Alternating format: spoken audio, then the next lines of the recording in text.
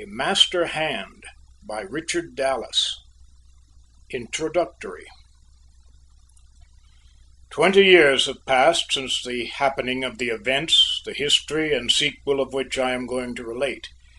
It is the tale of a crime committed in one of the large cities of this country, and which, baffling the authorities at the time, still remains a mystery to all but myself and one other. Even now, at this late day, in deference to a plea that bore the seal of death, I shall only write of it with such changes of scene and names as I hope may prevent identification.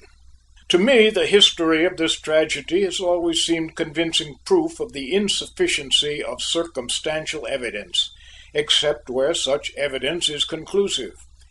I do not intend, however, to indulge in any abstract discussion of that subject, but shall consider that I have sufficiently fulfilled an obligation I owe to the law when I shall have submitted the bare facts of this particular case as I know them to have occurred. While the changes of scene and names which I shall allow myself may involve some minor changes in the same line, I shall take no advantage of the opportunity that may thereby be afforded to complicate or exaggerate in any way the mystery that veiled the case, for to do so would be to subvert my purpose, but shall adhere to a plain statement of the facts, in every particular, as they successively discovered themselves to me.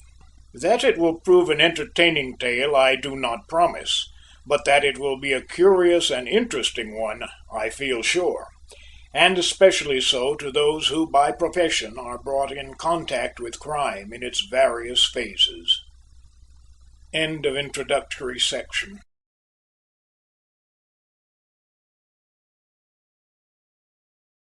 Chapter 1 of A Master Hand by Richard Dallas. A Soliloquy. On a Monday evening in January 1883, I had returned comparatively late from work in the District Attorney's office in New York, and was in my rooms at the Crescent Club on Madison Square, corner of 26th Street, making a leisurely toilet for dinner, when a note was brought me from Arthur White. In it he asked me to join a few mutual friends at his rooms on West 19th Street, off Fifth Avenue, later in the evening for supper. He named the men, Gilbert Littell, Ned Davis, and Oscar Van Bult, who were to join him at euchre before supper. This was a favorite pastime with them, and I was bidden to come early if I wished, and look on. I did not play cards myself, not because of any scruples on the subject. I had knocked about, a bachelor, long enough to take most things in a man's life as they come, but because I did not care for games of any sort. I was, however, by my friends considered an unobjectionable onlooker, rather a rare reputation to enjoy, I may mention, probably mine because I did not take sufficient interest in the play to either advise or criticize. It was not unpleasant, however, to sit by in White's attractive quarters and drink and smoke from his excellent sideboard. So, having nothing better to do, I sent back word I would come, and getting into my evening clothes, went down to my dinner. It was not often I dined alone, as dinner to me was the occasion of the day, and I deemed it incomplete, no matter how excellent the meal, without some congenial companion. But this evening I was later than usual, and so found no one available. Even the habitual acceptors, who can always be depended upon in a club to give their society in return for a good dinner, had all been engaged. As I entered the dining room, I saw my usual table reserved for me and my customary waiter on the outlook. "You dine alone, sir, tonight?" he asked, as I took my seat, and then, having suggested the outline of a light dinner, went off to give the order and bring my usual substitute for a companion, a magazine. Tonight, however, I was not in the humour to read, but rather inclined to thoughts of the men brought to mind by White's invitation.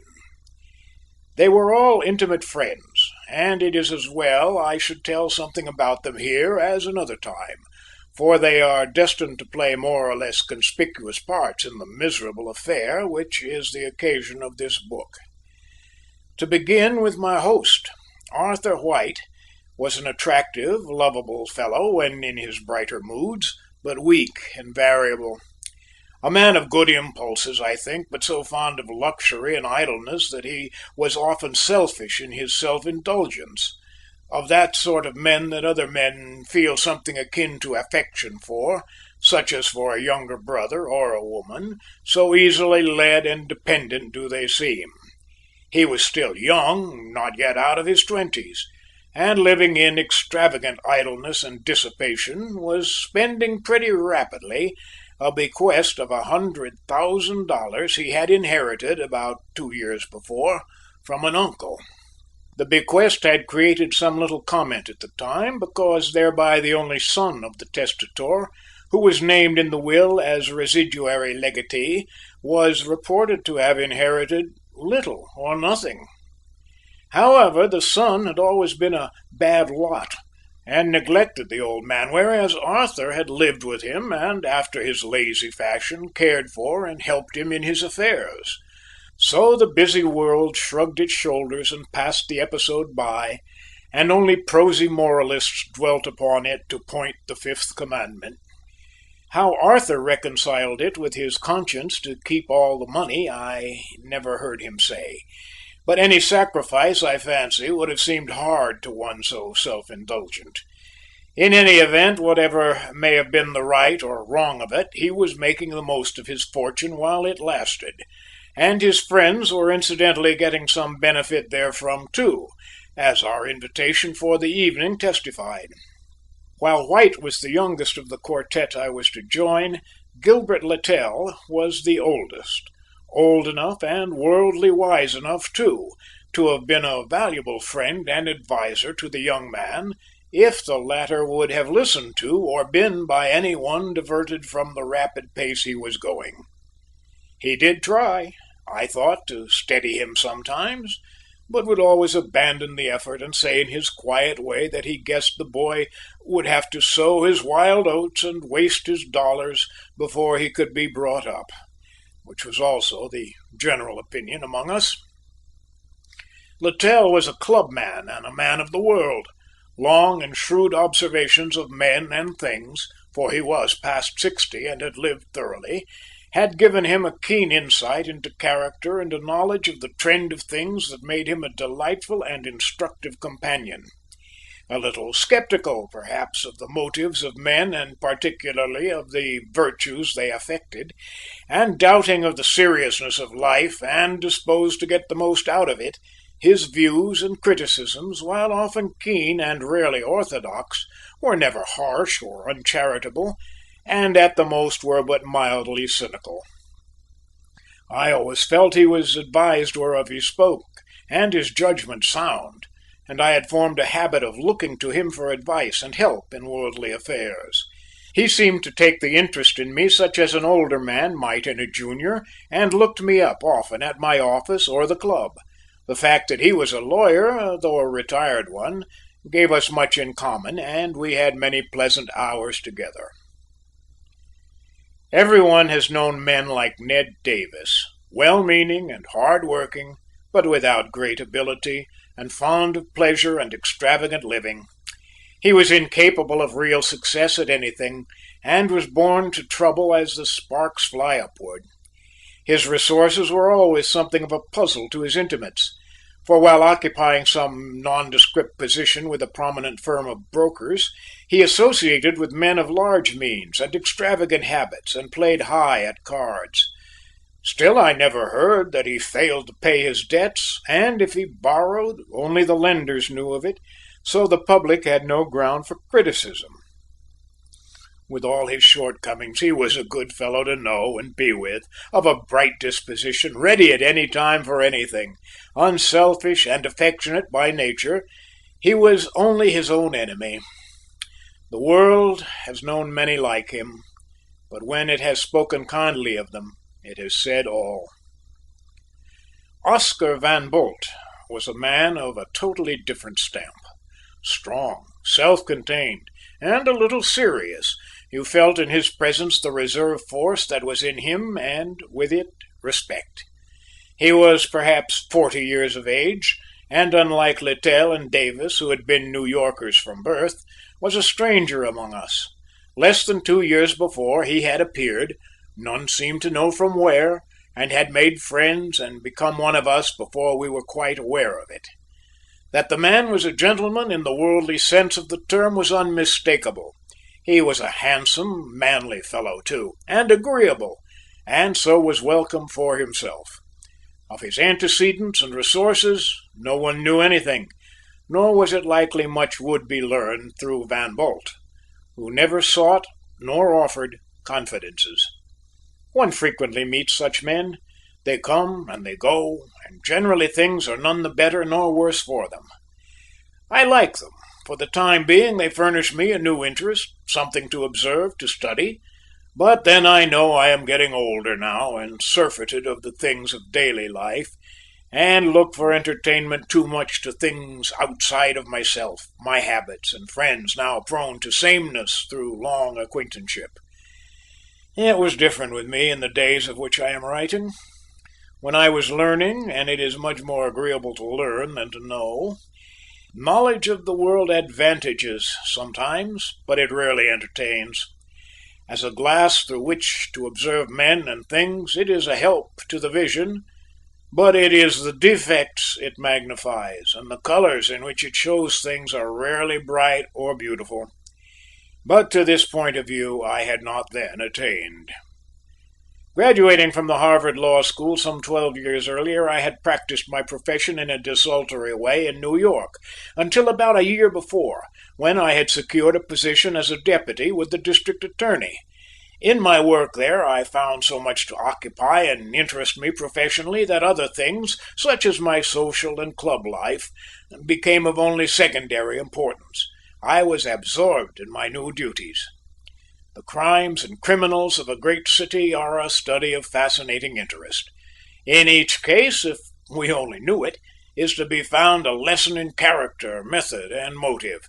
He who would cope properly with the subject must have been trained not only long and faithfully, but intelligently, to his work. Noting, as I thought, deficiencies in the several departments which were auxiliary to ours, I had taken hold of my duties with vigor and with a purpose to lift the work of our administration from the police officer up to a higher and more intelligent plane of operation. Alas, for such ambitions of youth, they seldom prove more than dreams. My dinner that evening was at length finished. Absorbed in my thoughts, I had dallied over the meal and not eaten very heartily, but if I remember aright, I enjoyed it rather more than usual, though I was without company and had left my magazine unread. After all, there is no companion like one's self when taken in the right hour and mood, and the secret of happiness, learned as we grow old, is to choose our time and to control and direct our moods. As I arose from the table, Brown pulled back my chair, saying, "I hope dinner pleased you, sir." I nodded an indifferent assent, but I would have been more appreciative, I think, if I had known how long it was to be before I should again dine with a mind so free from care. End of chapter 1.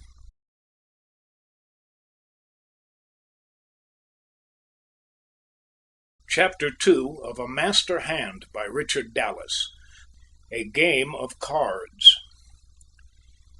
It was 10 o'clock when I had finished my cigar and coffee in the library, where I had gone after dining, and I left the club and started for White's. It was a rainy, sloppy night, such as New York often provides in winter, and I hurried over the few blocks that separated me from my destination. As I approached the house, I saw the light shining beneath the shade, which was not quite down, at the front window, and it held out promise of cheerful warmth within. As I have said, White's rooms were on 19th Street. They were on the ground floor of a house about midway of the block between 5th and 6th Avenues, and on the north side of the street. He had the entire first floor, which consisted of 2 rooms connected by a short passageway. The front room was the sitting room, and the back his bedroom. With the latter I was not familiar at the time, but the sitting room was a thoroughly delightful apartment. The floor was carpeted with Eastern rugs, and the walls, papered to a Pompeian red, were hung with old prints and weapons. To the right of the door, as you entered, was a well-selected library, to the left a piano.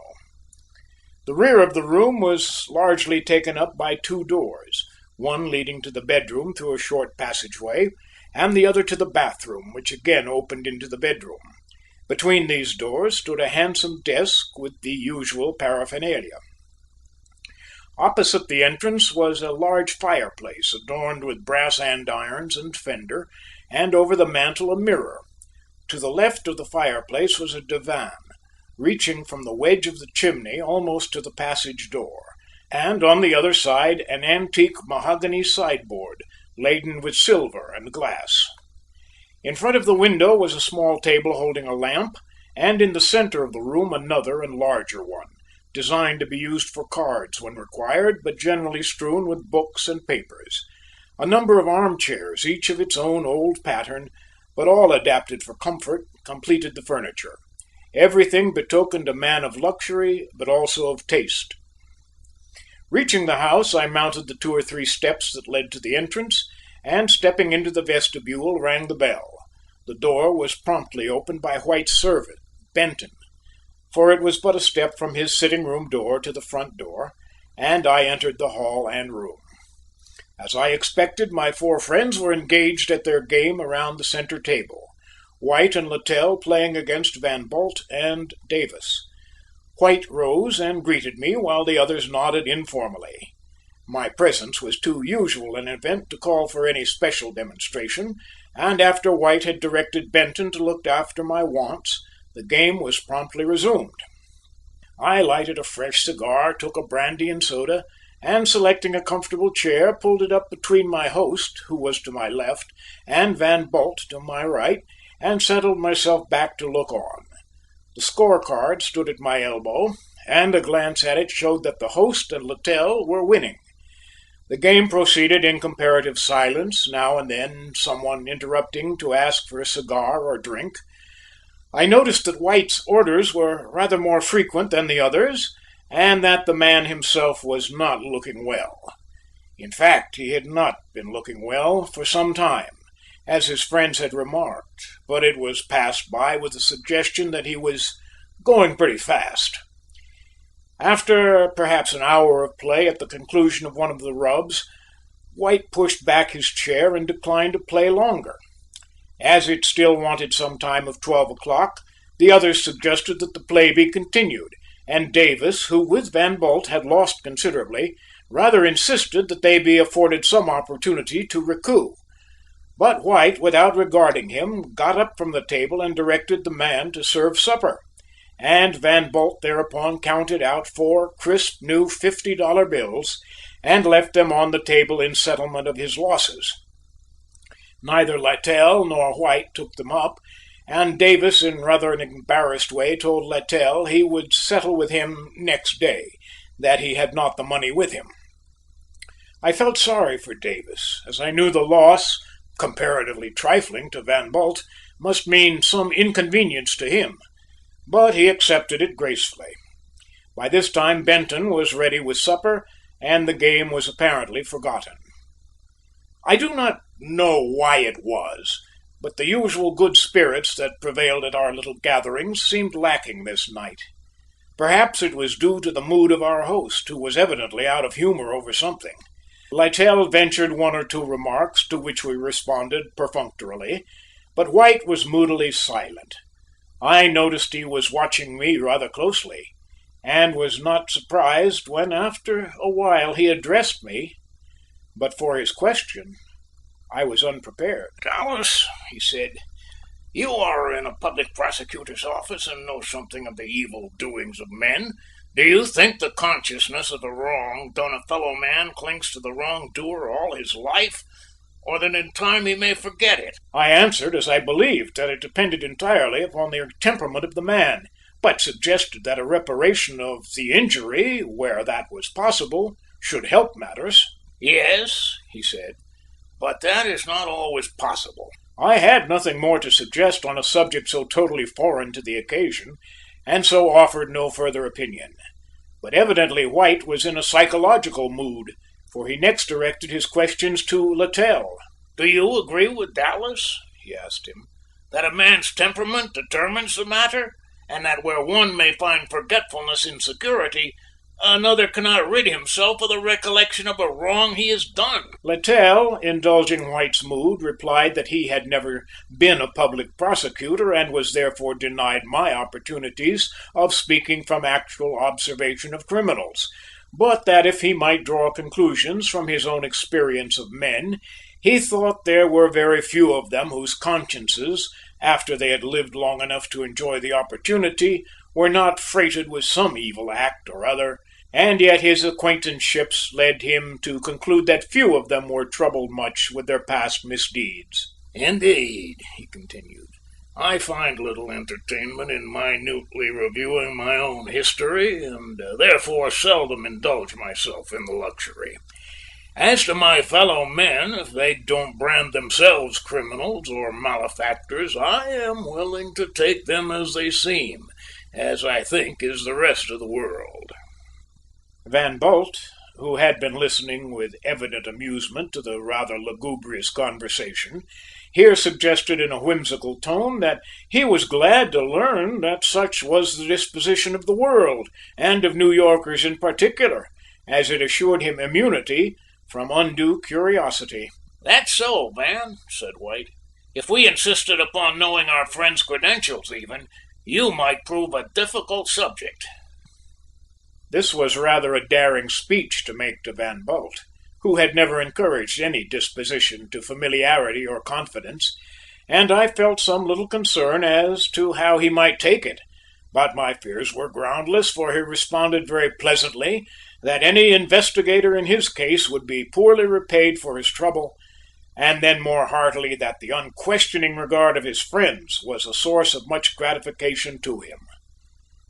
White could not continue his ill-humored tone with Van Bult after this answer, and I was about to tell Van that it was best to like a man for himself as we did him, or something to that effect, when White demanded that we all fill our glasses and drink to what we didn't know of each other, adding that while it might not be a great deal, he knew it would be interesting.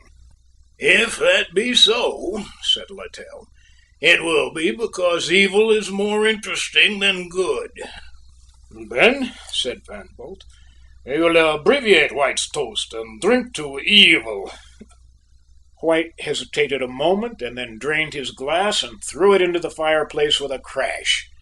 We all looked a little surprised, I think, but no one offered any comment. Van Bult and Littell laughed and drank the toast. I did not altogether fancy the spirit of the thing, and quietly replaced my glass on the table. But Davis openly declared that he did not like the toast and would not drink it. This seemed to incense White, who by this time was very plainly showing the effects of the liquor he had taken, and he told Davis not to be a fool, that it ill became him to pose as a paragon of virtue. Davis made no answer, and Littell, after a moment's awkward silence, suggested our going. We said good night to White, who seemed to recover himself for the moment, and murmured some apologies, mainly addressed to Davis, for his ill humour. He also asked the latter, who lived in the same house, to remain with him for a while. As we were going out, he called after me that he wanted to come to my office the next day to talk to me about something, to which I acceded. Littell delayed a moment for a last word with him, and then joined Van Bult and myself on the sidewalk, and we walked together toward Fifth Avenue. Van Bult was the first to speak. "What is the matter with White?" he said. "It does not seem like himself." "He has probably some trifling matter on his mind," I suggested, "the seriousness of which he morbidly exaggerates. He is a nervous fellow anyway, and has several times hinted to me that he wanted to make a confidant of me about something. I am inclined to believe," I continued, expressing a thought I had entertained before, "that he feels he has been guilty of an injustice to his cousin, Winters, in taking the bulk of his uncle's fortune, and suffers some remorse when he sees the poor fellow going to the bad. For that matter, however," I concluded, He would have gone there anyhow, and all the faster for a little money." "It may be there's a woman in the case," said Littell. "It seems to me I have heard of an entanglement of some sort." "So they say," I answered, "but I don't see why an affair of that sort should give him cause for much worry." "Well, whatever it is," said Van Bult, "he had better pull himself together and go away for a change. One of you fellows suggested to him. You know him better than I do. He may give you an opportunity tomorrow, Dallas," he continued, "if he goes to see you, as he said he would." By this time we had reached Fifth Avenue, where our ways separated. Van Bult living on Washington Square, Littell at the Terrace Hotel at Fifth Avenue and 59th Street, and I, as I have said, at the Crescent Club on Madison Square. We stood, however, talking for a few minutes, and while doing so, Benton passed us, going east toward Broadway. Van Bult stopped him to ask how his master was. The man said he had dismissed him soon after we left and had thrown himself down on the sofa without undressing and had apparently gone to sleep. Littell asked if Davis was still with him, and the man replied, no, that Mr. Davis had been leaving at the same time. He then bade us good night and went on. Van Bult here left us, and Littell and I walked as far as Madison Square together, where I crossed over and Littell continued on. As I entered the club and went up to my room, it was still a little before 1 o'clock. Contrary to the usual experiences as claimed of my fellow men under such similar circumstances, I do not recall that I had any misgivings that night or premonition of any sort of the terrible work that was to be done before day. Indeed, as well as I remember, I retired in an entirely placid frame of mind and slept well. I doubt if I should ever have thought again of the occurrences of the evening, which after all were commonplace enough, were it not for the sequel that made every word and moment seem fraught with meaning. So, always, it is not the sayings and doings of men that are important, but the sequence and sequel of events for which they are but the signs and tools. End of chapter 2.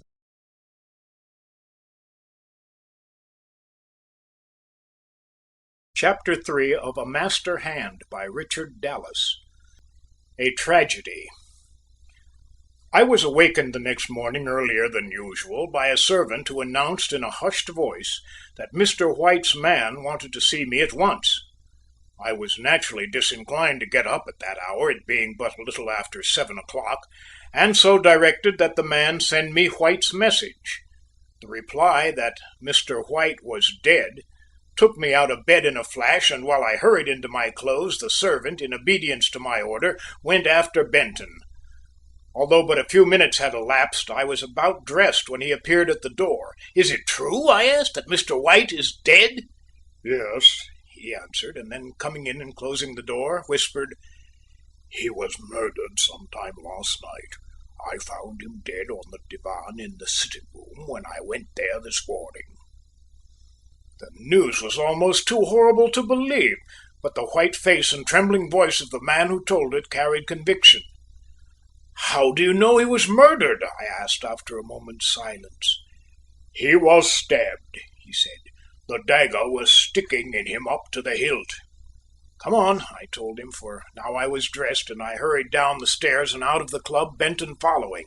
As we walked rapidly toward the house, the events of the preceding night recurred to me, but I had no time then, nor was I in a sufficiently composed mind to analyze them or find their bearing, if any, on the subsequent events of the night. Of Benton I asked no more questions. It did not seem worth the while. He had apparently told all he knew of real importance, or if he knew more, it was not likely I could easily elicit it. Afterwards, I over and over again tried to trace in the events of that evening some drift toward this tragedy, and I had much to ask of Benton. But later I will tell of it all. When we reached the house, Benton still dogging my footsteps, a few idlers gathered about the door were the only evidence of anything unusual having happened. But as I entered the doorway, I was stopped by a policeman who refused me admission. He recognized Benton, however, and sent him for some superior, who appeared in the person of Detective Miles, whom I knew, and who admitted me. I remember I hesitated at the sitting-room entrance. It was terrible to think of looking upon the dead body of a man I had left strong and well only a few hours before. The detective observed my action as he stood by to let me enter, and said, "It is a case of murder, Mr. Dallas, but there are no evidences of a struggle, and the victim looks as if he were only asleep." A little ashamed at my momentary weakness, I crossed the threshold and stood in the room. For a moment I looked about me, avoiding unconsciously the first glance at the poor boy whom I knew lay on the divan. Everything seemed as we had left it the night before. The cards and the scorecard were still scattered over the centre table, the dishes and glasses stood on the sideboard, they had not even been washed, and as far as I could judge the chairs were arranged just as we had occupied them. It was hard to realize I had been away. Then I looked at the divan. Yes, White was there, and as the detective had said, looked as if asleep. He was dressed as when I left him, in his evening clothes, and lay as a tired boy might have tossed himself down, resting on his right side with his head drooping on the edge of the pillow, one arm thrown over it, and his face partially hidden. For a moment I thought it all must be some horrible mistake or a dream, so impossible did it seem that he was dead. But then the detective, who had stepped to the divan, placed his hand significantly on something scarcely observable protruding from his back, just behind the left shoulder. It was the hilt of a dagger. The blade was buried. I went over and stood beside the detective and looked down at the body and felt the hand. It was cold. Death must have been some hours before. There could not have been much, if any, struggle, and there were no signs of violence except the dagger. This had apparently been taken from its sheath, which was still suspended from the wall, within easy reach, just over the divan. I had seen all I needed to tell me the man had probably been murdered in his sleep, and I turned away to look more carefully about the room. Already the influence of my training in the district attorney's office was asserting itself, and I was looking for evidences of the criminal, even while sorrowing for my friend. At the first glance, as I have said, nothing had appeared changed in the room or its contents since I had left it the previous night, or rather that morning, but now, as my eye fell upon the cards scattered over the centre table and the scorecard still undisturbed, I remembered the money that Van Bult had placed upon the table and that was still there when I left. It was now gone. I looked on the floor where it might have fallen, but could see it nowhere. Someone had taken it, or perhaps it was in the dead man's pocket, but that would be determined at the right time, and I passed it by for further study of the room. Just at this time Ned Davis, whom I had not observed on first entering, crossed over to me from a seat by the piano, and asked what I made of it, adding some expression of horror at the terrible event. I told him I could form no theory as yet. Then he called my attention to the fact that a plaid ulster that White was in the habit of wearing in rough weather, and which had been lying across a chair near the window, had disappeared. I remembered it also, but its disappearance seemed unaccountable upon any theory, and I concluded it would be found somewhere in the room or hall, and dismissed it from my mind for the time. I asked Davis if he had seen either Littell or Van Bult, but he said no, that he had been aroused about 7 o'clock by a maidservant of the house who was almost hysterical, and only managed to tell him to go down and see what was there. He had dressed hastily and come down to find things as I saw them, only that there was no one present at that time but a policeman and the landlady, the former standing guard over the door, which was open, and the latter sitting in a half-dazed state on a chair in the hall. That shortly afterwards another officer had appeared with the man to whom I had been talking, he presumed a detective, and he had then been admitted to the room, but not questioned in any way or permitted to touch anything. He said Benton had also appeared at the door with the detective and officer, but had rushed off again somewhere, and that he had seen no one else except a few of the inmates of the house and Dr. Lincoln, who had come in, pronounced White dead, and left again saying that he would return at once. I then turned from Davis, who had resumed his seat, and rejoined the detective, but the latter knew less even than we, for to my question, what did he make of it, he answered, "Nothing yet. The man has been murdered, I think. That is all." I had seen more or less of this man Miles, and knew him to be cleverer than the average detective, intelligent and experienced in his business, and disinclined to hazard opinions prematurely or unofficially. And though I might by insistence have gleaned further expression from him on account of my more or less authoritative position, I did not think it advisable at the time, and allowed the matter to pass to give my attention to Benton, who had just returned.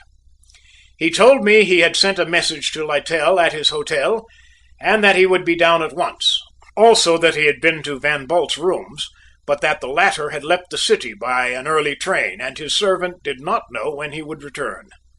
I asked him if he had summoned the officers, and he said yes, that he had found the officer on the beat near by immediately after discovering the crime, and brought him to the house, and then by his direction had notified the police station, after which he had come to me. By this time the doctor had returned, and a number of other people, official and otherwise, were in and about the room.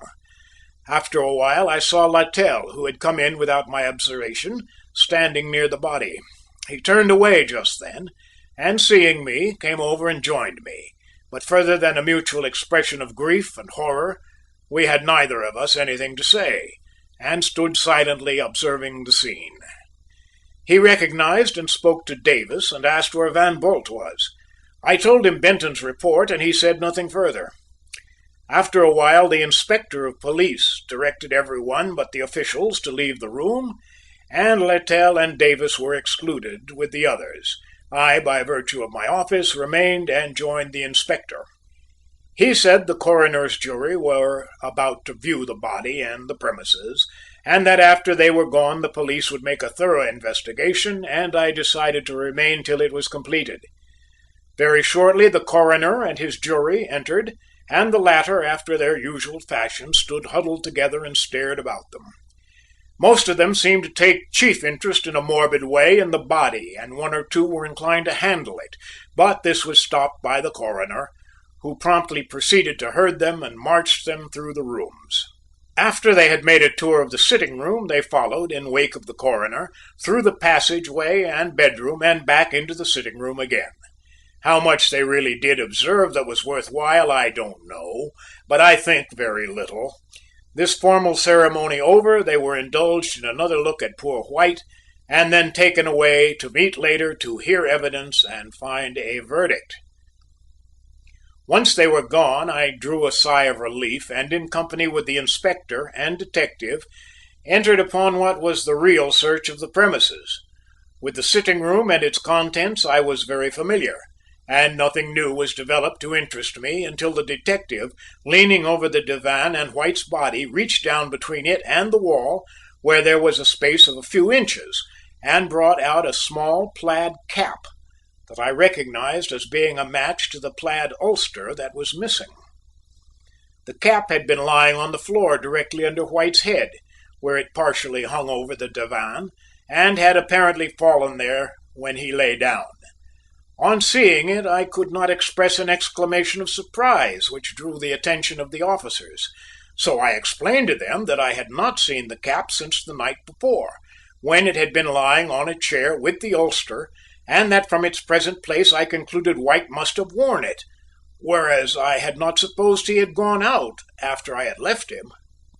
"But he did go out," said the inspector, "and not very long after you left." "But if he wore that cap," I inquired, "how about the ulster that was here last night? Where has it gone?" "We don't know yet," he replied, "what he wore when he went out. We only know that he did go out." This ended the discussion of the subject for the time. From the sitting room we went through the passageway, which contained nothing but some coats and hats hanging from hooks, the plaid ulster not being among them, and then into the bedroom. I saw nothing of interest here. The room was comfortably furnished, but not unusual in any way. The bed had not been disturbed, and everything was in perfect order. Two windows in the rear opened into a yard about 6 feet below, and one was down from the top about 6 inches. Otherwise they were closed and the blinds drawn. A door leading into the rear of the hall was also closed and locked on the inside. Here, too, there was no sign of the plaid ulster, which now seemed to me to bear some relation to the mystery. Finding nothing further to especially interest me, I left the officers to continue their search, and after looking through the adjoining bathroom that disclosed nothing new, returned to the bedroom, and thence, passing the policemen standing guard at the door, went out of the house. It was now past 11 o'clock, and I had eaten nothing that day. Still I was not hungry, but a feeling of faintness admonished me I must breakfast, and at once, if only to fit myself for the difficulties of the case, for I had by this time determined to make it my special duty, if I could secure the consent of the district attorney thereto. After breakfasting at a neighboring restaurant, I took the L road to my office, studying on the way over the facts surrounding White's death as far as I knew them. But only two things seemed to promise any clue to the mystery: the missing money and ulster. End of chapter 3.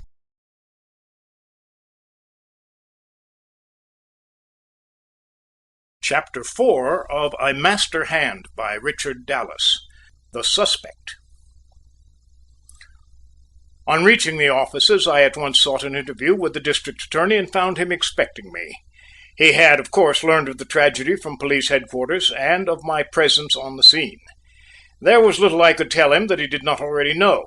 The information he had received, however, was but a meagre statement of the facts and supplied no clue to the criminal.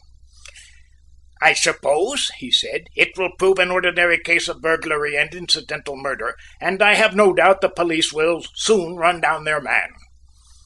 With this expectation I could not so readily agree, and told him so.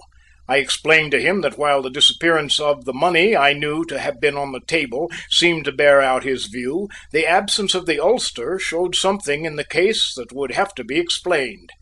"Well, Dallas," he said, "I confess I don't see why the ulster should not have been stolen as well as the money, and I doubt if we find the case in any way unusual, but perhaps you are right. Suppose you take charge of it for the office and follow it up." I could see he thought my connection with the matter and friendship with White was influencing my judgment, but as I was mainly anxious to obtain the commission he had voluntarily given me, I only replied that very likely it would prove so, and withdrew to my own office.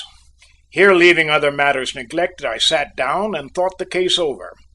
Could it be that the district attorney was right, and that I was trying to make a mystery out of a commonplace crime? Certainly his prompt suggestion that the ulster had also been stolen along with the money was entirely likely, and yet I could not satisfy myself that it was correct.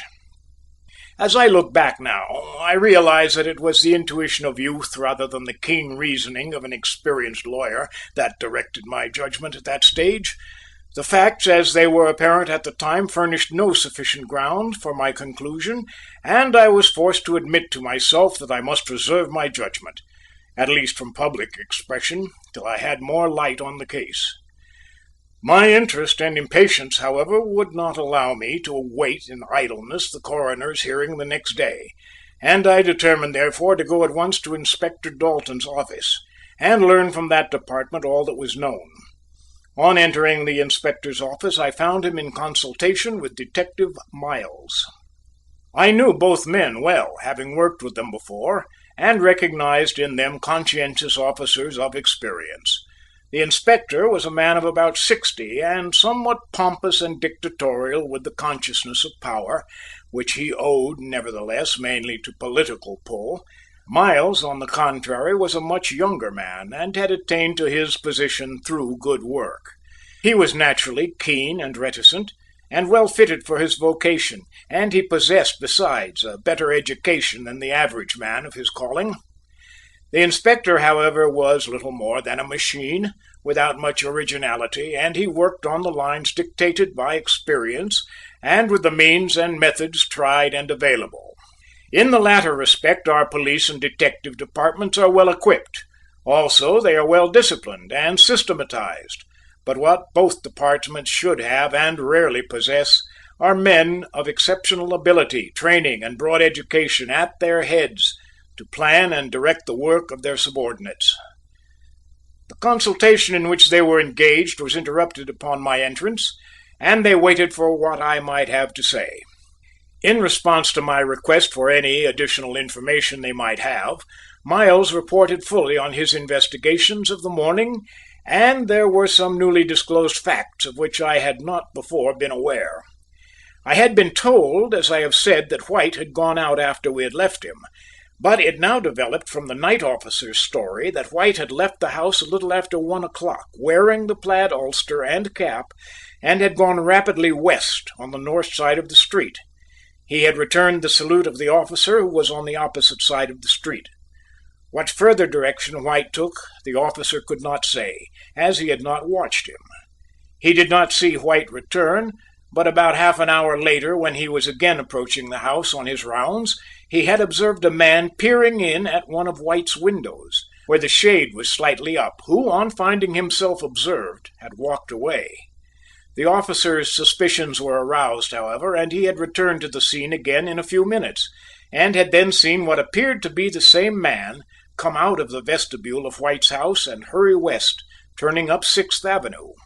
He had followed him to this point, though no further, but had gotten a fair view of him and thought he could identify him by his clothing and walk.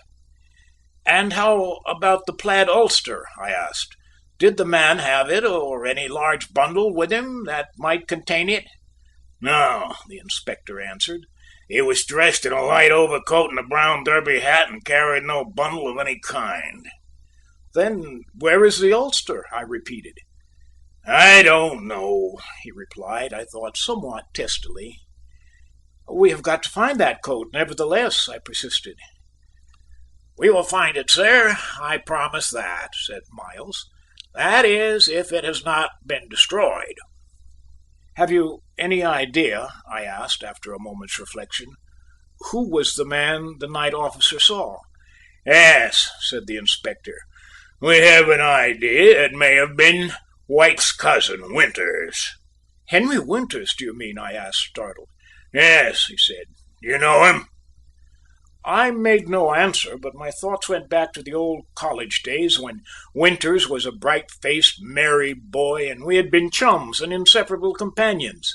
Since then he had gone from bad to worse till he had become a social outcast, and we had drifted altogether apart. But even thus I could not believe of him this awful charge. There must, I felt, be some mistake somewhere, and I asked doubtfully why they thought it was Winters. "Because," the inspector replied, "the officer had seen him come out of White's house at night on other occasions, and the man in this instance was about of his size and appearance."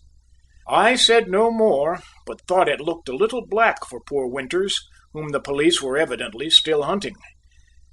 After I left them, I walked slowly uptown, reflecting upon the situation in the light of the inspector's view of the case. I was not disposed to altogether condemn police methods, for they were generally successful, if illogical, but I saw that in this case they were pursuing their usual course of first determining who ought to be the criminal, and then securing the evidence to convict him, instead of, as seemed to me proper, developing first the evidence and reserving conclusions till it discovered the offender. I thought the police method unfortunate, to say the least, for with the best intentions the exercise of unprejudiced judgment and the fair use of evidence is made difficult where the case is worked up upon a preconceived theory that a particular individual has committed the crime. It is extraordinary how in many such cases evidence is secured, and in good faith, that seems to bear out their theory, and many little things that in themselves have no importance, when presented in the light of the theory, furnish circumstantial evidence in its support. These same little things are often hard to explain away, too, because they had no purpose at the time, and have no explanation. For each act of a man deliberately done, and with a purpose, there are 100 that have no conception, no purpose, and hardly consciousness. Truly, I saw a hard time ahead for poor Winters, who, without friends, money, or character, would have little chance against the machinery of the law. And with the warm impulse of youth, I was inclined to become my old friend's champion, while yet knowing almost nothing of the facts. I had condemned the police for premature judgment of the case, and now, influenced by sympathy, I was near doing the same thing myself, unconscious of the inconsistency of my mental attitude. I would be more deliberate today. Time has taught me the wisdom of going slow, but I hope it has yet to teach me indifference to the troubles of others.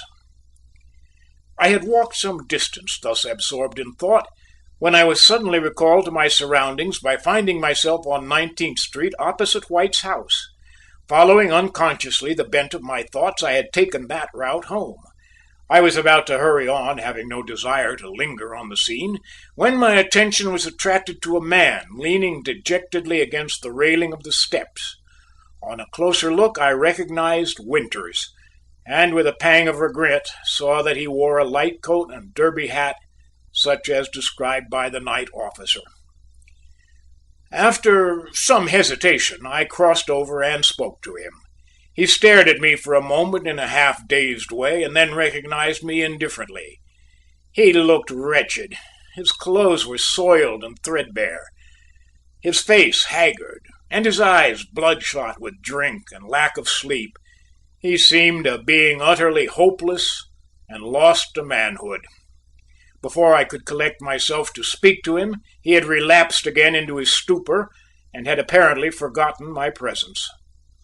Anxious nevertheless to learn something from him of himself, and to help him if possible, I asked him if he knew his cousin was dead. He nodded an assent without looking at me. I then told him that he had been murdered, to which he only answered, "So they say." "Have you been in to see him?" I continued. He said, "No," and then added bitterly, "Why should I wish to see him? Have I not troubles enough of my own?" I abandoned my efforts to talk with him, for it was evidently useless, and as there seemed nothing I could do for him, continued on my way. As I reached the corner of Fifth Avenue, I recognized a detective standing idly by the curb. Already the shadow of trouble was over the wretched man. I could not help him now, however. It must be later, if at all, and I passed on. End of chapter 4.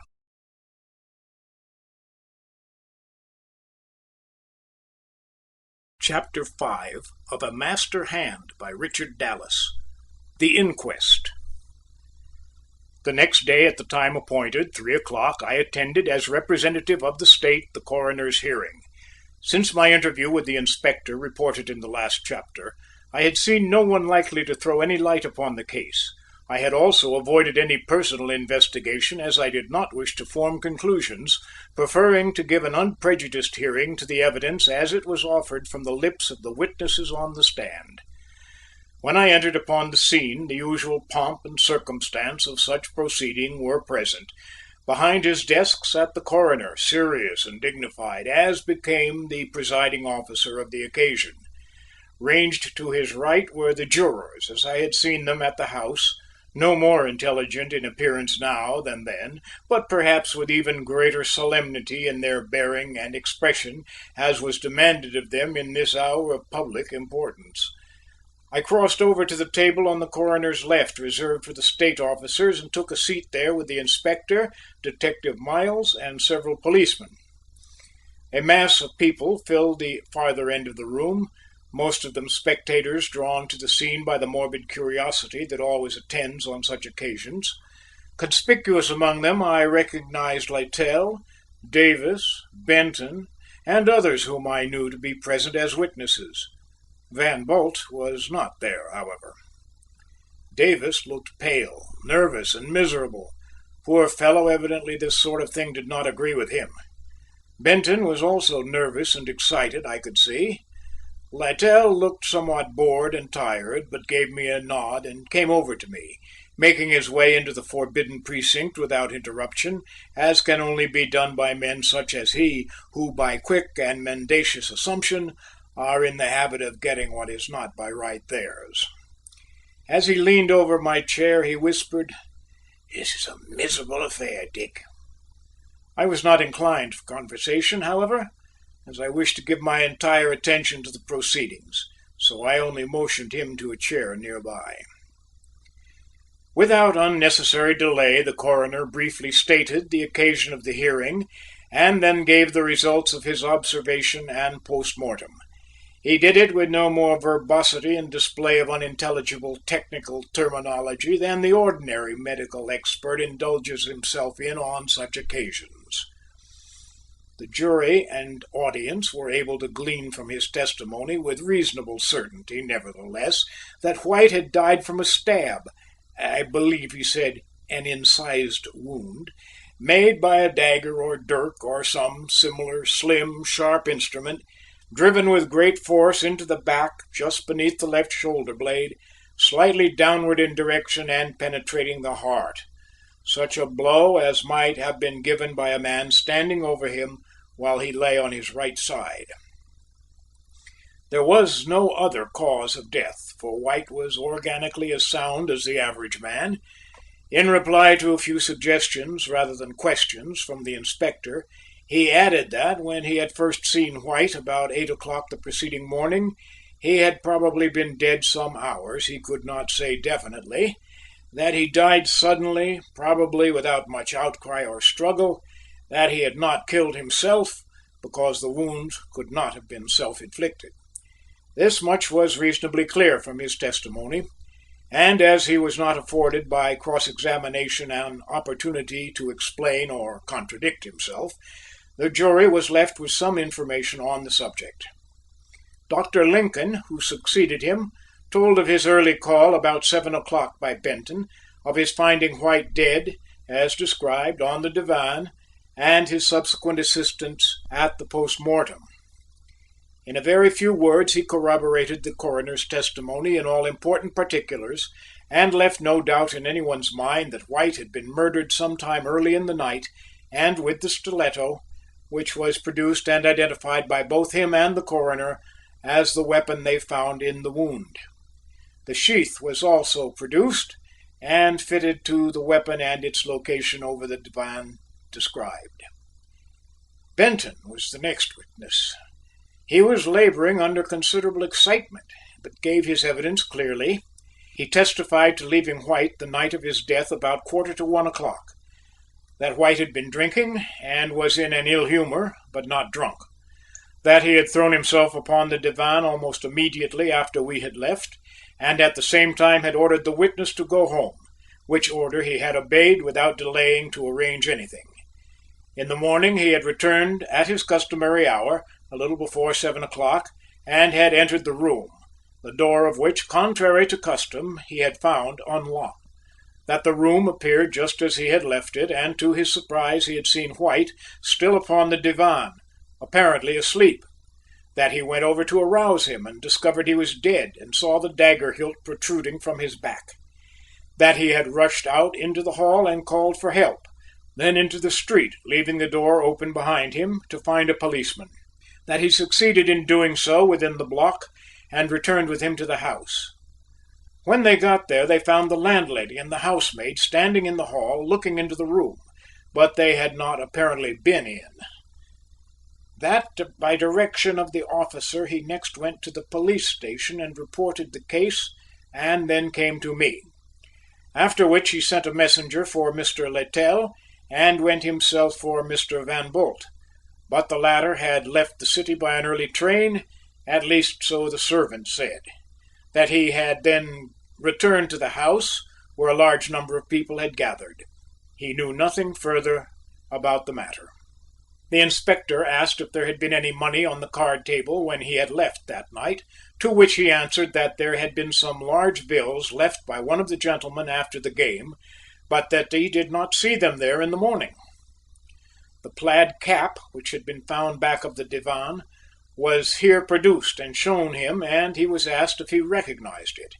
He responded promptly that it was a cap which White was in the habit of wearing sometimes on rough nights, and volunteered the statement that both it and a corresponding ulster had been lying on the chair near the window the night of the murder, but the latter was not there in the morning. Benton was succeeded on the stand by Davis. The latter had little to tell, however. He briefly related in a weak voice about our doings there the previous evening, stating that he had left about the same time as Benton, leaving White stretched out on the divan, and had closed the door behind him, that he had gone up to his room and retired. In the morning, about 7 o'clock, he was aroused by a commotion and the call of the housemaid, and had dressed and gone down immediately to find White dead on the divan as described. That a police officer was then in the room, and the landlady and housemaid were in the passage. That shortly afterwards others came, myself among the number. He also testified that Van Bult had left 4 $50 bills on the table that night before, and that they were there when he left, but that he did not see them in the morning. So, also, he said the plaid cap and ulster had been on a chair near the window, but were missing in the morning. He offered no further testimony and was permitted to leave the stand without questions. Littell was then called and told briefly and clearly what had happened, as I already knew it on the night of White's death. After reciting the events of the evening, he stated that he had walked to Madison Square with me and then continued uptown to his hotel. That on the following morning, while dressing, he thought about 8 o'clock, he received a note from Benton, which he produced, telling him of the murder, and that he had then gone at once to White's house and found things as they had been described. He corroborated Benton and Davis about the missing money and the cap and ulster. He also was not cross-examined. Van Bult was then called, but did not answer, and the sheriff's deputy explained he was non est. This, coupled with the statement of Benton that he had left the city early on the morning of the murder, created some stir among the audience, their first active demonstration of interest that I had observed, though they had given close attention to all the proceedings. Next, the day officer on White's beat took the stand and told of his call by Benton, the visit to White's rooms, and his guard over them until others arrived on the scene and took charge. He confirmed the statements of the previous witnesses as to the conditions of the room and position of the body, but as he had not come on duty until 6 in the morning, he could give no information on the important matter of what happened earlier. The inspector here leaned over and asked me if I cared to testify, but as I could throw no additional light upon the subject and preferred on account of my official position not to take the stand, I declined. He then suggested that as he had no further important testimony ready to offer, the hearing be adjourned to the second succeeding day. I guessed that his purpose in omitting the testimony of the night officer was to collect evidence against Winters before disclosing his case, but I felt it was only right he should do so, and as I was anxious that more should be learned, if possible, of the whereabouts of the ulster, I agreed to the suggestion, and the hearing was accordingly adjourned. After requesting him to send Detective Miles to me the following morning to report, I gathered up the notes of the evidence which I had taken for later use, and in company with Littell and Davis, took my way to the Crescent Club. As we walked uptown, Davis seemed too depressed for conversation, while Littell, with his usual serenity, contented himself with the remark that it was an unpleasant affair, and he hoped it would soon be over. I was not satisfied, however, to let the subject pass in so indifferent a way, for I wanted some expression from him on certain points in the case. I therefore asked him what he made of the disappearance of the ulster. He answered, rather impatiently, I thought, that he made nothing of it, that he did not see how he could be expected to under the circumstances, as no one had furnished him any information on the subject. At this, Davis, who always had an ear for the ridiculous, laughed in a half-hearted way. I felt a little annoyed, however, at his indifference, more especially as I was confident that his astute mind had not overlooked the incident or its importance, and I asked him rather sharply not to trifle with a serious subject, but to give me his real opinion, for I wanted it. "Well, Davis," said he, "if you must have it at this very undeveloped stage of evidence, I think that when you find the ulster, you will be on the track of the murderer." And after a moment's pause, he continued, "The ulster was in the room when we left it, and it was not there the following morning. Someone, therefore, was in the room in the meantime and removed it. Now, it is very unlikely that more than one man was there, and that man must have been the murderer as well as the thief." He reflected a moment and then went on. "The ulster, nevertheless, was not taken for its value, for to have realized on it, the thief must have contemplated selling it, and no man in his right senses who had been guilty of murder would have jeopardized his neck by selling any article taken from the scene of the crime so conspicuous as the ulster. No," he resumed after a moment's thought, "it was taken with some deeper design, and is now either destroyed or safely hidden, or more likely still disposed of in some ingenious way that will only further baffle the authorities when found." Thus far Littell's reasoning had been similar to my own, only, as I had to confess, clearer and more direct. I wished now to lead him a step further and confront him with the dilemma that had met me when I learned that White himself had worn the coat out that night after we left him. So I told him that within less than half an hour after we parted with him, White had left the house wearing the ulster. "How do you know that?" he asked. "Because," I answered, "the night officer saw him." "Oh," Littell said, "that is a curious coincidence, I admit, but it does not interfere at all with our theory. If he did leave the house," he continued, reasoning apparently as much to himself as to me, "he certainly returned because he was murdered there, and upon returning he removed the ulster and lay down again, and the original conditions were restored. I do not see that it alters the situation, except that it drops the curtain a little later." "Then," I said, "you adhere to the theory that the murderer took the ulster?" "Yes, I see no other solution," he replied. I reflected that if Littell's reasoning were correct, then Winters, or whomever the man may have been the night officer had seen coming out of the vestibule of White's house, had not been the murderer, and I determined to see what view Littell would take of it. I therefore related this incident to him and continued, "This man, it is thought by the police, was concerned in the murder, but he did not have the ulster with him when he left the house." Littell looked puzzled for a minute and then answered, "I adhere to my opinion just the same. If that man did not have the ulster, he is not the murderer. His presence on the scene that night very likely had no connection with the crime." "But," I insisted, "your reasoning is all premised upon the assumption that White must have worn the ulster when he returned, for otherwise there would be no necessity for accounting for its disappearance. Is it not possible, on the contrary, that he left it somewhere and returned without it?" "No," said he, "not on such a wet night and in evening dress." "I admit its improbability," I acknowledged, "but is it not possible, nevertheless?" "Not sufficiently to be taken into account," he replied. "Most things are possible, but if we stop to consider all the possibilities in a case, we will have no time for the real facts and will arrive nowhere and accomplish nothing. Take my word for it, Dick, the man who committed the murder took the ulster." This was my opinion too, and as we had reached the club no more was said. On entering, a servant told me that Mr. Van Bult was waiting for me in the library. So we went there and found Van Bult seated in front of the fire with an unopened paper in his hands, gazing abstractedly before him. We greeted him and then for some moments were silent. There was so much to say and so little that seemed adequate. We four, of all others, were most allied by friendship and intimacy with poor White, and by the incidents of that night with the tragedy of his death.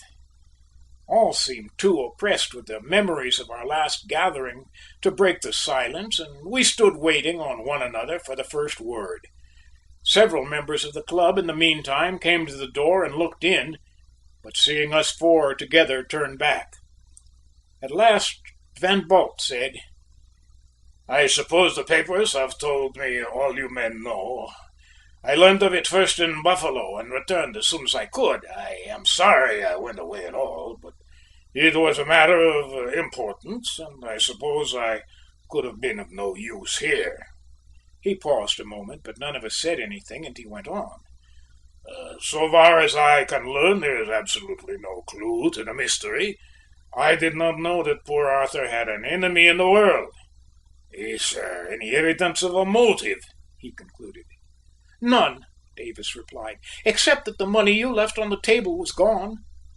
"Well, that was a small sum to murder a man for," he replied, "and no one knew of its being there either, but he hesitated and then broke off. "Does suspicion attach to no one?" I refrained from answering, but Littell said, "No." Noticing my silence, however, Van Bult turned to me and asked if the police knew more than the public. "Yes," I told him, "they do. They think perhaps they have the right man." "It is clever work if they have really found him so soon," he answered, "for it must have been a blind trail to pick up."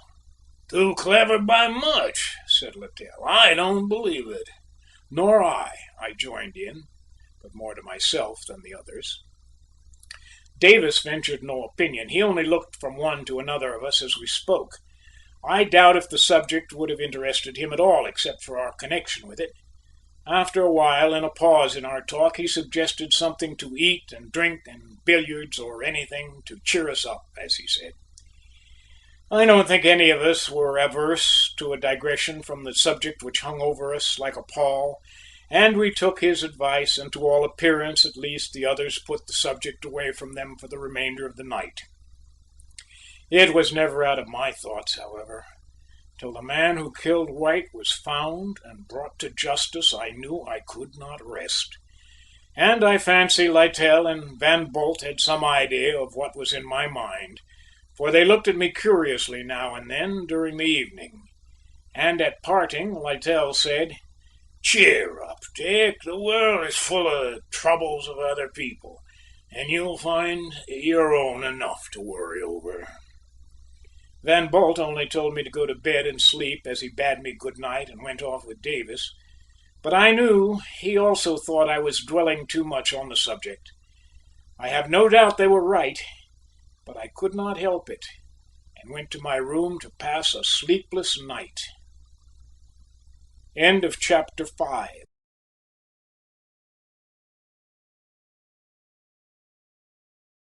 Chapter 6 of A Master Hand by Richard Dallas. The Inquest concluded. Whatever my inclination may have been, I had no opportunity the next day to work on the case, and scarcely any for thought of it. An important business matter took me out of town by an early train and kept me away overnight, so that I got back only in time to attend poor White's funeral the morning following, and then to hurry to the adjourned hearing before the coroner. In some respects I regretted my absence, as I might have become more familiar with the case in the interim had I been at hand, but I felt fresher for the change and diversion, and ready and keen to make the most of every bit of evidence. The crowd in the little courtroom was greater, and the interest seemed more intense than upon the first day. The morning papers had hinted vaguely at newly discovered important evidence, and a possible clue to the identity of the murderer, and a glance at the face of Inspector Dalton confirmed them. It was confident, almost triumphant in expression, and I had misgivings that it boded no good for Winters. Indeed, I looked over my shoulder to see if the police had a prisoner, but it was not so. Standing a little aside from the crowd were my three friends, talking quietly together, and nearby Benton, as also two women, closely veiled, and several rather seedy-looking men, witnesses undoubtedly. When the jurors were all in their seats, the coroner requested Dalton to proceed with the evidence, and Van Bult was called. He advanced promptly, but without haste, and taking the oath, faced the jury. He was perfectly composed, and gave his testimony in a clear, low voice, without hurry, and without hesitation. It differed very little from that of Davis and Littell, and threw no new light on the case. When he concluded, he turned to the inspector for further questions. Dalton asked him what were the denominations of the bills he had left on White's table, and if he remembered where he had obtained them. He answered they were $50 bills, and that they were new ones which he had obtained from the American National Bank, where he had drawn $500 in fifties. On being asked if he had any of them with him, he took one from his pocketbook and handed it to me. The inspector here turned to one of the policemen and dispatched him on some errand. He then asked the witness where he had been at the time of the preceding hearing, and was answered that he had gone to Buffalo by an early train the morning of the murder and returned only the succeeding evening, too late to attend. Dalton asked him if his trip had not been a sudden one, and what had taken him. He replied that his trip was not unexpected, and that it had been on personal business. The inspector seemed inclined to push his questions, but changed his mind and allowed him to leave the stand. I felt relieved, for I had seen by Van Bult's expression that he was not disposed to submit to further questions concerning himself, and I knew his temper would not brook insistence from the inspector. The night officer, the substance of whose testimony had been told to me in the inspector's office as I have related, then testified.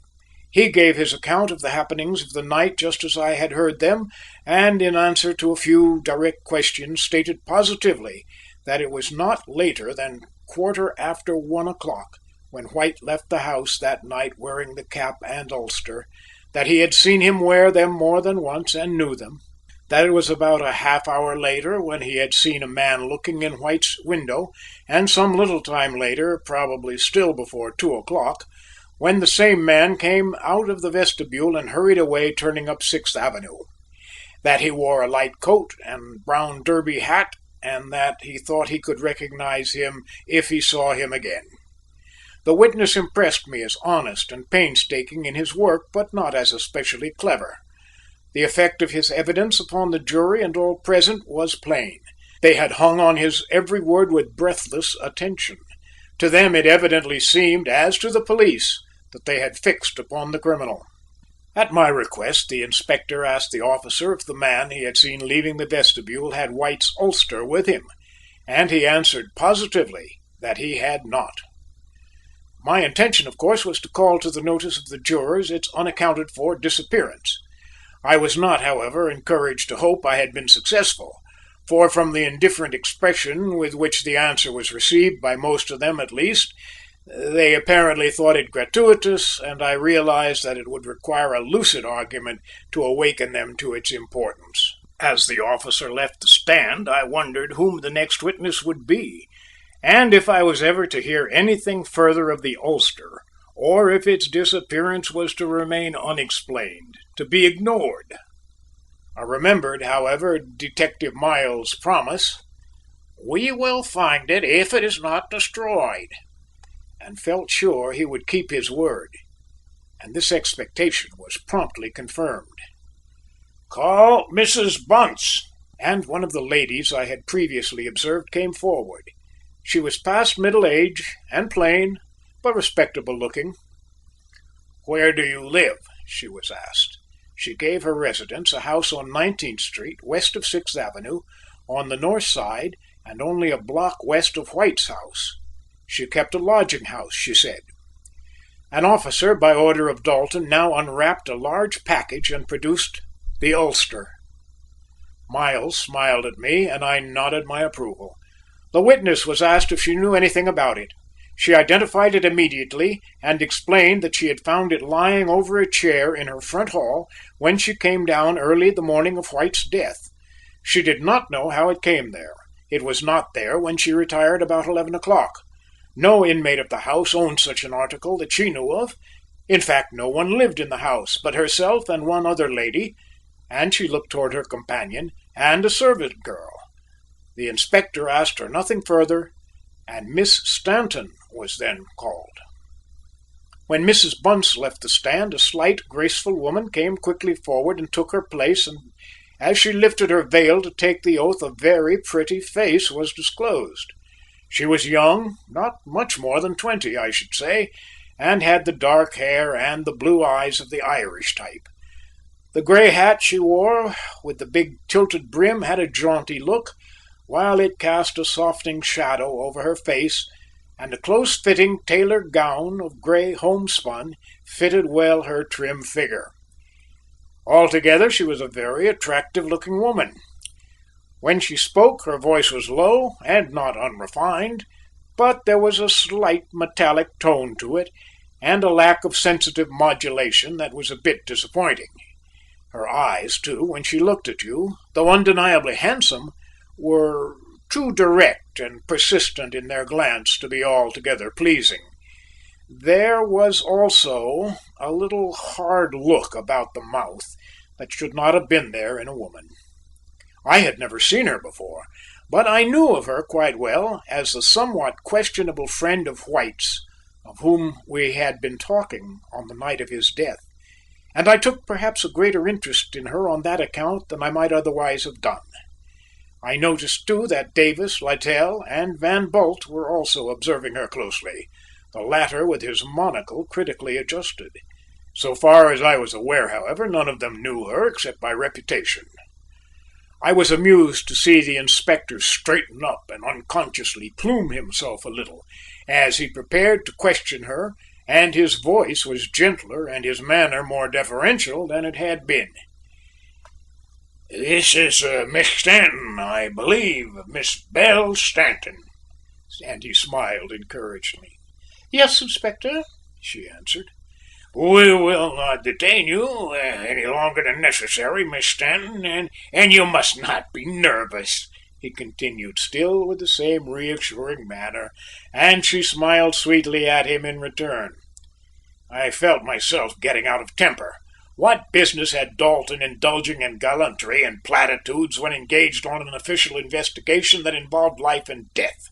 I fear my manner or expression must have suggested my feelings, for he resumed his businesslike tone, and conducted his examination from then on more tersely, though he could not quite abandon a little gallantry of manner. "I believe, Miss Stanton, that you reside with Mrs. Bunce." The answer was in the affirmative. "And have you any knowledge of the finding of that ulster?" "I understand from Mrs. Bunce that it was found in her hallway, though I did not see it there till later in the morning, and I do not know how it came there," was the answer. "Did you ever see it before, or have you any knowledge of its owner?" "Yes," she said. "I have seen it a number of times when worn by Mr. Arthur White." "Then you knew Mr. White?" Dalton asked. "Yes, I have known him for about a year." And the questions and answers continued in rapid succession. "Was he a particular friend of yours?" "He was." "Was he in the habit of visiting you, and sometimes in the evening, rather late, perhaps?" "He was." "As late as 1 o'clock?" "Yes, sometimes, not often." "Did Mr. White have a latchkey to the house?" "He did." "Had you seen him on the evening or night before the ulster was found?" "I had not, nor for a couple of days." "Have you any knowledge of Mr. White, or of any one else, having been at your house late that night, or any knowledge of how the ulster came there?" "I have not." "It was through you, was it not, that its discovery was reported to the police?" "It was. I heard of Mr. White's death, and considered it my duty to have so curious a coincidence reported."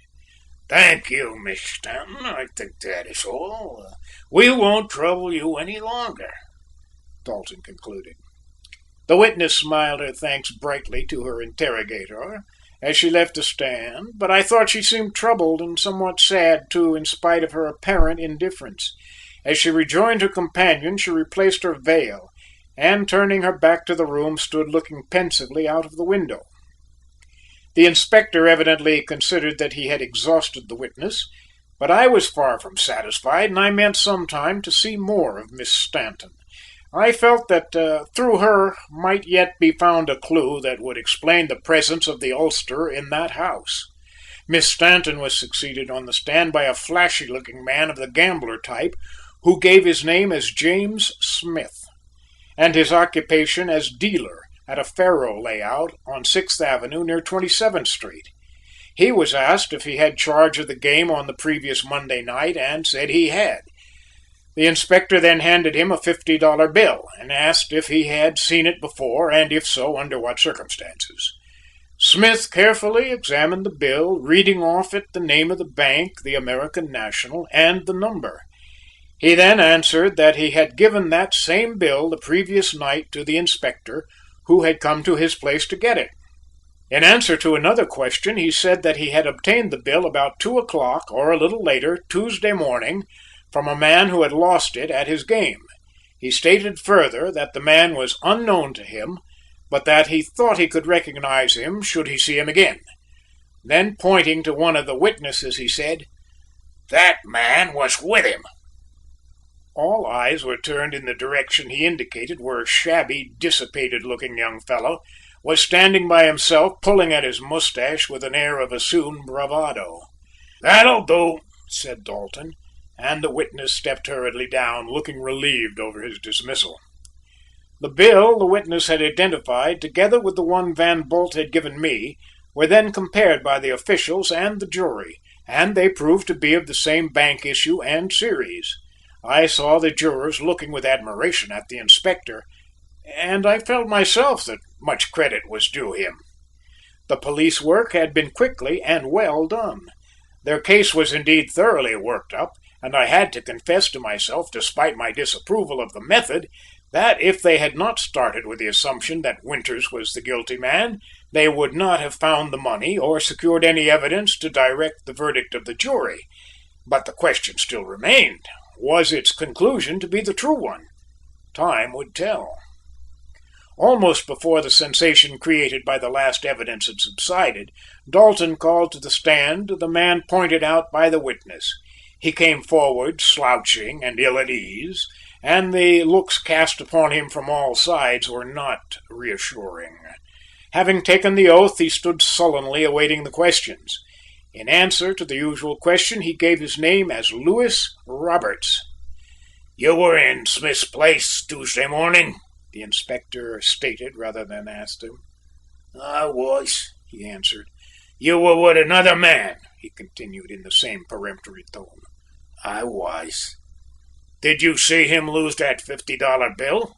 pointing to the one Smith had identified. "I saw him lose a $50 bill. I do not know that it was that one." This was plainly a difficult witness. The inspector leaned toward him, looking him straight in the eyes, and put his next question slowly and with emphasis on each word. "Who was that man?" Just as slowly and firmly came the answer, each word falling distinctly in the silence. "I do not know." It was almost a sigh of relief that escaped from the audience, but Dalton continued. "Then how did you meet him, and when?" "That night in a corner on a saloon on the corner of 6th Avenue and 24th Street. We got to drinking there together." "And where did he get this money?" The witness seemed inclined to answer more freely now, and replied that it was suggested that they go and play the bank, but neither of them had any money, and then his companion said he knew where he thought he could get some, and went off saying he would be back before long. "What time was that?" the inspector interrupted. The witness thought it was some time after 1 o'clock, and continuing said, "The man was gone about half an hour, and then returned with $50, and we went to Smith's place and lost it." "And what did you do next?" he was asked. "Well, we had no more money, so we left. We parted outside, and I did not see him again." "And so," said the inspector, "you don't know him. Do you think you would know him if you saw him again?" "I do not know." "That is all," said Dalton. "Go back to your place. We may want you." The tone implied a threat, and the witness answered it with a defiant look. He had evidently been lying, but not to shield himself, I thought. I wondered who the next witness would be. There did not seem occasion for many more, for already the police had pretty nearly put the noose around the neck of their man. Turning, after a few minutes' delay, to Dalton to see what might be the cause of it, I saw he was in earnest conversation with a sergeant. He was evidently receiving some important report, for he listened attentively and gave an order in response which dispatched the officer rapidly from the room. Then, giving his attention again to the proceedings, he called another witness. It was the paying teller of the American National Bank. His evidence required but a few minutes. He stated he had paid Mr. Van Bult 500 in 50s on the morning before White's death, and that they were new bills just received by the bank from the sub-treasury. On being shown the bill produced by Van Bult and that recovered from the gambling house, he identified them as two of the bills thus received by the bank, though he said he could not state positively they were the same drawn by Van Bult, as a few others had also been paid out. However, it was hardly necessary that he should do so, as everyone was satisfied the bill obtained from the gambling house was one of those left by Van Bult on White's table. It only remained now for the man who had lost it to explain how he came by it. Would the explanation be satisfactory? That was the one material point. When the paying teller had concluded, it was late in the afternoon. It was dark out of doors, and the gas had been lighted within, but the crowd had not diminished. On the contrary, it had been steadily augmented, wherever a new spectator had found a chance to wedge his way into the throng. So intense was the interest that neither the coroner nor a juror had suggested any recess. They sat scarcely moving in their seats, intent only on the words of each succeeding witness. All felt something final must come soon. The evidence was logical and dovetailed perfectly. It all pointed to one man. Who was he? The police must know. They could not have failed in this one vital particular after succeeding so fully in all others. I could read these thoughts in the faces of those about me, in their expectant attitudes, and I felt they were not to be disappointed. The police had done their work thoroughly, and the inspector had submitted its results with telling effect. If it were his purpose to work his evidence up to a climax, he had succeeded, and the moment had now come for the crowning of his success, the identification of the man. After that, there would be little left, apparently, for the lawyers of the state to do, but I felt there might be something for someone to undo. There was a slight disturbance among the spectators at one side of the room near the door. Another spectator struggling for a nearer view, I thought to myself, and then amid an expectant hush, the night officer was recalled to the stand. "Officer," said Dalton, "you said you thought you could recognize the man you saw that night if you should see him again. Well, look about you now. Do you see him?" The officer let his gaze pass over the jury and witnesses and slowly on to where the spectators were gathered at the farther end of the room, men retreating before the searching glance as from the eye of fate, and then he leaned forward and fixed his look on a man standing where the retreating crowd had left him almost alone. "That is the man," he said. I looked. It was Winters. He wore the light coat and was fingering nervously the brown derby hat which he held. His head was bent, but one could see that his face was very pale and his eyes dull and heavy from drinking. It was a pitiful sight, this helpless, accused man, seemingly unconscious of his position, and I turned away, but the crowd stared as though fascinated even while they shrank from him. The inspector next recalled the witness Smith. "Can you identify among the persons present the man who lost the $50 bill at your gambling table?" he asked. Without hesitation, he also pointed to Winters and said that he was the man. There was a moment's delay, and I knew Dalton was hesitating to put his question of identification to the witness Roberts, for fear of damaging his case by a denial. But professional duty prevailed, and he called him up and asked him pointedly if that was not the man who was with him Tuesday morning and lost the $50 bill. The witness at first seemed disposed to evade the question, but his courage failed him, and in a low voice he admitted that it was. Then Dalton turned slowly and faced Winters and said, "Henry Winters, you were under suspicion of having killed Arthur White. Have you anything to say?" I looked at Winters again. He had not changed his position, but his glance was turned to Dalton with a look of dumb appeal, and then it went wandering round the room as if he were struggling to understand it all. But he made no answer, and after a moment his eyes fell again and he relapsed into his former insensibility. At a signal, an officer who had been standing back of him advanced, and handcuffing him, led him without resistance from the room. The crowd had been silent during this scene, but when he was gone there was that stir among them that is heard when people rouse themselves after an ordeal. By an effort I recovered my self-possession in time to give appropriate attention to the closing proceedings. The inspector was announcing in his former business-like tone that the evidence was all in and the jury at liberty to find their verdict. There was no doubt as to what it would be. They withdrew and were gone only a few minutes for form's sake only, and on returning the foreman announced the verdict. "The jury find that Arthur White came to his death on the morning of January the blank, 1883, in the city of New York through a wound deliberately inflicted by Henry Winters." That was all. The jury was dismissed, the crowd dispersed, and the first stage of the case had closed. End of chapter 6.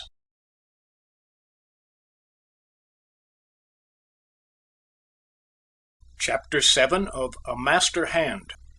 An Evening at the Club. Upon the conclusion of the hearing, I left at once, and avoiding any chance of interruption, went directly to my rooms. Once there, I pulled my chair up to the fire, lighted my pipe, and sat down to think it all over. If I were going to work intelligently upon this case, I must understand it, and if I meant to proceed upon the theory that the accused was innocent, and try to establish that fact, I must have good reason for such course. Hasty conclusions would not do.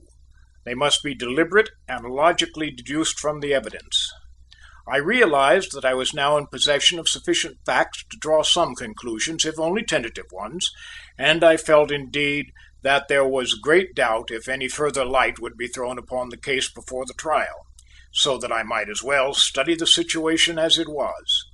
The police believed they had established their case against Winters, and all their future efforts would be directed against him. If, therefore, his conviction was to be avoided, it would most likely have to be through such analysis of facts arrayed against him as should demonstrate the possibility of another theory of murder, and not by direct evidence of his innocence, for such would probably not be forthcoming. Could I do this? Would an analysis of the facts and testimony afford the opportunity? I could but try. My thoughts were in confusion, and I was unable for a time to direct them, or to clearly define for contemplation the different elements in the case. After a while, however, as the personalities of the different witnesses faded from my mind, and the vivid impression I had brought away from the scene of the courtroom grew dim, I succeeded in concentrating my attention on the subject in the abstract. I now concluded to review the whole case and to determine upon what, if any, reasonable theories Winters could be innocent. The strength of the case against him was plain. The inspector's method of procedure had been such as to present it strongly, and allow of no part being overlooked, and I recognized also that the evidence had probably all been true, and that any effort to reach a different conclusion would have to be premised upon an admission of his facts and be made consistent with them. I had set myself a hard task, but its very difficulties only incited me to greater effort. While the evidence against Winters was very strong, it was not conclusive. This much I felt, and I therefore meant to proceed upon the theory of his innocence.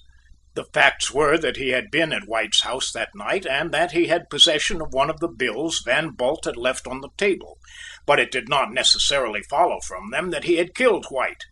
He might have taken the money while he slept and without disturbing him.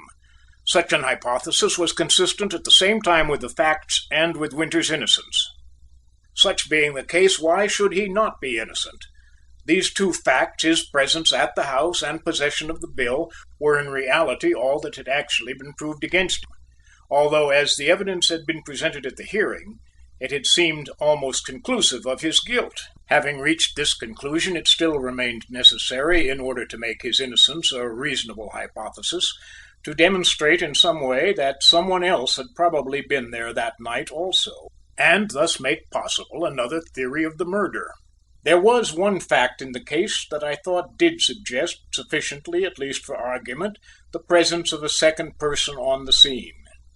Van Bult had left 4 $50 bills on the table, and of these only one had been traced to Winters, and the remaining 3 were missing and unaccounted for.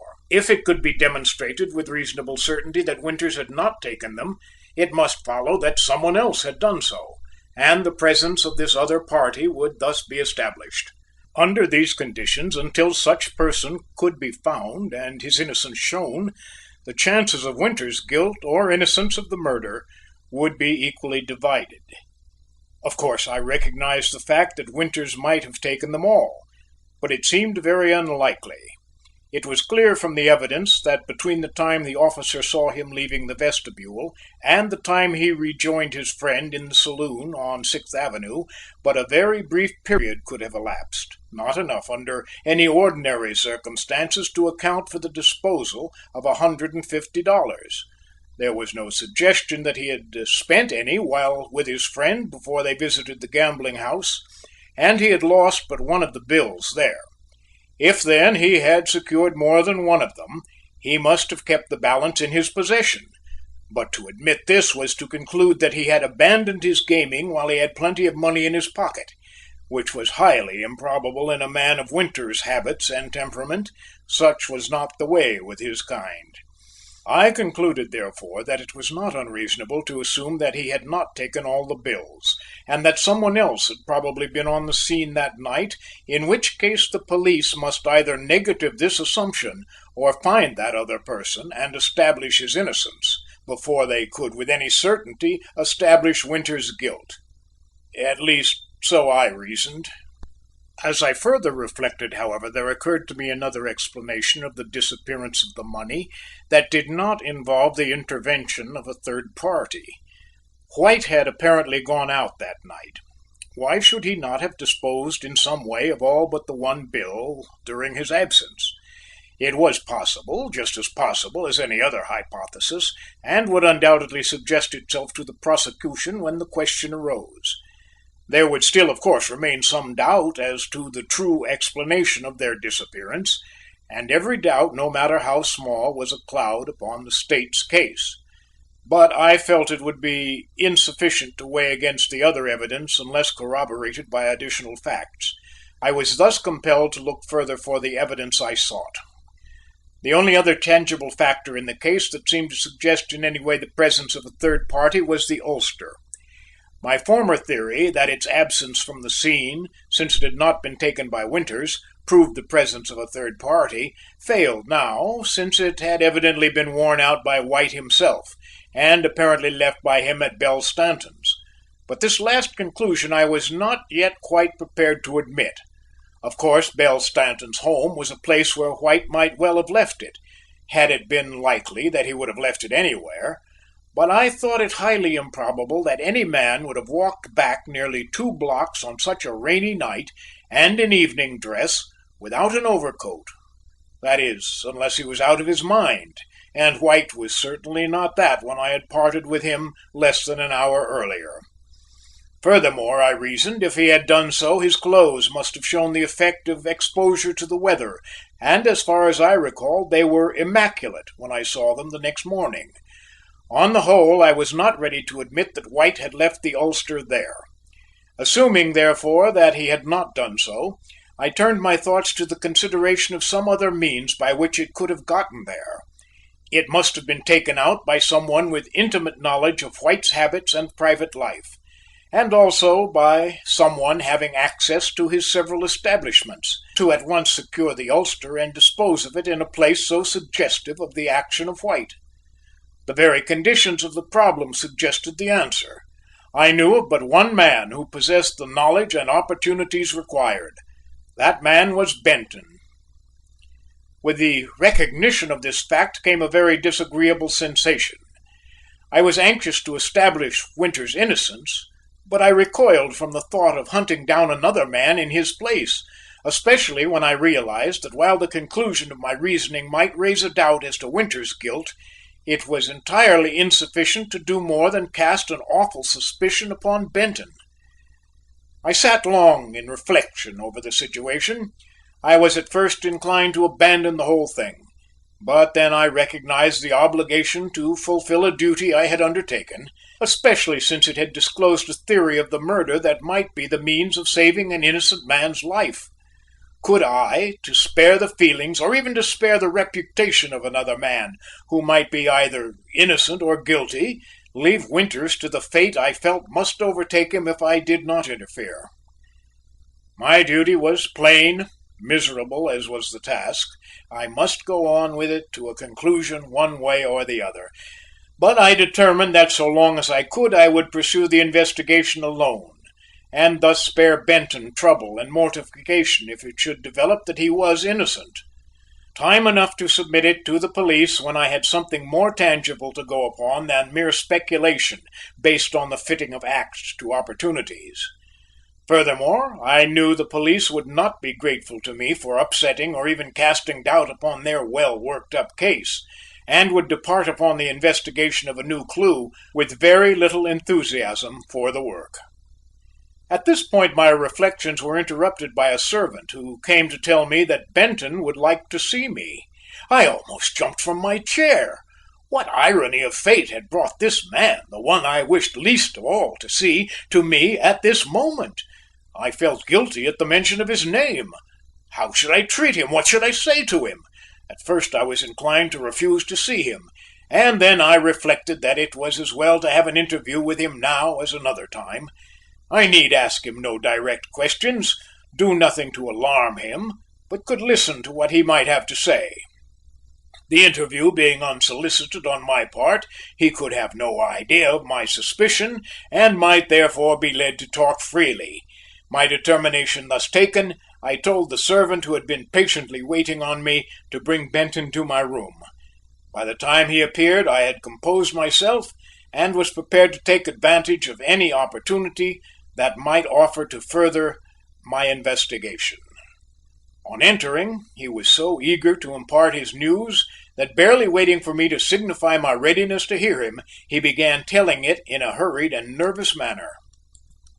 "I came, Mr. Dallas," he said, "because after I saw at the trial this afternoon that the police had caught Winters, and that he was the man, I thought I ought to tell you at once what I know about it. I would have told it when I testified, but did not think of him at all then. Mr. Winters," he continued, "was always coming to Mr. White's rooms at all times of the day and often late in the evening too, and he always wanted money, and Mr. White always gave it to him, sometimes a good deal and sometimes a little, just according to what he had with him, and he had generally been drinking more or less, and sometimes he would beg and cry, and sometimes when Mr. White didn't have as much money to give him as he wanted, he would get mad and say it was all his money by right anyhow, and that Mr. White had as good as robbed him of it, and such like. But Mr. White would never say much to him, but just give him the money, and be kind to him, and tell him to come again when he needed more. And indeed it seemed to me he was always coming, sir, and it used to bother Mr. White, I am sure, for he seemed worried and out of sorts after Mr. Winters had been there." He paused for a moment, and then went on. "That is all I wanted to say, but I thought I ought to tell you, sir. I tried to see you after the trial, but you got away too soon, and so I thought I should wait until you got through your dinner and had time to see me, so I came round now." He had rattled on till he was out of breath, and now stood in some embarrassment, waiting for what I might have to say. I sat looking at him. I was puzzled as to his character. Either the man was simple and straightforward in nature, and worked up at the moment to a high pitch of nervous and pleasurable excitement over the murder, as is apt to be the case with his class, or else he was a worse man and a deeper one than I had conceived him to be. "Sit down, Benton," I said at last, pointing to a chair opposite me. "What you have told me is of much importance, and I want to talk to you further about it." "Yes, sir," he said, and sat down obediently. I felt I had a delicate task in hand. I must on no account alarm him or in any way arouse his suspicion, and yet the opportunity of questioning him was too good to lose. "It is very important," I continued, "that I should learn all I can of Mr. White's habits. I knew him well, of course, but as his servant you knew more about him than any one else. How long now had you lived with him?" "More than a year," he answered. "Did you know this Miss Stanton who testified today?" I continued. "Yes, sir, I did. He had been going with her ever since I knew him." "Do you know whether he was in the habit of visiting her house often late in the evening?" "I think so, sir, but I do not know just how often. I used to take notes for him to her house, and sometimes she would come to his rooms and take supper with him." "Did she have any key to his rooms?" was my next question. He said he did not think so because she always rang for admission when he was there. I inquired then if he knew of anyone who had keys to White's room. He said he did not think anyone had except probably the landlady and himself. "I think," I said, "you testified that you found the door unlatched when you went to the rooms the morning of Mr. White's death. How do you mean it was unlatched?" "I mean," he answered, "that the catch was so fixed that it could be opened from the outside without a key. This was hardly ever the case that I remember, and never before overnight." I asked him how the catch was fixed when he left, and he answered that he could not say because the door was open and Mr. Davis was still in the room. "And you did not go back that night?" I asked. "No, sir," he answered promptly. "Certainly not. You saw me going home yourself." "So I did," I admitted.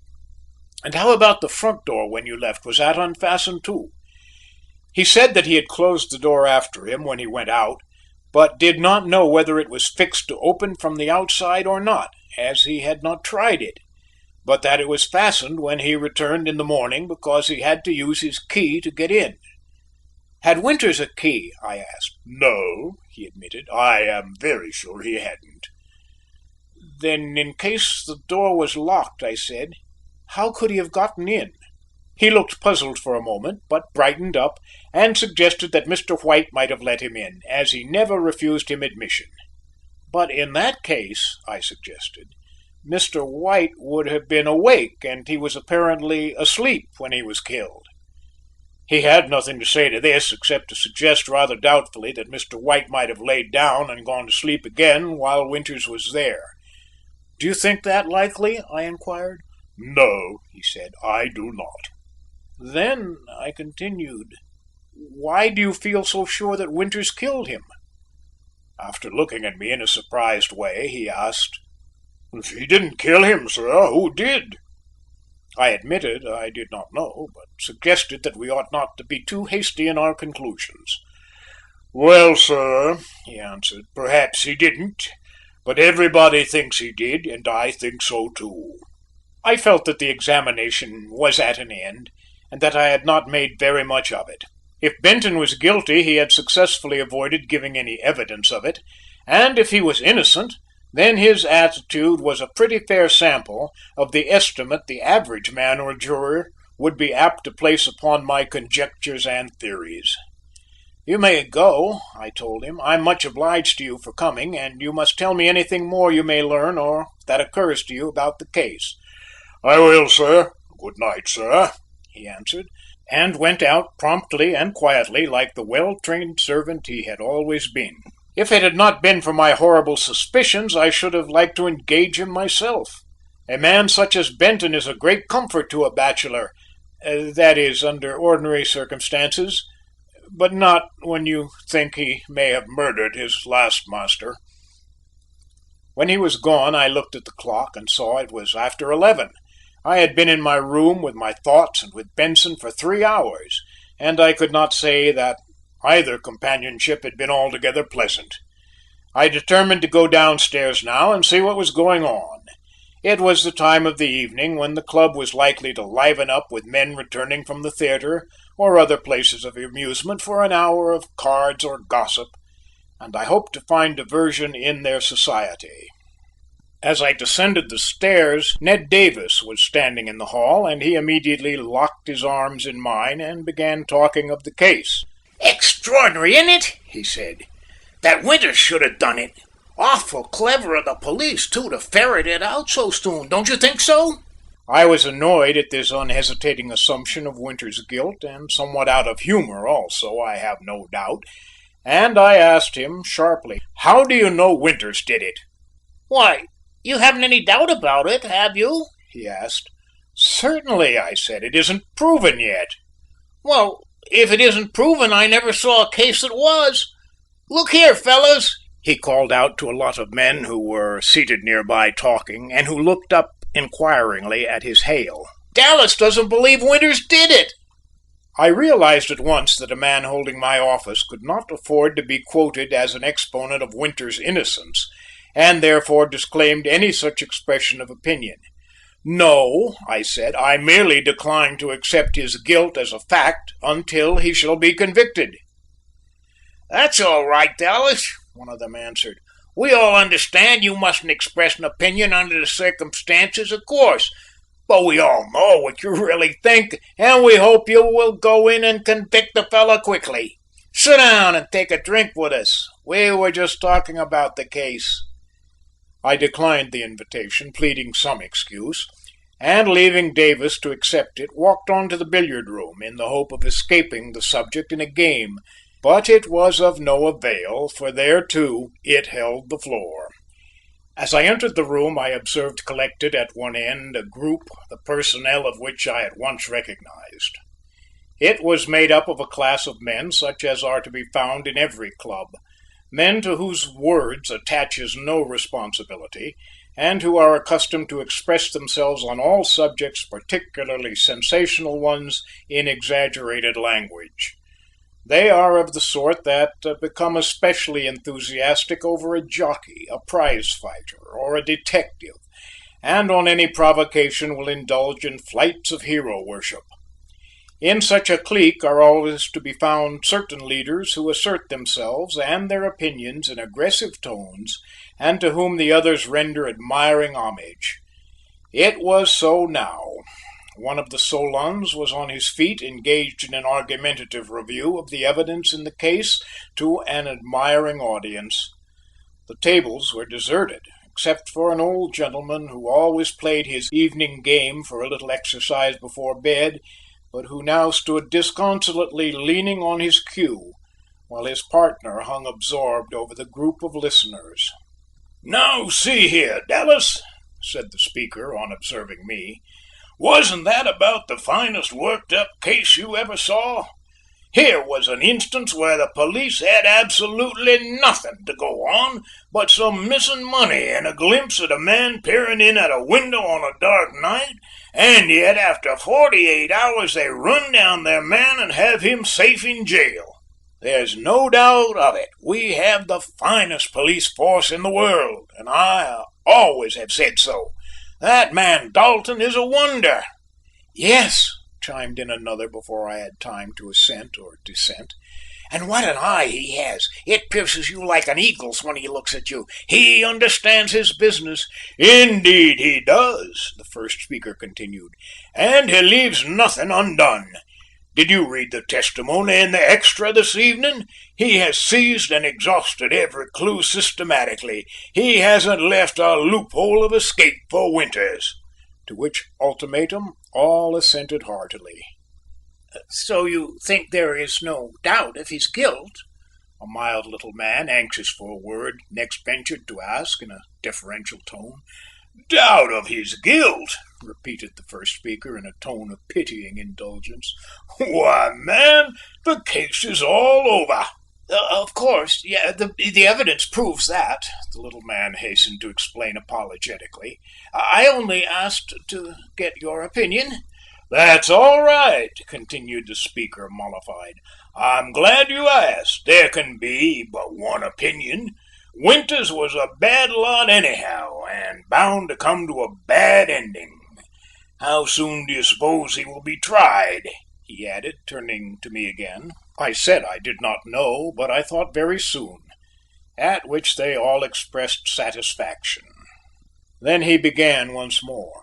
"There is nothing like swift and sure justice," he announced, "and there now remains in the Winters case only the formality of a trial.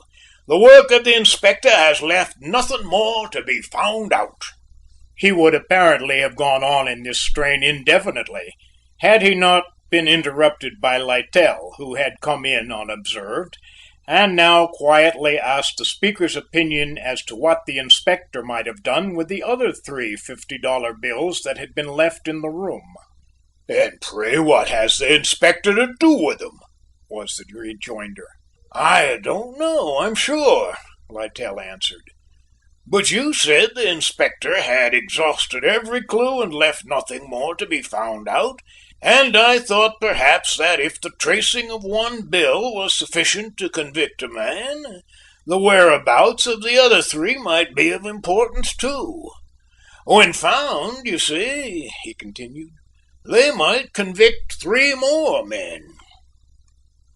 A dead silence followed this explanation, and I fear I rejoiced maliciously over the evident discomfiture of the crowd, while at the same time I was gratified by the apparent confirmation of my own views. "Then you don't think Winters guilty?" someone timidly asked after a while. I listened eagerly for the answer. "I didn't say that," Littell replied. "I only wanted to find out if there might not possibly be something that the Inspector did not know." He refused to be drawn into further discussion, rather suggesting by his manner that he did not think it worth while, and after an awkward pause the party moved across the room to a more congenial atmosphere, whence in a few minutes I heard them with recovered assurance again telling one another all about it. Evidently side remarks were not in order, particularly if they savoured of incredulity. After they had gone, I took the opportunity to ask Littell if he thought the missing bills a serious defect in the case.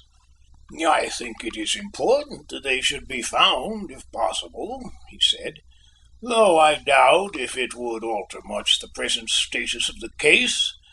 I only suggested their absence to these men to show them how little they really knew about it, and that the police are not infallible." I turned away disappointed. Even Littell did not consider the missing bills of much real importance. Their absence might do to juggle with as a lesson to superficial talkers, but from a practical standpoint it was immaterial. End of chapter 7.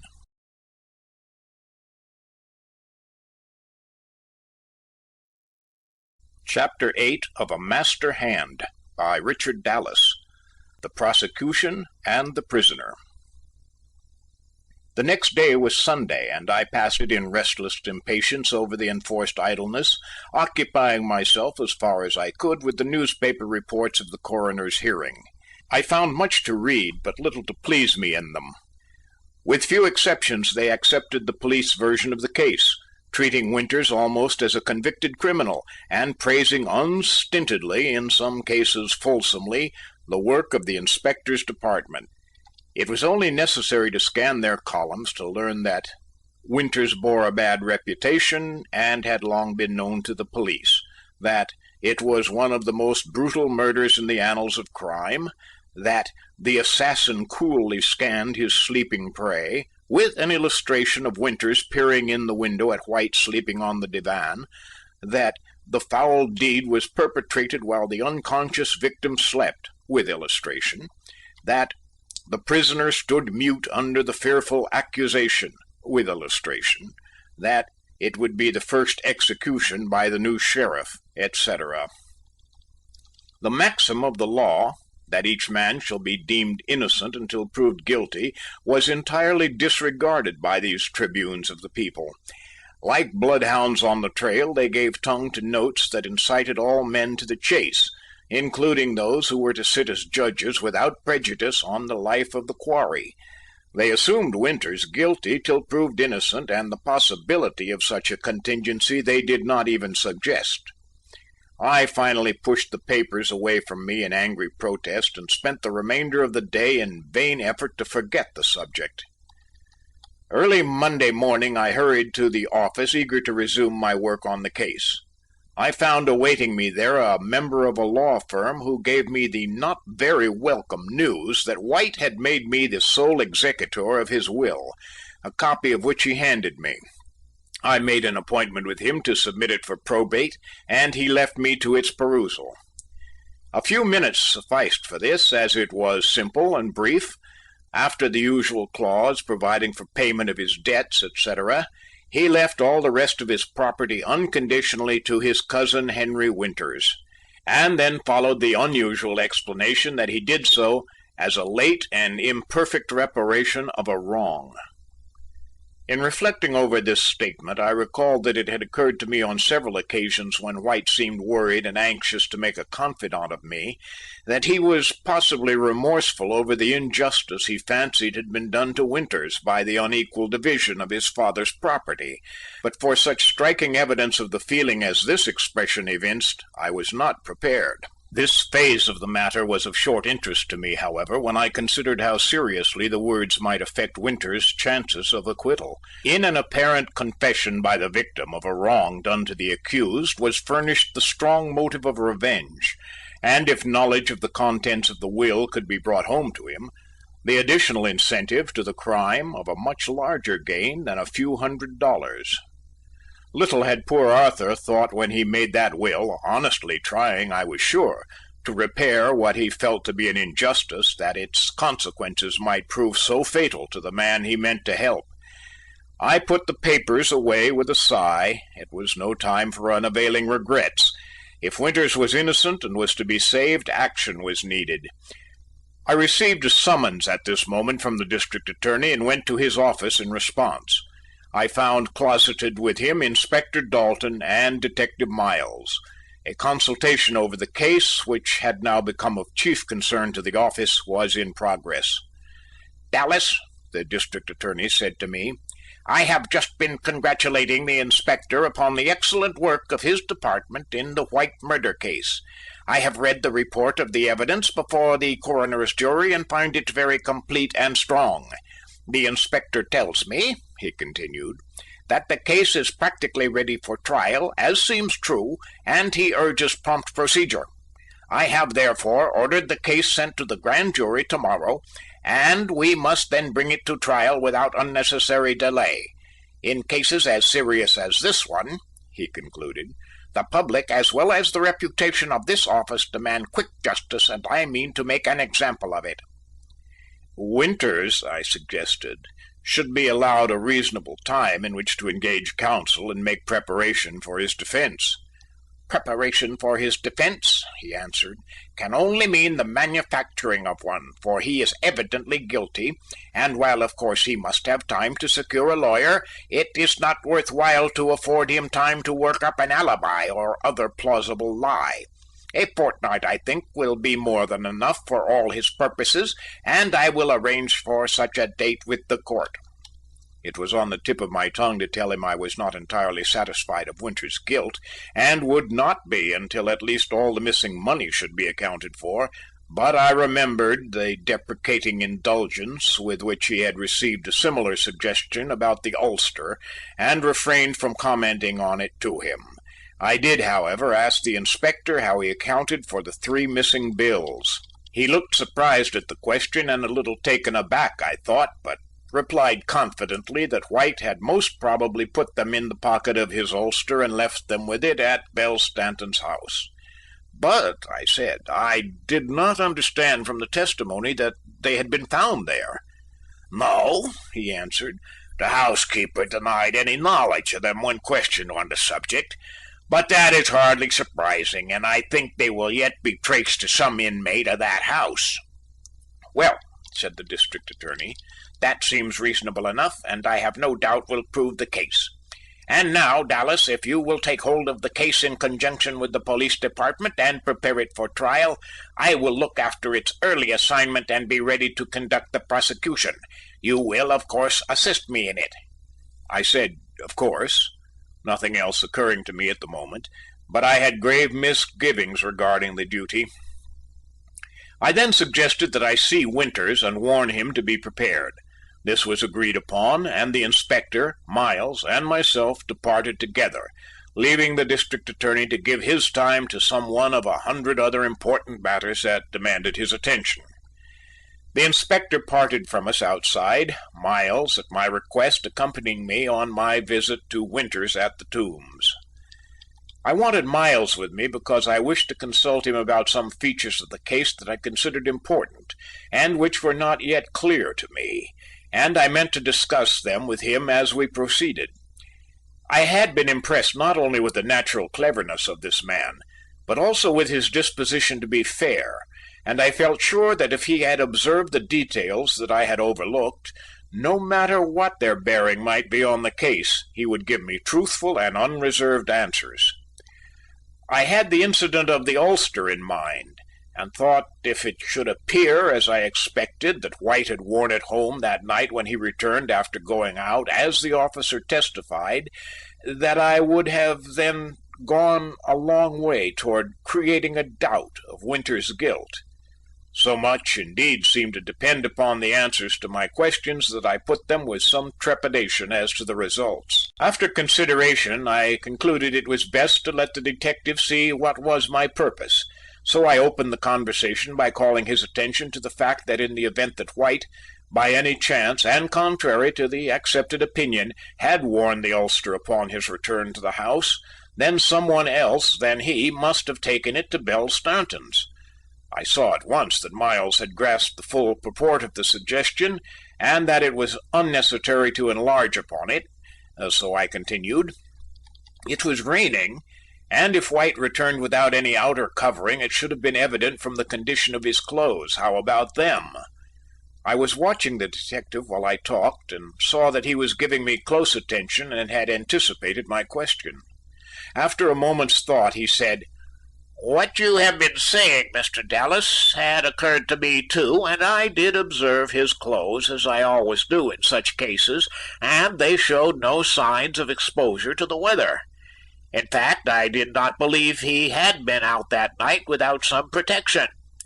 Knowing, therefore, that though he had worn the ulster when he went out, he had apparently not worn it when he returned, I examined his umbrella, which stood near the door. This, though unwrapped, suggested recent use. It was dry, but as it probably would have dried in the meantime in any case, I could draw no conclusions from the fact." I interrupted him here to ask if White had had the umbrella with him when the night officer saw him, and he said the officer reported that he had been in the act of raising an umbrella as he passed him. After a pause, he continued, "I did not stop, however, with the examination of his clothing and umbrella, but looked at the light patent leather shoes he had on. They were new, and the soles not even soiled. They had not, I'm sure, been worn on wet streets. Next I looked for and found his overshoes near by the umbrella. They had evidently been worn in rough weather and had not since been cleaned, but they too were dry, and so did not prove anything." "But," I asked, "what bearing could that have on the question anyway? He had certainly been out that night, for the officer saw him."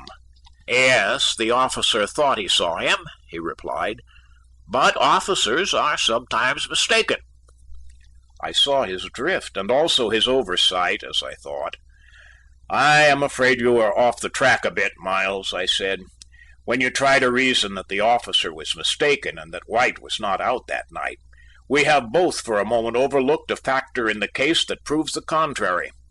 Admitting," I continued, "that the officer might possibly have been mistaken as to the identity of the man he saw leave the house, he was not mistaken about the ulster, for it was taken by someone to Belle Stanton's.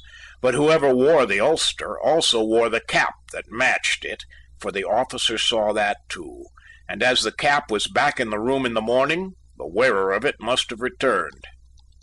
Miles nodded his assent. Such being the case, I concluded, the wearer must have been White, because no one else, certainly not the murderer, would have returned to the scene. "That is true," Miles admitted. "I had forgotten about the cap." "That being so, then," I said, "I also maintain that he wore not only the cap but the ulster when he returned, and that the ulster must therefore have been taken to Belle Stanton's by someone else and at a later hour." The detective shook his head. "I hardly think you have satisfactorily established the last proposition," he said, "for he might have returned with the cap, though without the ulster." "Well, we will see who is right," I answered, for I was not willing to abandon my theory. Nothing more was said, and during the remainder of our journey I was absorbed in the intricacies of the case, and I think Miles was similarly engaged, for he seemed in a deep study.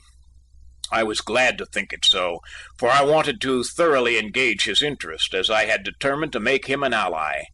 I felt that I could not handle the matter alone, for while I was willing and able, as I thought, to reason out all the abstractions involved, I must have expert assistance in the detective work to furnish me the material of facts with which to really accomplish anything.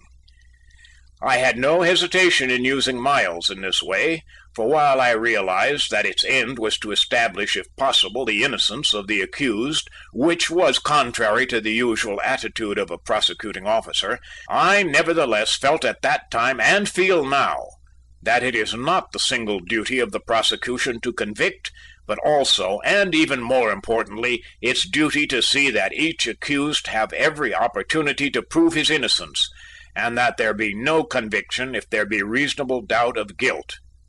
Sentiment has no place with the prosecution.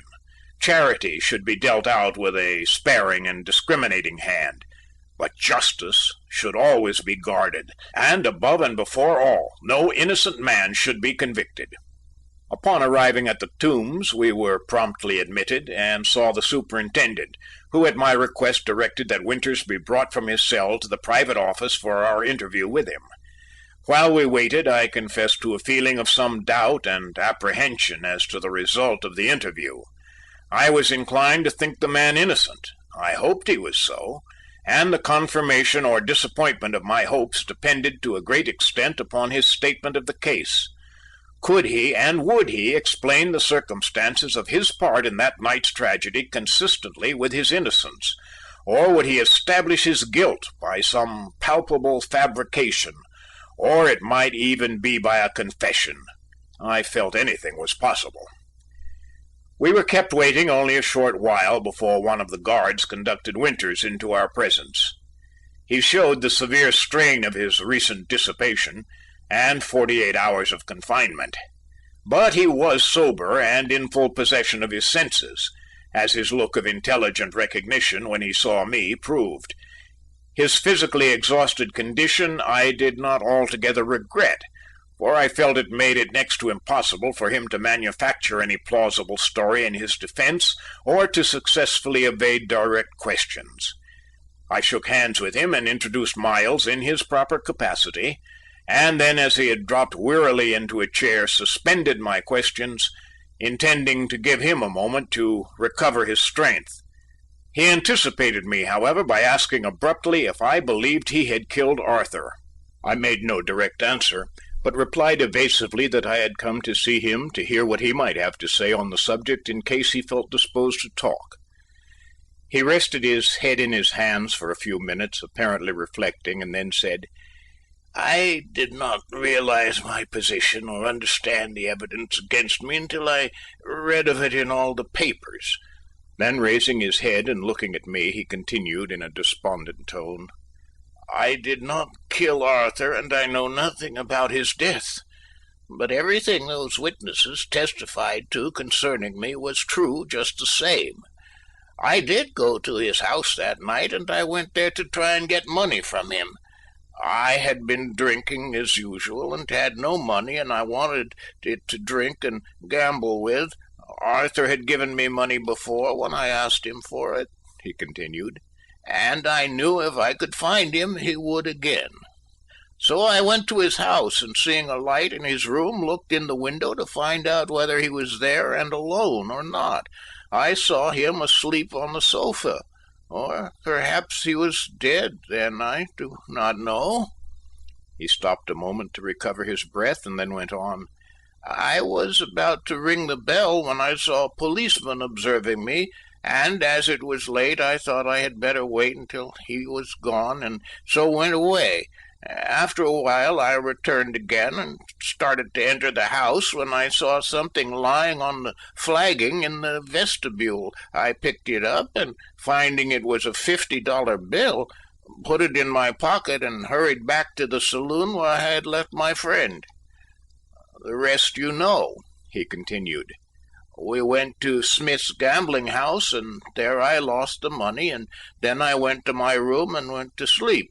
The next afternoon I read of the murder in the papers and went to Arthur's house, meaning to go in and see him, but I was so ill and nervous that I had not the courage to do it, and after staying around the place for a while, where you saw me, I returned to my room."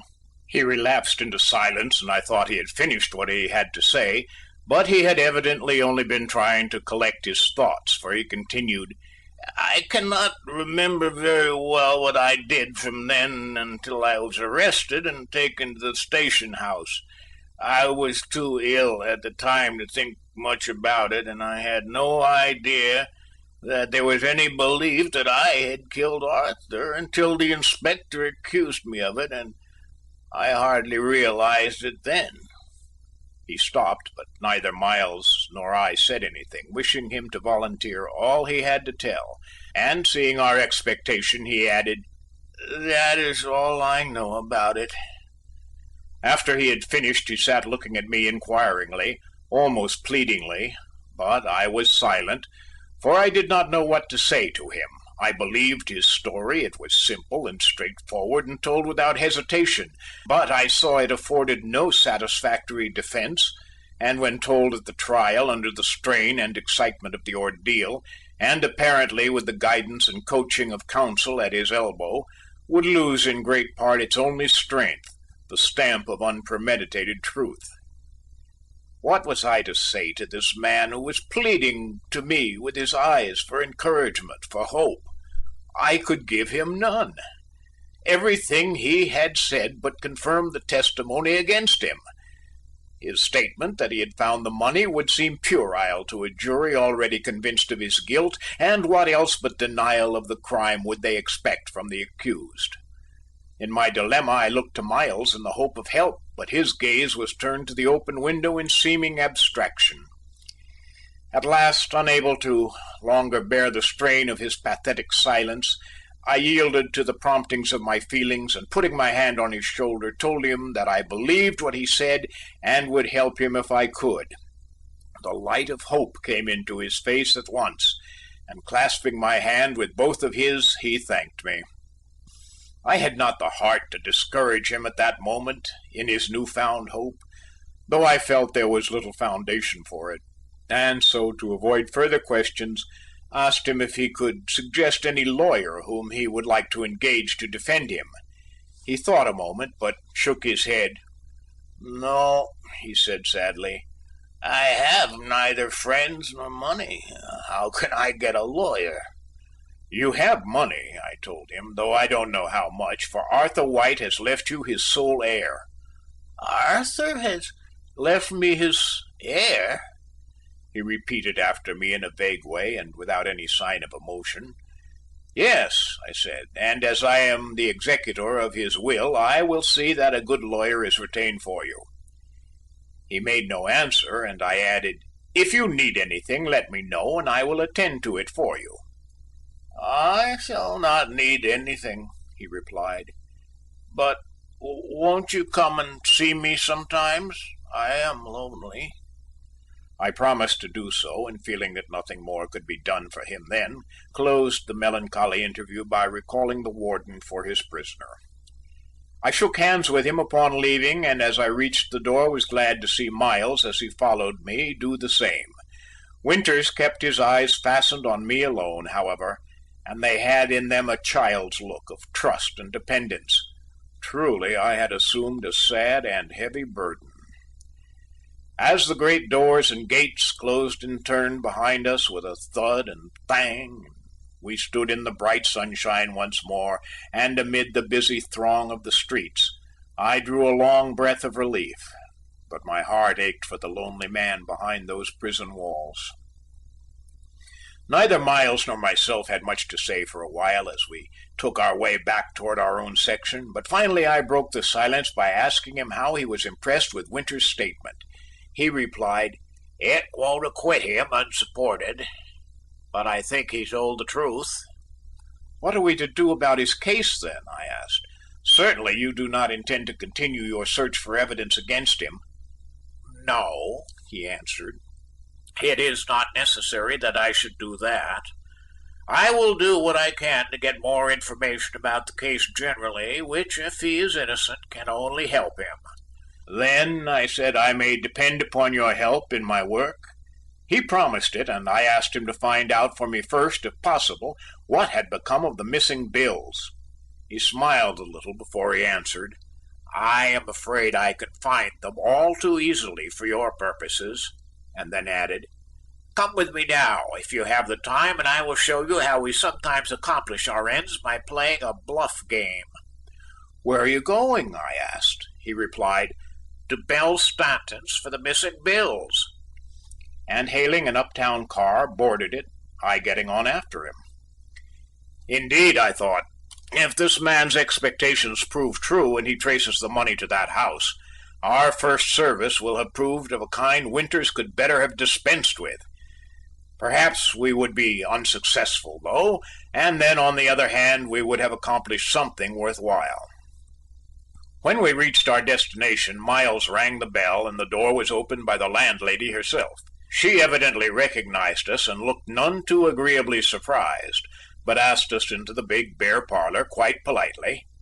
I took a seat, but the detective, declining her invitation, turned to her very quickly and said, "Mrs. Bunce, we find there were 3 $50 bills in the pocket of Mr. White's ulster when it was left here the night of his death, and we need them, so I came round to ask you to get them for us." "Do you mean to say," she answered in an indignant tone, "that you think I took them?" "No," he said, "I know of course that you did not, but they were taken, or possibly lost, out of the pocket somewhere in this house, and I want to find them." "They were neither lost nor taken in this house," she answered shortly, and my hopes rose as I began to feel more confident that Miles was mistaken. The detective, however, showed no sign of discouragement, but continued in the same urbane tone, "You think they were not, madam, I am sure, but we know they were. You have a maidservant here," he went on. "Please send for her." "What for?" Mrs. Bunce asked with some symptoms of alarm, I thought. "Do you wish to question her?" "No," Miles answered. "She took the bills, and I must arrest her." Mrs. Bunce hesitated for a while and seemed uncertain of her course, but at last said, "I don't want anybody arrested in my house. It will hurt its reputation, you know, and if you will wait I will see her about it myself." "Very well, we will wait, but you must tell her to give up the bills, as otherwise we must arrest her. This is a very serious matter. You can say to her," he continued, "that if we get the bills there will be no more trouble about it." The woman left us and was gone for about 5 minutes, during which Miles said to me that she would bring back the money with her.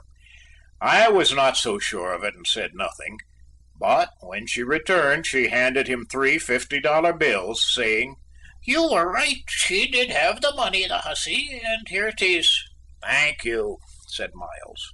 "Were they found in the pocket of the ulster, do you know?" "Yes, the outside pocket," she answered. Miles looked at her severely. "Mrs. Bunce," he said, "if I were you, I would admit I found the bills myself. Otherwise it may be awkward for you when we have to put you and your servant on the stand to prove where they were found.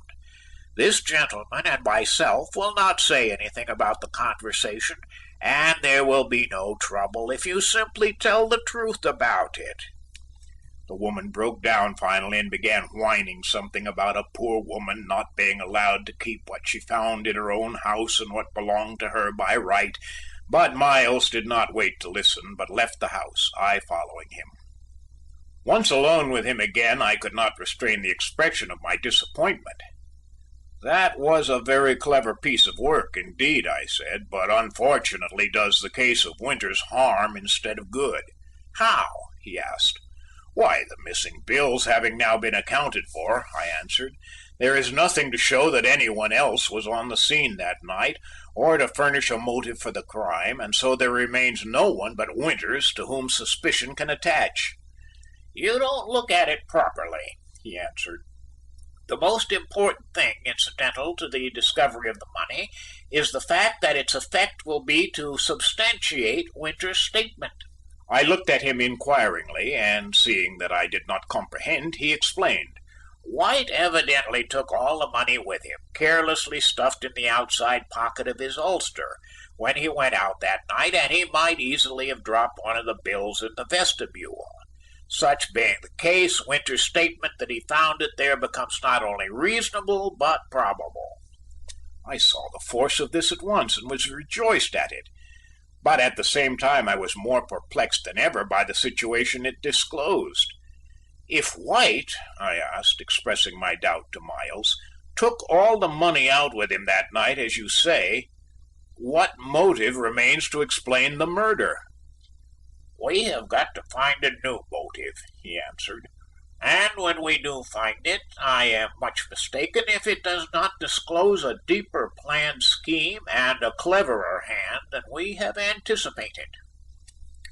My interest was keenly aroused, and I was ready at once to enter into the new aspect of the case, but Miles would not have it so. "Wait till tomorrow, Mr. Dallas," he said. "You are tired, and had better seek some amusement this evening," and bidding me good bye, he left me. I recognized the virtue of his advice and acted on it, for after all, enough had been done for one day. End of chapter 8.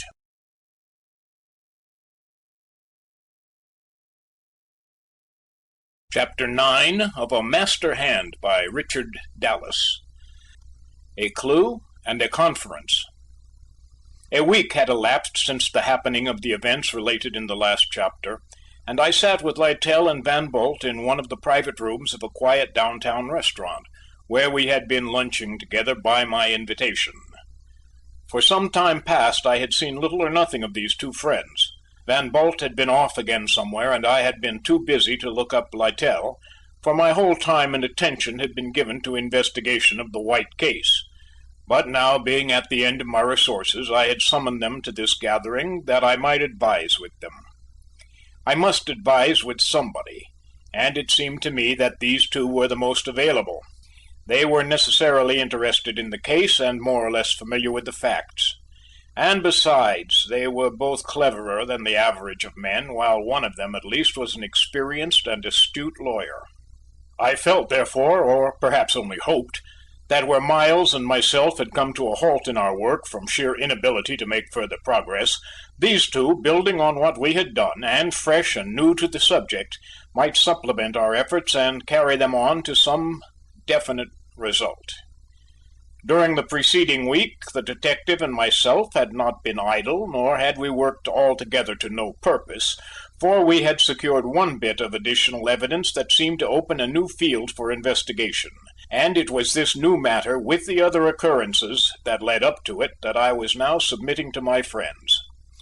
The day after our interview with Mrs. Bunce, which resulted in the finding of the missing money, Miles and I had resumed our work upon the case, but from a new standpoint. After a consultation we had concluded, as he had suggested, that we must look for the motive of the crime in some object less commonplace than theft. To assume that White had been murdered for the money, and that it had been abandoned almost immediately afterwards and without any apparent occasion, was too unlikely to be tenable. To find another motive for the crime, however, seemed next to impossible. If the object of the murderer was not theft, then he must have had a personal interest to subserve in the removal of White. But such an assumption involved the recognition of some grave secret in the life of White, and anything of that kind was inconsistent with the life and habits of the man. I had known him long and intimately, and knew no one whom I thought in character less devious or secretive. His life had been that of any other idle man of means about town. It had not even had a serious side to it that I had ever observed, and I could not conceive of his having had an enemy who could cherish animosity, much less a design upon his life.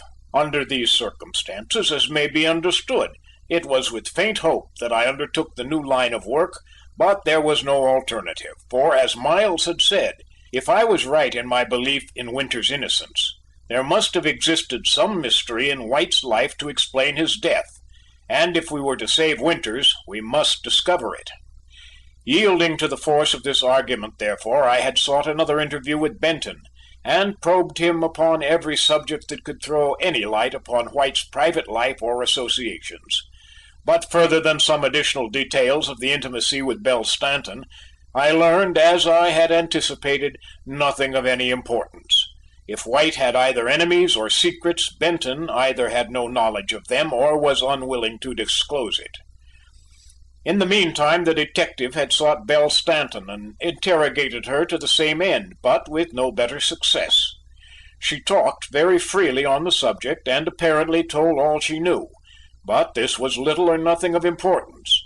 She admitted, however, that for some time past White had seemed worried and nervous, which condition had been steadily getting worse. He had also, she said, complained of not sleeping and being worried about some person or something, but he had never mentioned in her hearing any name. Failing thus with both Benton and Miss Stanton, the only two persons who seemed likely to know anything of White's private life, we next had recourse to inanimate sources. By the detective's advice, we determined to make an exhaustive search of his rooms. The authorities had, of course, already done this, but it was just possible something had been overlooked. In pursuance of this plan, we had visited the premises, and thoroughly examined everything. I had even gone through the pockets of his clothes, while Miles had ransacked every drawer, vase, and other receptacle that by any chance might contain anything. It had all nevertheless proved in vain, and we were about abandoning the work, when Miles picked up a piece of paper, a corner of which had been barely visible, protruding from under the writing desk. He glanced at it, at first indifferently, then with a closer interest, and at last took it to the window and scrutinized it under the light, while I, too impatient to wait on him, studied it at the same time over his shoulder. That which we had found was a torn bit of a letter without either address or signature, but the latter was unnecessary as I recognized the handwriting of White. The paper was about the following shape, and contained these broken words and sentences. We turned the sheet over, but the reverse side was blank. Evidently the letter had been concluded on another page, if it were ever concluded, and all else was missing. We renewed our search, peering into every nook and corner of the room, and moving the furniture, but there was nothing more. Probably the other pieces had been thrown into the waste paper basket which stood beside the desk, and this scrap, by a lucky chance, had escaped its destination. We sent for the landlady and interrogated her as to the disposition made of the sweepings of the room. She in turn sought the hired girl, who remembered fixing up the room and emptying the basket the morning before White's death, but she had put the sweepings in the ash can, and they had long since been removed in the usual way. We deemed it of the greatest importance that we find the other pieces of the letter, if possible, and to that end Miles had sought out the ashman for the district, and had the dump where he unloaded his cart thoroughly searched for them, but in vain. The rest of the letter was hopelessly lost. In it we both believed was contained a clue to the mystery we were trying so hard to unravel, but we were compelled to accept the inevitable in this instance and make the most of what we had secured. It was a good deal, too, though very incomplete.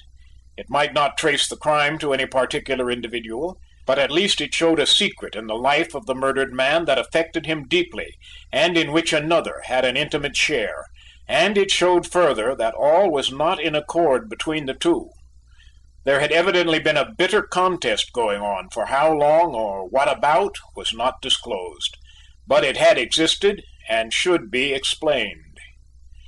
I had tried to complete the lines that were mutilated, but some of them were so incomplete and susceptible of many different interpretations that the results were not sufficiently reliable to be useful or safe to work upon. I did, however, satisfy myself that the substance of the first 7 lines had been something like the following. The words in parentheses are supplied. Longer my conscience will not. Let me rest, I must, I will. Do something about it in spite of or stead of or place of you, if you will. Oppose or thwart or not help me, then I will. Ask someone or appeal to someone or confide in someone or tell someone, else we have been together in all this. Further than this, it was useless to try to fill in the broken sentences. This much was all we had accomplished, and the situation was critical. With the day set for the trial less than a week distant, I had not only failed to find definite evidence that could direct attention to anyone else than the prisoner, but so far had even failed to secure the services of a lawyer to defend him. There were plenty to be had among those who made a specialty of criminal practice, but I did not consider such qualified for the service. The best of them were so well known in that capacity that their methods and arguments were received with incredulity by the average juror, while of those who were engaged in civil practice I found none of such parts as I thought inclined to take the case. Whoever defended Winters would have an uphill fight to make. The prosecution would be supported by the press and by public sentiment, and the jurors would probably take their seats in the box with every disposition to deal fairly with the prisoner, but with an underlying conviction that he was guilty and the trial but a legal formality. To successfully combat such odds, to even command a serious hearing, would require not only a lawyer of ability and standing, but a man possessed of the quality of personal magnetism, for it is this that is the most potent in saving desperate cases. To find that man, however, seemed next to hopeless. Such, then, was the status of things at the hour of which I write, when, having submitted the facts and the difficulties, together with the theories of the case, to my companions, I sat waiting expectantly for some expression from them on the subject. But there ensued only discouraging silence. Littell sat tipped back in his chair, smiling a little to himself, and reflectively watching the smoke curl slowly up from the cigar held daintily between his fingers, while Van Bult, leaning forward, contemplated the tips of his shoes, elevated apparently for the purpose, and whistled a plaintive tune. My position was not an agreeable one. I felt my friends were trying to determine in their own minds just how best to deal with a man whom they considered suffering from temporary mental aberration, and as I waited for the decision the silence seemed to grow thick around that melancholy ditty of Van Bult's. At last, unable to stand it, I said with sharp interrogation, "Well?" It had the desired effect, and relieved the situation, at least for me. Van Bult ceased whistling, and Littell put his cigar back in his mouth, and both looked at me. "I really don't see, Dallas," Van Bult said at length, "why you are bothering yourself about this man's fate. It cannot differ so much from many other cases you have come in contact with." "It does, though," I answered, "because Winters and I are old friends, were college boys together, because by White's will I am left in charge of all the means he has, and above all, because I don't believe him guilty." "Those are good reasons," he replied in a more serious tone, "particularly the last one. And if I can help you, I will do so." Then he turned to Littell and asked him if he also thought Winters was innocent. "Yeah, I am inclined to think so," Littell answered thoughtfully. My pulse jumped with delight, but again subsided at Van Bult's discouraging response. "Well, I confess," he said, "I cannot quite take that view of it. It seems to me that Dallas has been creating doubts out of his own inner consciousness, but I am willing to assume he is correct for the sake of his case, as he has given it more consideration than I have, and now what is to be done?" "There is unfortunately little time for anything at this late hour," I replied. except to try and find the right lawyer and put him in possession of what facts and materials we have for the defense. We can hardly expect," I continued, "to secure any important additional testimony within the few days that remain to us before the trial." Van Bult studied over my words, and then, looking from Littell to me, said, "You say you have tried and failed to secure such a lawyer as you deem necessary, one with reputation, ability, and personal magnetism, I think you said." "Yes," I acquiesced, "that is what is needed." "Well, if that is all," he then continued, with an amused twinkle in his eye, "it seems to me we have not far to go for our man." And he put his hand significantly on Littell's shoulder. "Here he is," he said, "ready made to hand, a lawyer possessing all your requirements, and with faith in the innocence of the client besides." I accepted the suggestion with joy, and was only surprised that it had not occurred to me, but Littell was evidently taken aback and none too well pleased. "No, no, Van, it cannot be," he said. "It is impossible." And he got up and walked to the window and stood looking out with his back to us. "You know, Dick," he continued, "that I have not practiced in 10 years, and I'm getting old and rusty and unfit for such a great responsibility. You are the proper man, not I, and you had better resign from the district attorney's office and take the case yourself." "I cannot," I answered. "Such a proceeding would be unprecedented, and besides, I am too deeply interested in the case to handle it as dispassionately as is necessary." Van Bult, who had been listening to our colloquy with evident amusement, here interrupted. "If I were a lawyer, I would take it myself," he said. "But as I am not, it remains for one of you to do so. And as you cannot agree about it, I am going to cast the deciding vote. Will you both consent to abide by my decision?" There was no other alternative that I could perceive, and much as I feared his choice might fall upon me, I said I would do so.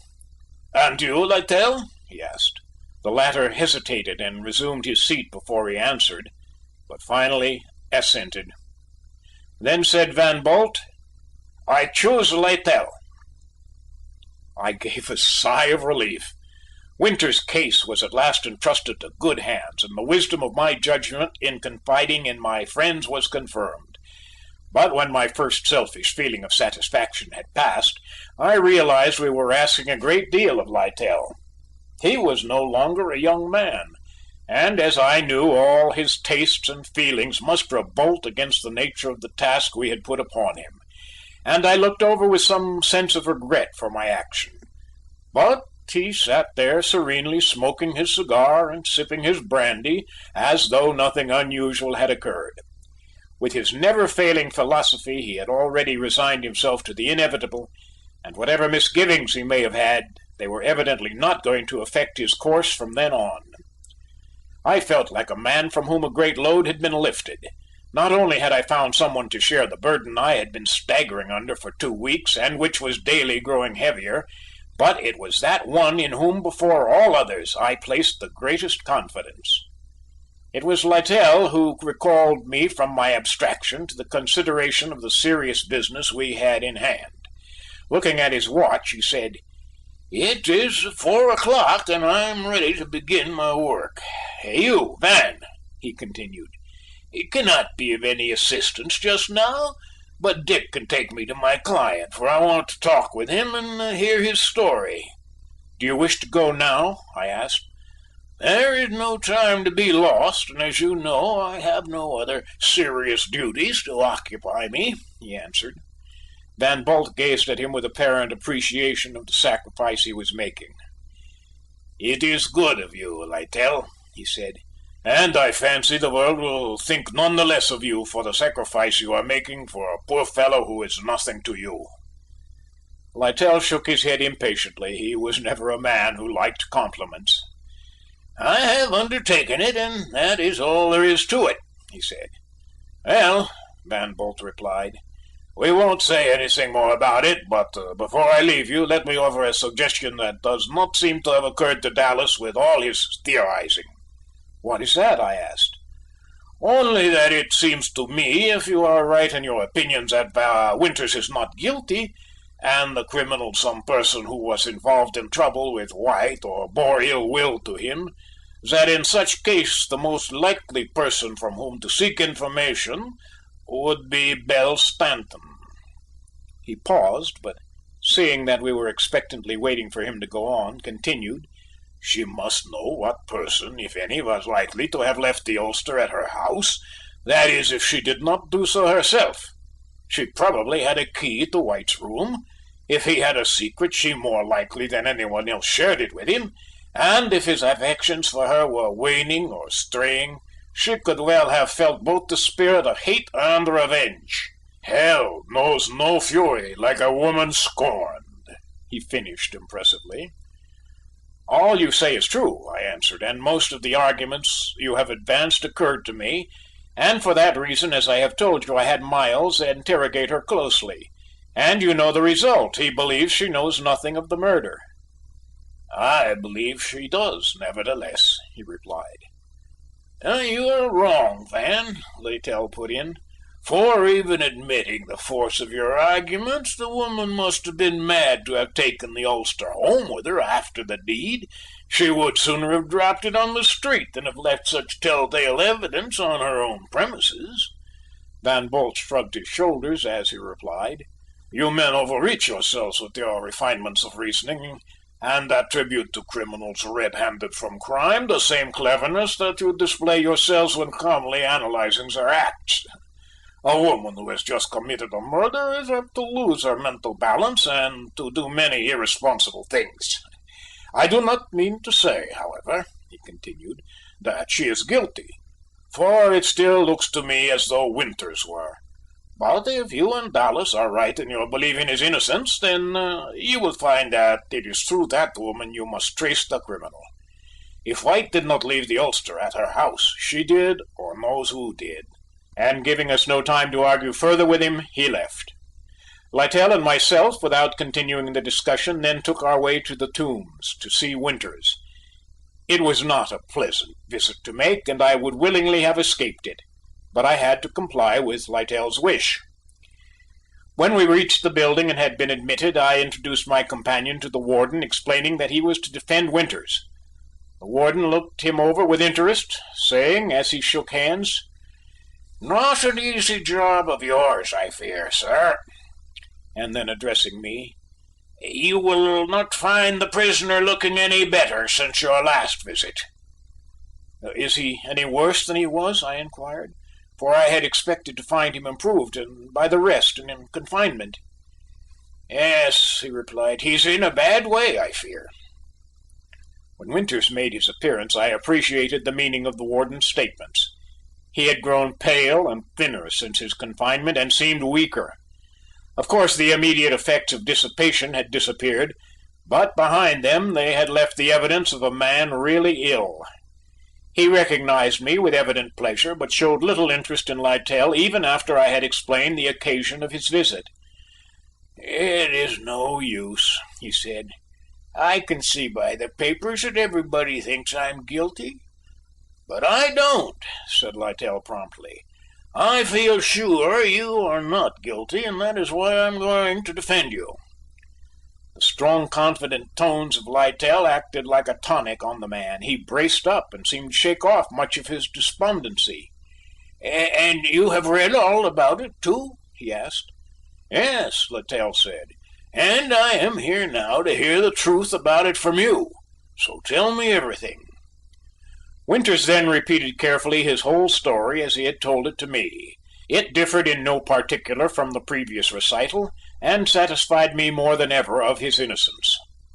Littell listened closely, and when he had finished, asked him, in a conversational way, many questions about details, questions that seemed natural and innocent in themselves, and which were promptly and freely answered, but questions that, I felt, would have confounded and tripped up a guilty man or an untruthful one.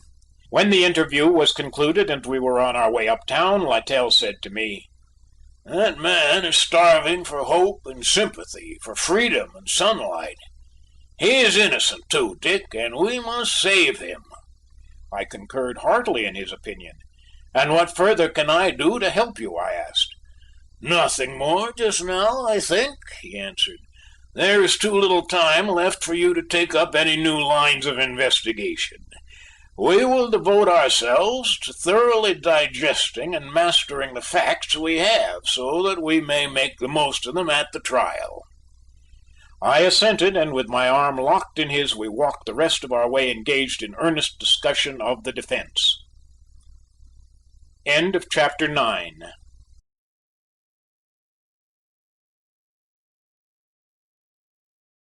Chapter 10 of A Master Hand by Richard Dallas. The Trial. It was the morning of the day of the trial, and I sat at my desk getting through some routine duties in an entirely perfunctory way prior to attending the opening of the court. It had been determined that I was not to participate in the conduct of the case in any way. Indeed, there was little alternative left the District Attorney in the matter after I had explained to him the course I had been pursuing and my views on the subject. He had not appeared much surprised by my disclosures, and was probably not unprepared for them, but he questioned me as to my opinions, and I thought seemed not unimpressed.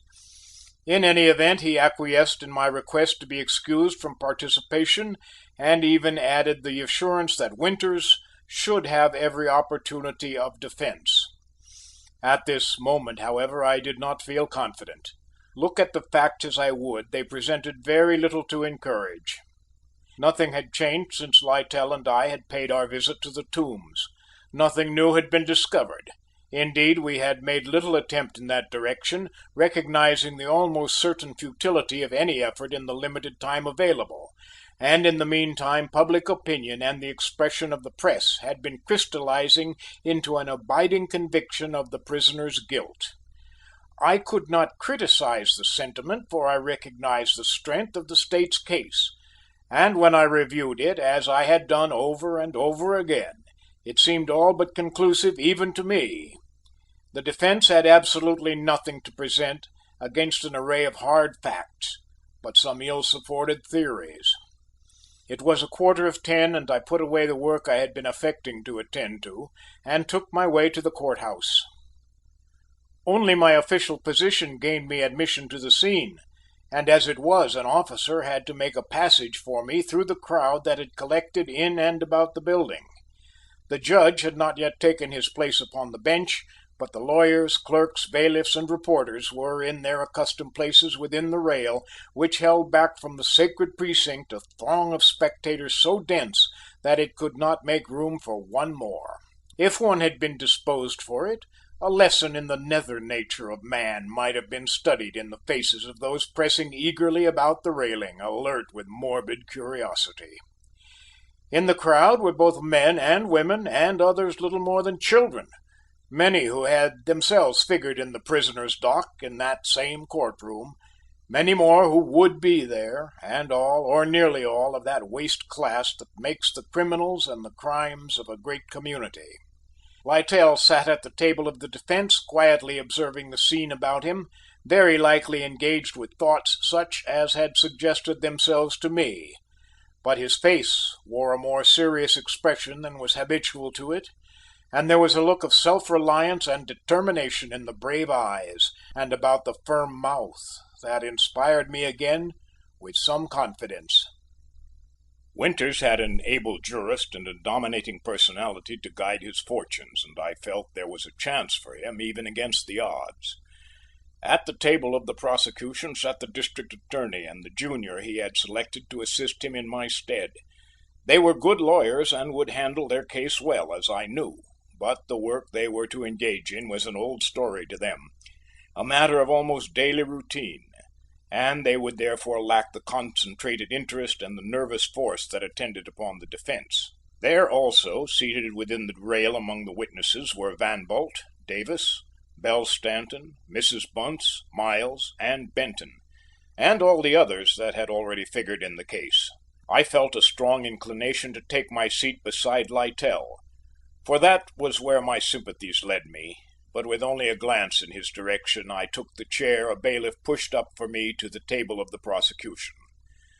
Then a door opened and closed at one side of the room, and the crier in a brisk tone ordered, "Hats off!"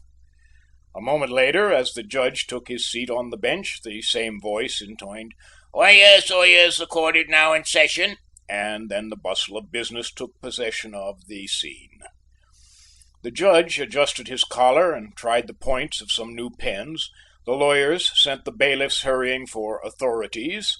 The clerks rustled the pages of their dockets, and the reporters sprawled over their table and scribbled copy. Next, a whispered conversation took place between the district attorney and the judge, and a moment later, by the order of the clerk, the prisoner was brought out. All faces were turned in his direction, the crowd of spectators swaying as each one struggled for a passing glance. I looked at Winters as he was led in between two wardens. Fear was depicted in his face, and he shrank from the hostile and angry looks that met him on all sides as with lowered head and eyes he made his way to a place by his counsel. It was hard to conceive how the appearance of that broken man could fail to excite pity, and there must have been some among the crowd who pitied him, even though they condemned, but the majority saw only a murderer and hated him. It was the manifestation of that unreasoning brute instinct to torture and kill dominant in the lower order of men, and which, when encouraged by numbers and incited by the chance of a helpless victim, finds its active expression in a lynching.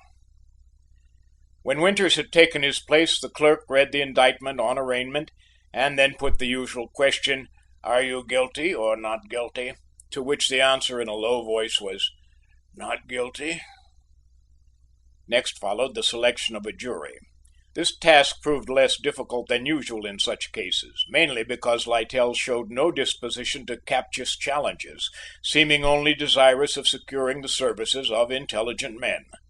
In a little more than 2 hours, therefore, the 12 men were in their places and had been sworn, and as I looked over the jury, I felt that Littell had obtained his object, for its personnel was above the average. The opening address of the junior for the state, which followed after a recess, was a clear and a concise statement of the facts, free from argument and dispassionate as it should be. Upon its conclusion, the state proceeded to offer its testimony. Witness after witness was called in rapid succession. First, the technical requirements of the case were established: the death of the deceased, the character of the wound, the nature of the instrument used, and then other similar formal details, and thus in categorical questions and answers that were uninteresting but essential, the first day's proceedings drew to a close. During each examination Littell had been an attentive listener, but had portrayed no special concern and had rarely interrupted. He was too good a lawyer to lessen his prestige with the jury by indulging in aimless cross-questions of witnesses who had simply told the truth about undisputed facts. When he did cross-examine at all, in such cases it was but briefly and with no attempt to break down the witness, but rather to develop more fully the facts and possibilities of the case, and the result of his questions in each instance had been to throw additional light upon the subject and to help the jury to its better understanding. After adjournment, I stood with others an interested observer of a short conversation the lawyer was holding with his client. Whatever the substance of it might have been, it was such as to bring a smile to the face of the prisoner as he turned away with his guards to go back to his prison. Littell looked after him thoughtfully for a moment before he gathered together his papers and himself prepared to leave. As he did so, I joined him, anticipating that we should have an evening in each other's society.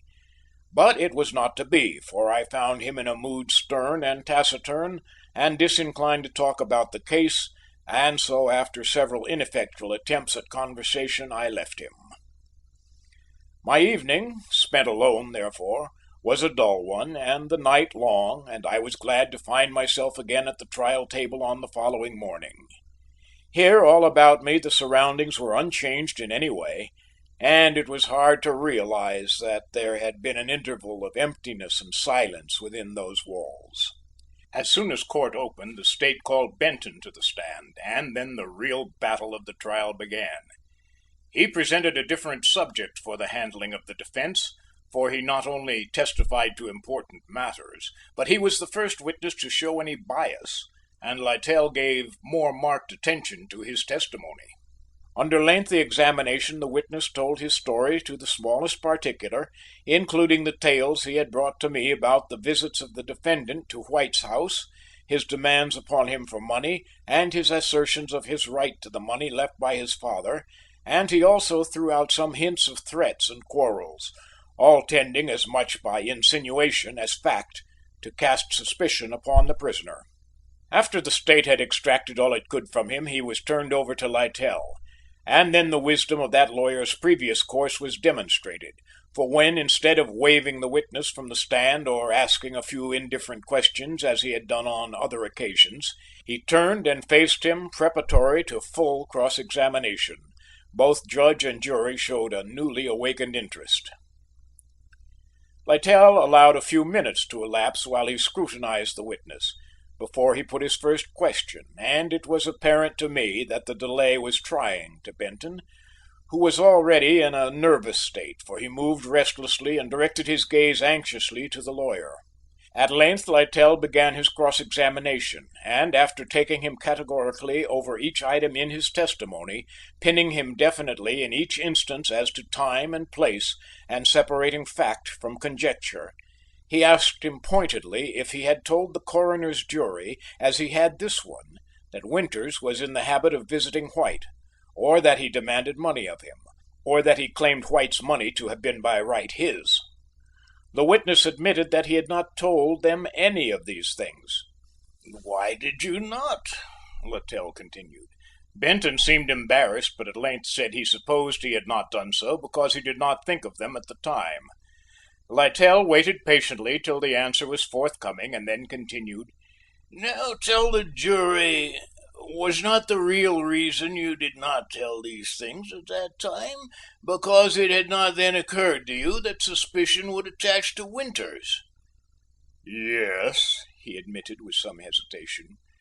"I expect that was the reason."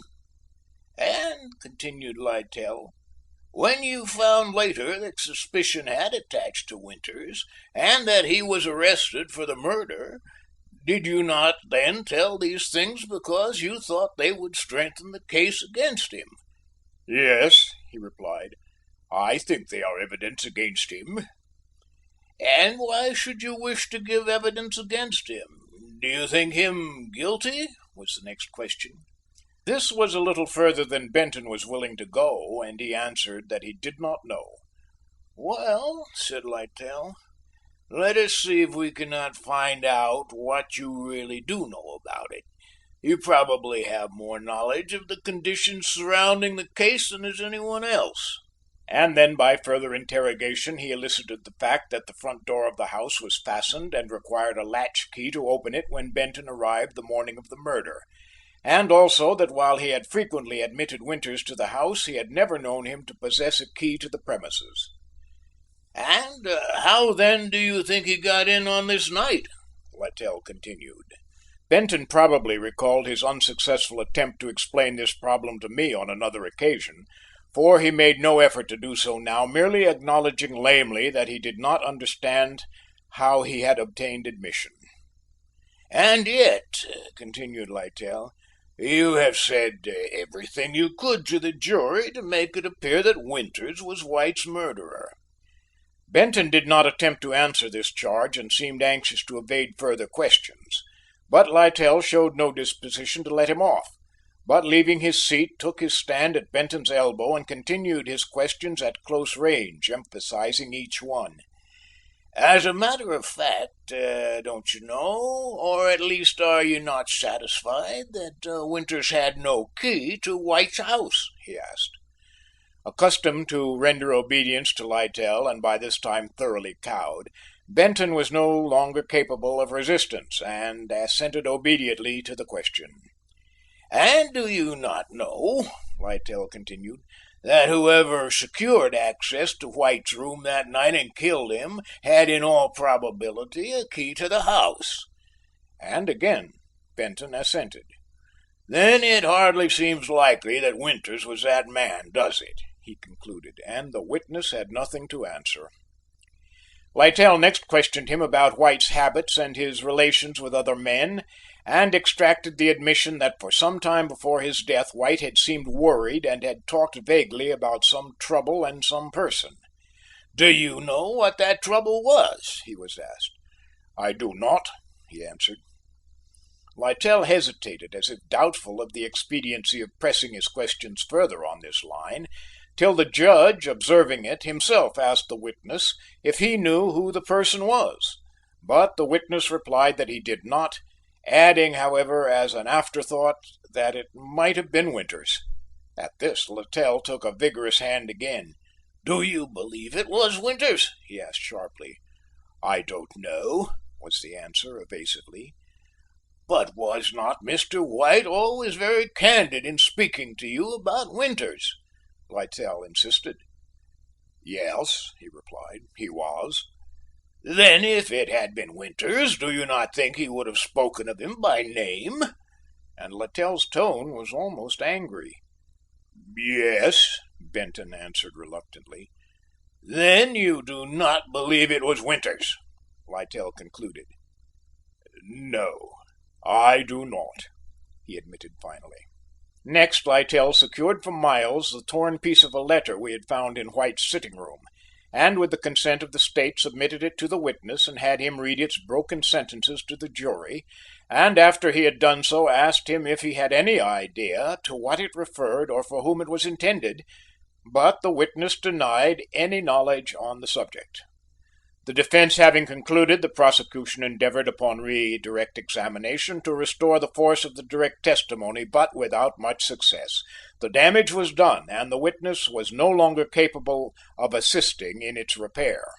Littell had scored, and that on the first occasion on which he had taken any serious part in the proceedings, and it must be, I thought, that the jury would now await his words with even increased interest. He continued sparing of them, however, permitting witness after witness, Van Bult and Davis among them, to leave the stand without cross-examination or with only a few casual questions. Nothing new was developed until Belle Stanton was cross-examined. Her direct testimony had been a mere repetition of that which she had given before the coroner's jury, but Littell, regardless of the strict limitations of cross-examination, directed his questions to the matter of White's supposed trouble, of which it seemed possible she might have some knowledge, and his course was justified by the results. She corroborated Benton's testimony as to White's disturbed mental condition, and went so far as to testify that he cherished some bitter feeling towards someone. She said that this much she had learned from his own lips and was sure of, and also that his feeling in the matter was becoming daily more acute, but she denied having any knowledge of its cause, or of the identity of the person. She, too, when shown the letter, was unable to say for whom it was intended, but she expressed the opinion that its contents were suggestive of some of the things White had said when talking of his trouble.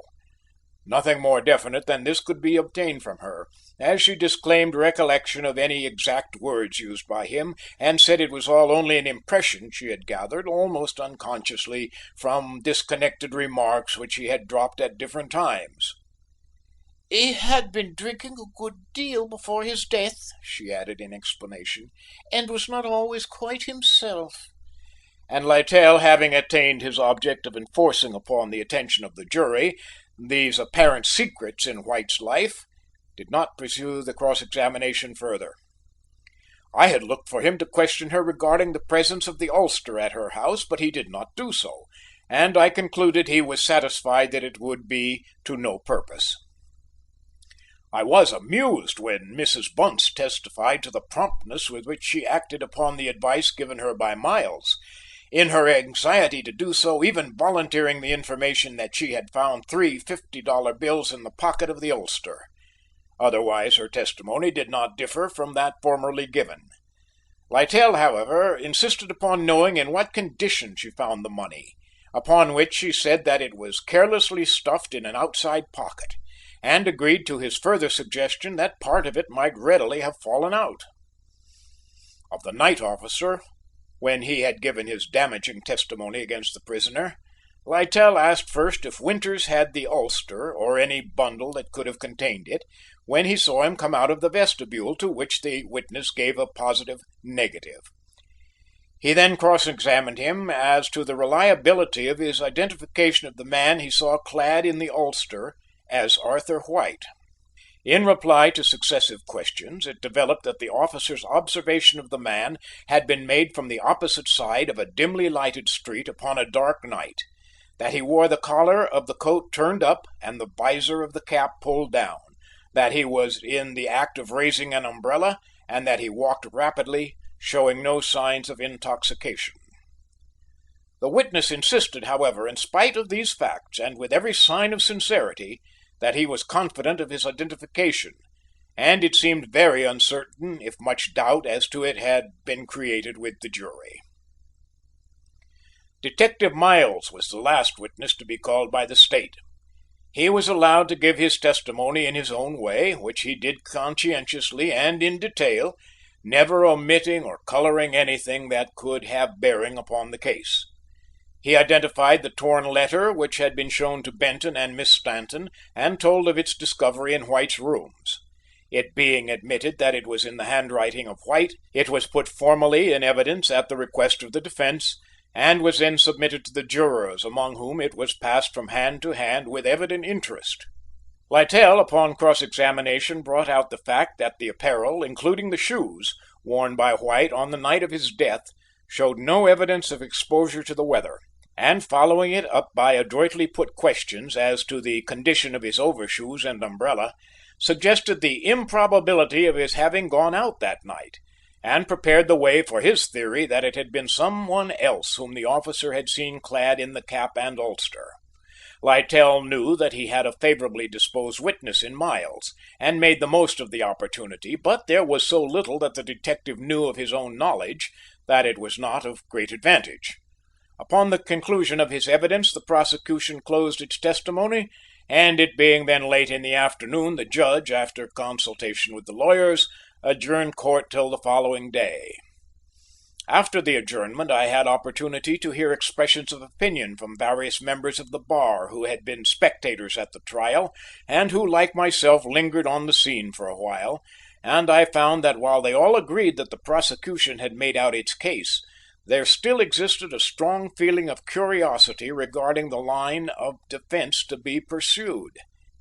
It was plain an alibi was out of the question, for while Winter's identification by the night officer was not fully positive, the subsequent possession by him on the night of the murder of one of the missing bills confirmed its correctness beyond any possibility of reasonable dispute. It was the unanimous opinion, however, that some plausible explanation of his possession of that bill must be forthcoming if the defense entertained any hope of an acquittal, and there were many conjectures as to what the explanation was to be.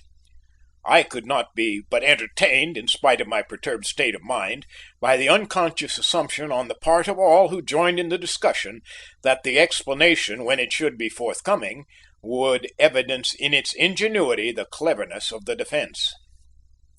So confident was the general opinion of the prisoner's guilt that it was not even suggested there might be a true explanation available, nor did it seem to occur to any one of them that Littell, with the high professional reputation he possessed, might be unwilling to endorse by his advocacy any other sort. Having accepted the case, they assumed apparently that he would make the most of it, whatever its character or merit might be. This mental attitude of prejudgment was calculated to work injustice to the defense, because, as I knew, Littell believed in the innocence of his client, and his evidence and his arguments would be conscientiously presented, and would represent his convictions, and should therefore be received with some measure of credence and respect. To anticipate in them but subterfuge and chicanery was eminently unfair, and I felt disposed to take issue then and there with my brother lawyers. But when I reflected that after all it would be the jurors who would decide the case and not those about me, I restrained my impulse and went my way in silence. End of chapter 10.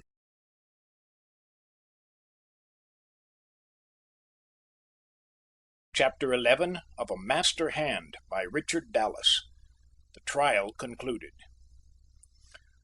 When I took my seat again the next day and looked about me upon a scene now become familiar, I entertained little hope of the result of the day's proceedings. I knew better than others how meagre was the evidence of the defence, and I could not see how the unsupported testimony of the prisoner, even if he were physically capable of giving it coherently, could have much weight. And yet I knew that that was all Littell had to offer. But even I, as I was yet to learn, failed to appreciate the splendid abilities and resources of that man.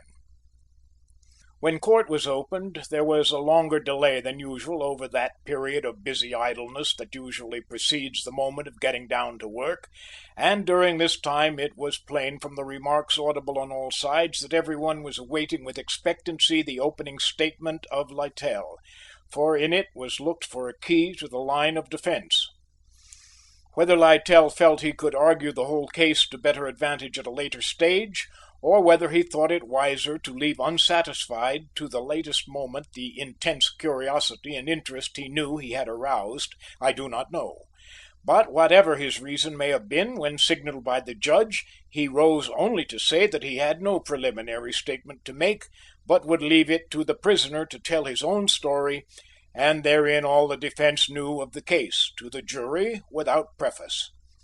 He added that they would find it a straightforward, credible statement, which he believed would carry conviction, that it had been told to him voluntarily, and he was willing the court and jury should hear it in the same way. He then called the prisoner to the stand, and I was gratified to see by the inquiring look he directed to Littell as soon as he had taken his place in the witness box that Winters was fully conscious of what was demanded of him and prepared to meet it. Littell met his glance encouragingly, and in response asked him to relate all he knew concerning the death of White, and to tell of his own whereabouts and doings about the time of the occurrence. "Address the jury," the lawyer concluded, and Winters obediently faced his judges and during all his testimony addressed his words directly to them. He spoke in a low voice, but very distinctly, each word being audible, and his manner was quiet and entirely free from anything suggesting defiance or cunning. It is not necessary that I should again repeat his story. It was given just as he had told it to me and subsequently to Littell, and as I have already related it, and it seemed to me on this occasion, as on the previous ones, to bear the stamp of truth. It made an impression, as I could perceive, upon the jury also, but whether any of them believed it or not I could not tell. The greater part of them I feared were saying to themselves, "This man is clever," rather than "This man is innocent." During the entire recital, Littell kept his attention fixed on the jury, his keen gaze studying each countenance and trying to read there the impression made, but neither by sign nor word did he interrupt or endeavour to lead the witness. Evidently he was playing his best card, and alas, his only one. There were a few moments' interval after the conclusion of Winters' direct evidence while the prosecution consulted together before the district attorney began his cross-examination, and during that time Winters sat listlessly in his chair, seemingly indifferent to his surroundings. I think his long siege of trouble and sickness must have more or less stupefied him or have made him callous, perhaps desperate. Whatever the cause, his mental attitude was probably the best possible one under the circumstances, as it made it unlikely he would become either nervous or excited. The cross-examination proved a long and searching one, enough to tax the nerve of an ordinary man, but except for some signs of physical weakness, Winters remained perfectly composed, nor could the lawyers trip him up in any particular. He reiterated his story piece by piece in response to their questions, deviating in no particular from his first statement, while in new matters broached by them he was apparently entirely candid. He admitted the bad feeling he felt toward his cousin, and charged it to the unfair provisions of his father's will. He confirmed Benton's testimony that he frequently demanded money of his cousin. He denied any knowledge of the contents of White's will, and also denied that he had ever corresponded in any way with White, or that there was any secret between them. This last was in reply to questions by which the State's officers endeavored unsuccessfully to connect him with the letter found by Miles, and also with the conversation related by Belle Stanton. In no particular could they break down his testimony. They did, however, show by his own admissions that he was an idler and a drunkard, and a man of bad reputation and associates, but his answers were so freely given that these facts lost some of their damaging effect. Altogether he must have made about as favorable an impression as a man in his position could, but I could see no reason to hope that it had done more for him than possibly to excite the interest and in some degree the sympathy of the jury. When it came to Littell's turn to re-examine, he left his seat and, going over to the prisoner, took him by the arm and raised him to his feet. "Winters," he said, "I believe you have told all you know of this case, but before you leave the stand I have one more question to ask you. I want you to tell this jury, and tell them upon the solemn oath you have taken, had you any hand in your cousin's death or any knowledge of it?" Winters looked at him and then at the jury before he spoke, and then answered firmly, "I had not."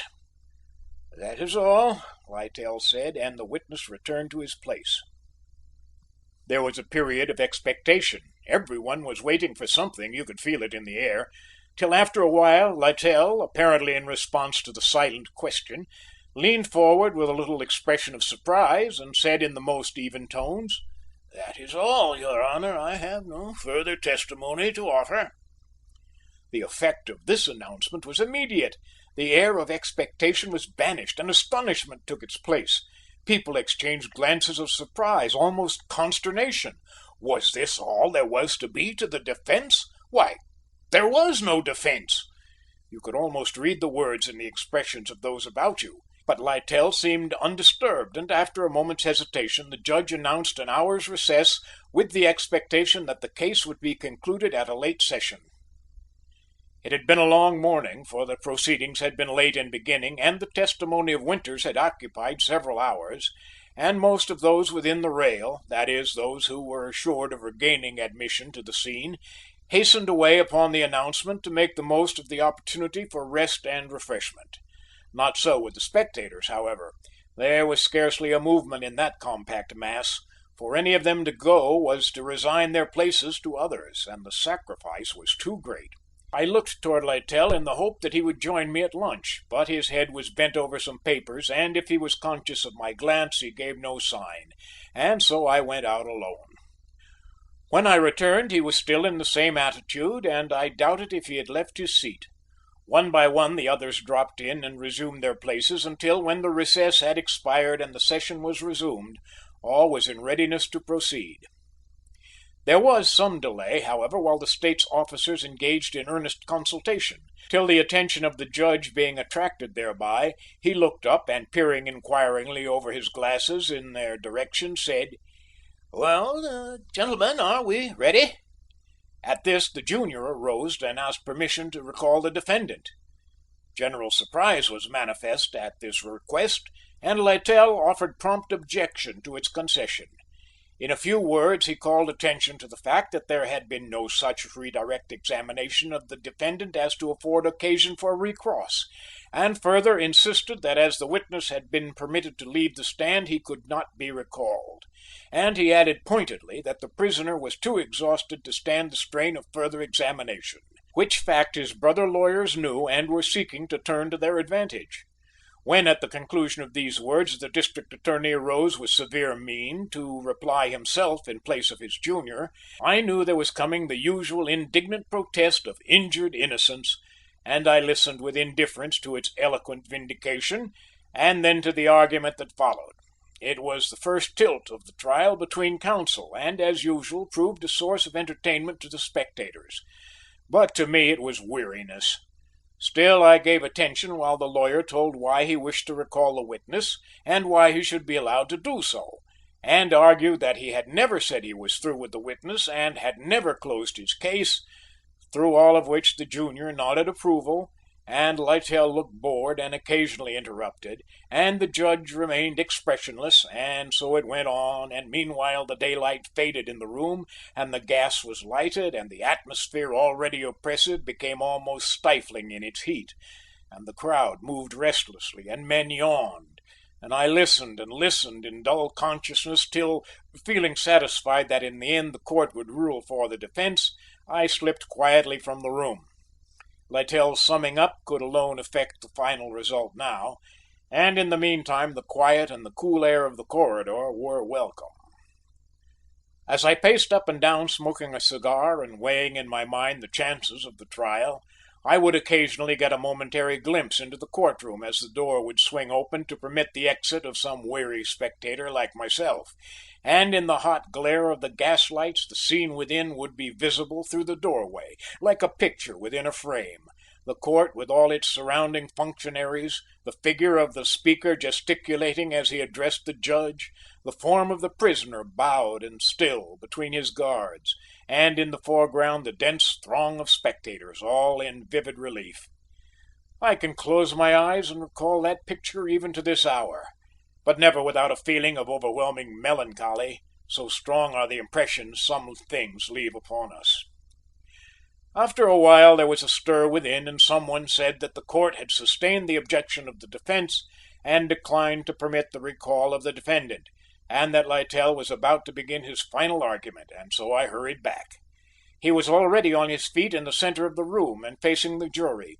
He had neither books nor memoranda by him, and evidently relied upon his memory for all he meant to say. His voice was deep and serious when he began to speak. "I have been practising my profession, as your Honour knows, for 40 years, and this is the first time, as it is the last time, that I appear before a criminal tribunal. Only a sense of imperative duty as a lawyer and as a man has brought me here today. Could I, with a clear conscience, have escaped this solemn duty, I would have done so. But a call higher than has ever appealed to me before has summoned me to the side of a man who is being wronged, and therefore it is I am here. I am without the resources of my brother lawyers accustomed to practice in this court, and I have therefore no facts to submit, except those presented by the witnesses for the state, and no evidence to offer except that of the prisoner himself. I believe the evidence of the state's witnesses to be substantially true, and therefore have made no effort to cast doubt upon it. And I believe the testimony of the prisoner to be true, and therefore I rely upon it." Then, in a more conversational tone, he addressed himself to the jury. "The unusual feature of this case," he said, "is that while the testimony of the state would seem to make out the guilt of the prisoner, his own story makes out his innocence, and yet both are uncontradicted and are consistent with each other. I wish you to keep this in mind, because if it be as I say, and the story of the prisoner be not incredible, you cannot convict him. You must remember it is not the duty of the defence to prove the innocence of the accused, but that of the prosecution to establish his guilt. It is going to be my effort now to demonstrate to you the truth of what I have said by an analysis of the evidence, and then I am going to do what is more than is demanded of me as counsel for the defendant. I am going to try and point out to you not only the possibility of its having been someone else than the accused who committed this deed, but who that someone was." Then he took up the evidence piece by piece and analyzed it. Every doubt, every possibility in the case which he and I had so often discussed together, was developed and presented to the jury in its strongest phase, till there appeared to be left no possible theory of the crime that could make consistent all the facts. The state's case seemed torn to shreds, and its evidence, which but a few moments before had seemed plain as day in its application, was now full of unsolvable mystery. I waited breathlessly to see where his wonderful logic and eloquence would finally lead him and us, while the jury hung in spellbound attention on his every word. Then, when he had each one helplessly at sea, looking eagerly to him for some explanation that would fit the case and solve its doubts, he turned abruptly to the dock and, pointing to the prisoner, said, "Forget that man. He did not do it. You must start afresh in this case if you are to find the murderer. I may not tell you who he is. That is not my duty. But I will tell you what sort of a man he is, and why and how he did this deed. It is all so plain that he who runs may read. It was a man in White's own station in life, a man who knew him and knew his ways, his haunts, his very nature. A man who was implicated with him in some wrongdoing and feared for his own safety, while the weaker vessel shared the dangerous secret with him. A man of pride whose reputation was dear to him. A man of resource and determination. One who did not know fear or hesitation. That man, whoever he may be, and such a one only, killed White, was the man for whom that half-written letter, full of reproach and threats, was meant, and it was such threats as those that drove him on to his terrible deed. He came there that night after I and the others had left. He came probably to expostulate or to plead, but he found the victim in a sleep, heavy from drink, and the weapon was at hand, and it was the easier and the shorter and the sure way, and he killed him. Then he put on the cap and ulster to disguise himself, and he stuffed the money that was on the table in the pocket to mislead simple people, and as he hurried away from the scene, one bill dropped in the vestibule, where Winters, as he said, found it. The ulster and the other bills he left at the house of Belle Stanton, the place most likely again to confound the simple-minded, because the place where White was most apt to go at all hours. Now that I have told how and why the crime was done, let the police go and find their man and bring him to you, and not ask you to make good their shortcomings by convicting this innocent prisoner. Acquit him. Let him go free. He is only his own enemy.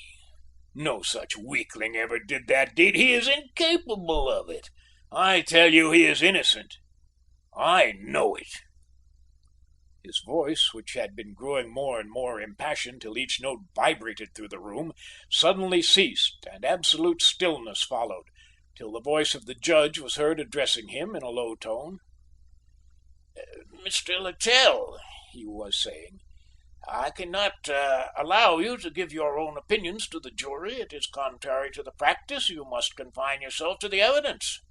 Littell stood erect, listening to the remonstrating words, and when they were concluded, he replied gravely, "I have undertaken the defence of this man, your Honor, and the obligation it carries with it is above the rules of practice. That prisoner is innocent, and I have only told this jury so, as was my duty. I have no more to say." And he turned away and resumed his seat, but not till the last echo of his words had ceased did a man move in the courtroom. All eyes remained fixed on the lawyer, unable to break the spell he had put upon them. That a change had come over the feelings of all there could be felt. How much conviction he had carried to the judge and jury, or how much of only wonder and uncertainty it was that I saw written in their faces, I could not tell, but all signs of listless indifference were gone, and in their place was tense feeling. I felt as though the wonderful insight of this man had worked a revelation. I had expected a great argument, but this word picture of the nameless criminal and his crime was dreadful in its realism. When the district attorney rose to begin his closing argument, he acted like a man confounded by an unexpected proposition, and groped about amid legal generalities till he felt his way. Then he caustically referred to his opponent's closing sentences as a brilliant bit of fancy fitting for a place in a stage setting, but with no proper place among the real things of life, and he admonished the jury to put it aside from their consideration till they should have dealt with the serious facts before them. Then he proceeded to a review of the case and again arrayed in order all the damaging facts of the evidence, which seemed to fix the crime on Winters. Throughout he received the close attention of the jury, but that he was entirely successful in eradicating the effect of Littell's speech seemed very doubtful. After he had finished, the judge charged the jury. His review of the evidence was fair and impartial, but it necessarily told against the prisoner, to whose testimony he would only allow its proper balance of weight. He hesitated before he referred to Littell's argument, as if doubtful just how to treat it, but at length said that the theories of the counsel could be considered only in so far as the evidence bore them out. He might have said more, but he too, I thought, was unable to overcome entirely the effect the speech had had upon him. He then directed that the jury retire to decide upon their verdict, and announced to the lawyers his intention of waiting till 12 o'clock for their decision, in case they should reach an agreement by that time. When the judge retired, most of the spectators and witnesses left the courtroom, but the lawyers and reporters gathered about the trial table, as is their custom, in interested discussion of the case. Littell, however, sat aside to himself with his head resting on his hand in a deep study. Several endeavored to congratulate him, but he only shook his head and turned away. "I fear it has been of no avail," he said to me. He was evidently thinking of the prisoner and not of himself. I refrained from any comment, but was doubtful of the state's chances of securing a verdict, and there were many opinions expressed to the same effect.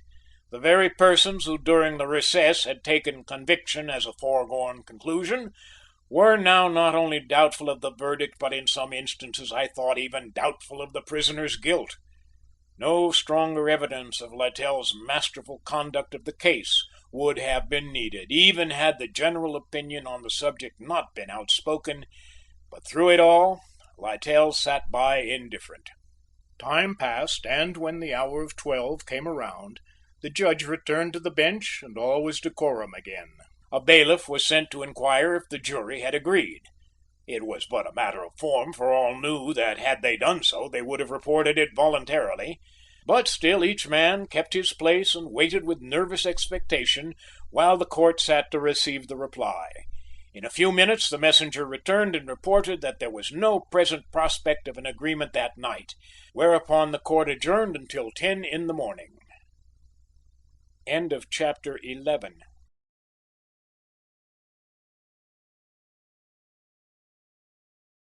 Chapter 12. An Episode and a Dinner. The jury did not agree. They stood 9 for conviction and 3 for acquittal when the court met in the morning, and there being no prospect of an agreement, they were discharged. It was looked upon as a victory for the defense, but only because a conviction had been generally expected. As it was, the case had to be tried over again. Upon leaving the courtroom, Littell accompanied me to my office, for he was anxious to secure some little delay before the next trial, and wished to see the district attorney regarding it. He said he needed time to recuperate, and his appearance bore this out, for I have never seen him look so fagged or dejected. We found the district attorney in his office in conversation with his associate and the inspector.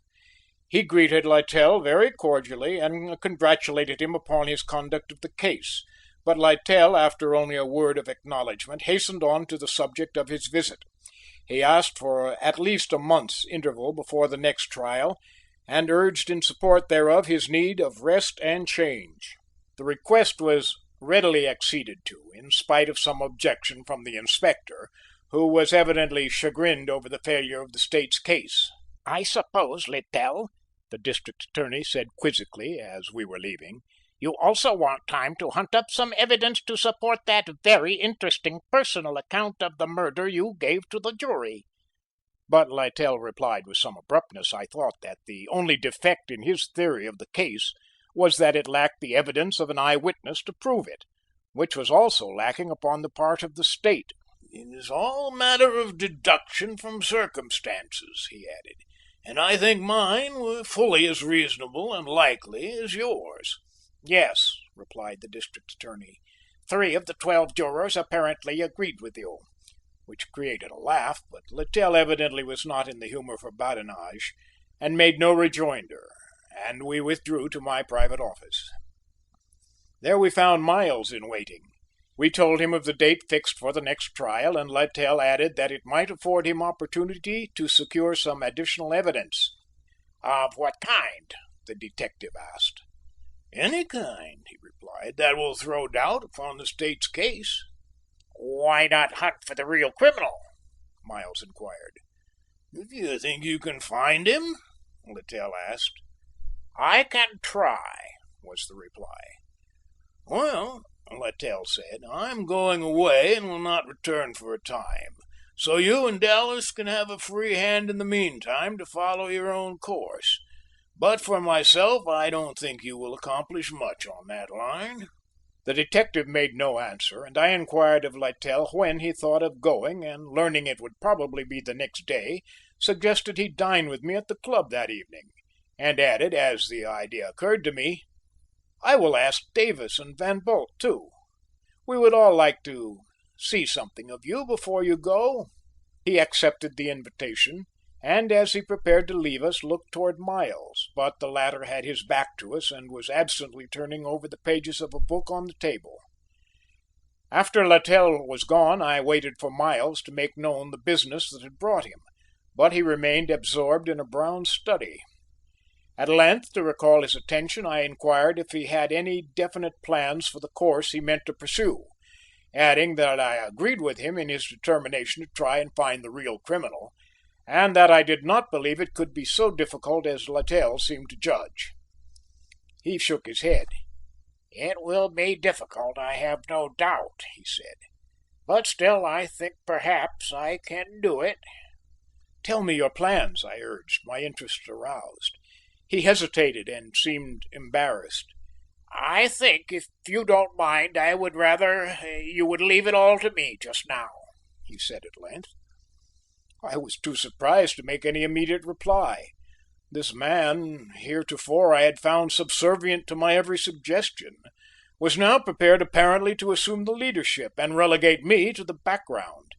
"But," I said, when I had recovered from my astonishment, "do you expect me to abandon the case altogether?" "Not at all," he hastened to explain. "I only wish you to leave the work of the next few days to me. It is particularly in my line, and besides I do not think you would find it agreeable. Leave it to me," he urged, "and I will report all results to you as soon as possible, and after that I will be guided entirely by you in the matter." He was evidently in earnest and so serious over it that I offered no further objection, though I was somewhat humiliated at what I deemed his lack of confidence in me. When he had left me, I puzzled over his strange conduct, but as I could make nothing of it, wisely determined to resign myself to the inevitable, and make the most of the respite this forced inaction would grant me. After I had dispatched notes to Van Bult and Davis, asking them to dinner, and had attended to some of my routine duties, I made the first use of my freedom by leaving my office and devoting the afternoon to a long horseback ride. It was a glorious winter's day, cold and sparkling and full of sunshine, and I drew in deep lungs full of the bracing air as I directed my way leisurely toward the park. Once clear of the stones, I gave the horse his head, and with an eager bound he had stretched out into a gallop. As we went speeding along through the country for mile after mile, it seemed to me that I had never felt anything so fine as this gallop. After my long siege of worry and work, it was like a tonic to my mind and body, and with every stride of the horse I seemed to get stronger and brighter. I could feel the blood coursing through my veins, while my mental faculties were stirred into renewed vigor, and I began to realize into what a rut I had gotten and how morbid had become my state of mind, and I was content to accept the dictum of Miles and to put the case and all its gruesome details away from me. When at length, wearied with the rapid pace, and my horse giving signs of labouring, I pulled him down to a walk, and settled with a feeling of tired comfort in the saddle. The buoyancy of youth had reasserted itself in me, and I felt at peace with the world. I had turned about and was well on my way toward home again, given over to pleasant thoughts about lighter things, when I overtook and passed a woman riding by herself. I scarcely noticed her and would have continued on without giving her a second thought if I had not heard my name called after me. I stopped and looked back and to my surprise recognized Belle Stanton. She was approaching me slowly, patting the neck of her horse, that was a little restive under her, and her manner betokened no consciousness of anything unusual in her salute. For a moment I was doubtful of the accuracy of my hearing, for I scarcely knew her, if it could be said I knew her at all, the chance meeting at the trial furnishing the only excuse for acquaintanceship, but my doubts were dispelled by her friendly little nod as she came up with me. Evidently she considered the acquaintance legitimate enough for informality, even if I did entertain some doubts on the subject. She looked well in her riding habit and sat her horse gracefully, and, as she swayed in her saddle, looked at me with a merry challenge in her eyes. "You had rather ride with me than ride alone, had you not?" she asked demurely, and I obediently wheeled my horse beside hers, as I assured her the encounter was welcome, and while we rode on together she told me she had wanted to know me for a long time, and that she felt we were old friends, though this had been our first real meeting, and many other such things that a man likes to hear a pretty woman say, even though he knows she is fooling him. "Don't you think," she said, "that people sometimes feel they are going to like each other before they have ever met?" And she laid her hand gently on my arm and looked up for my answer.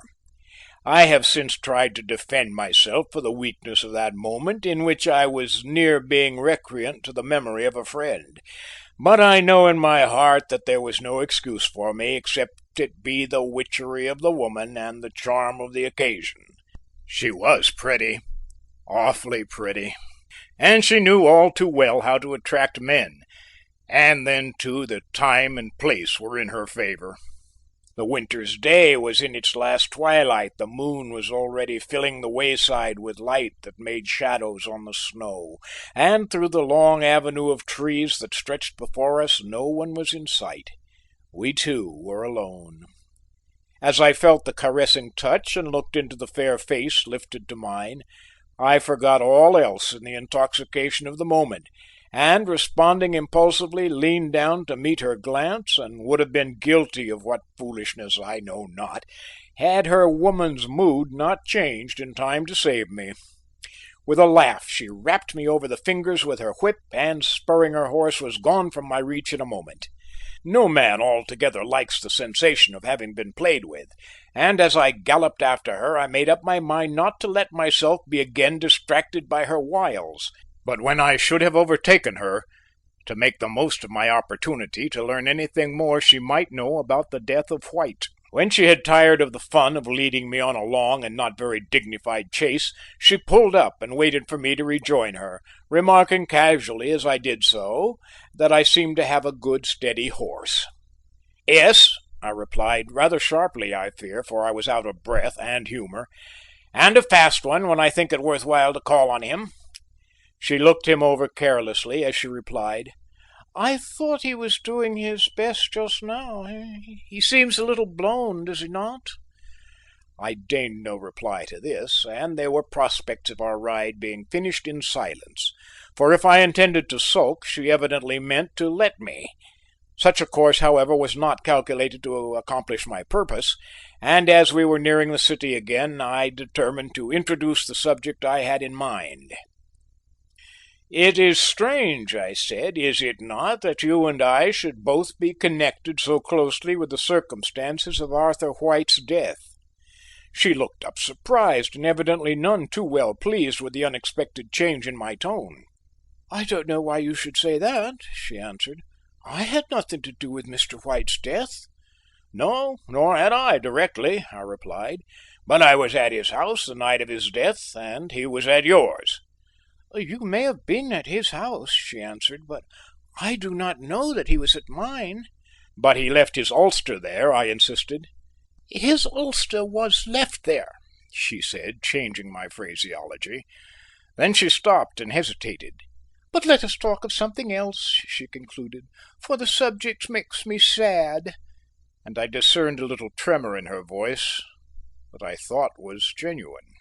Sometimes a woman like Belle Stanton may grieve, though she must not show it, and I was sorry for her, but I meant to persevere in my purpose nevertheless.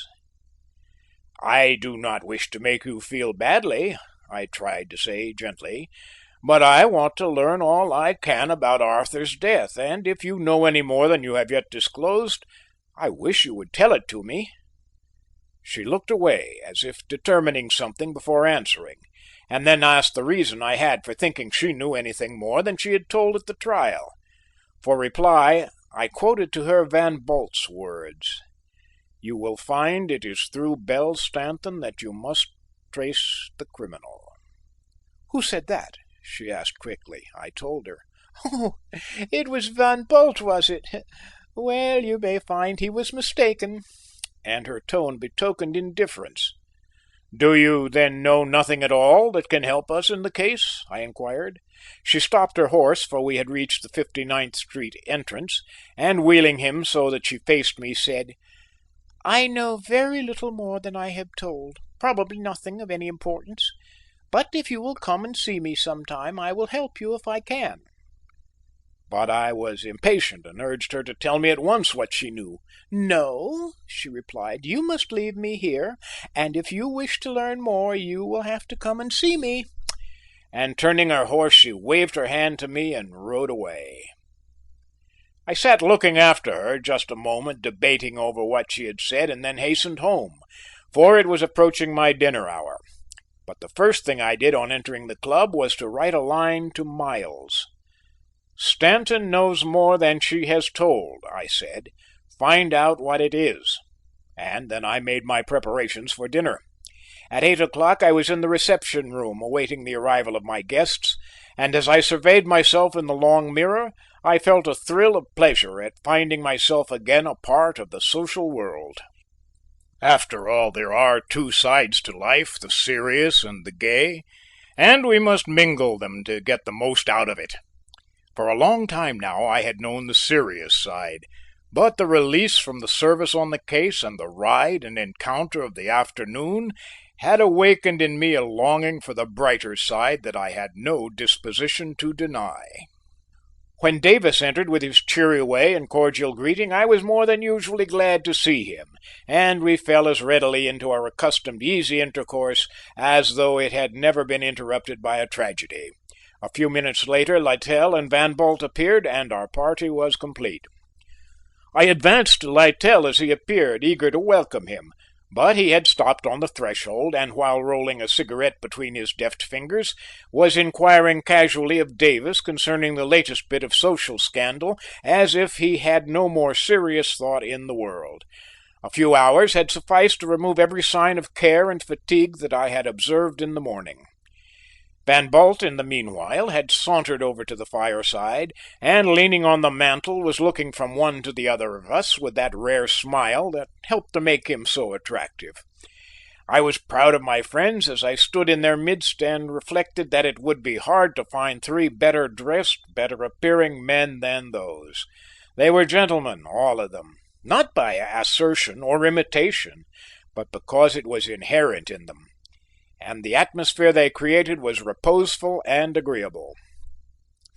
When dinner was announced, we adjourned to the private dining room I had reserved, and were received by my old servitor Brown, standing ceremoniously at the door, and I think he was as pleased as anyone over the reunion.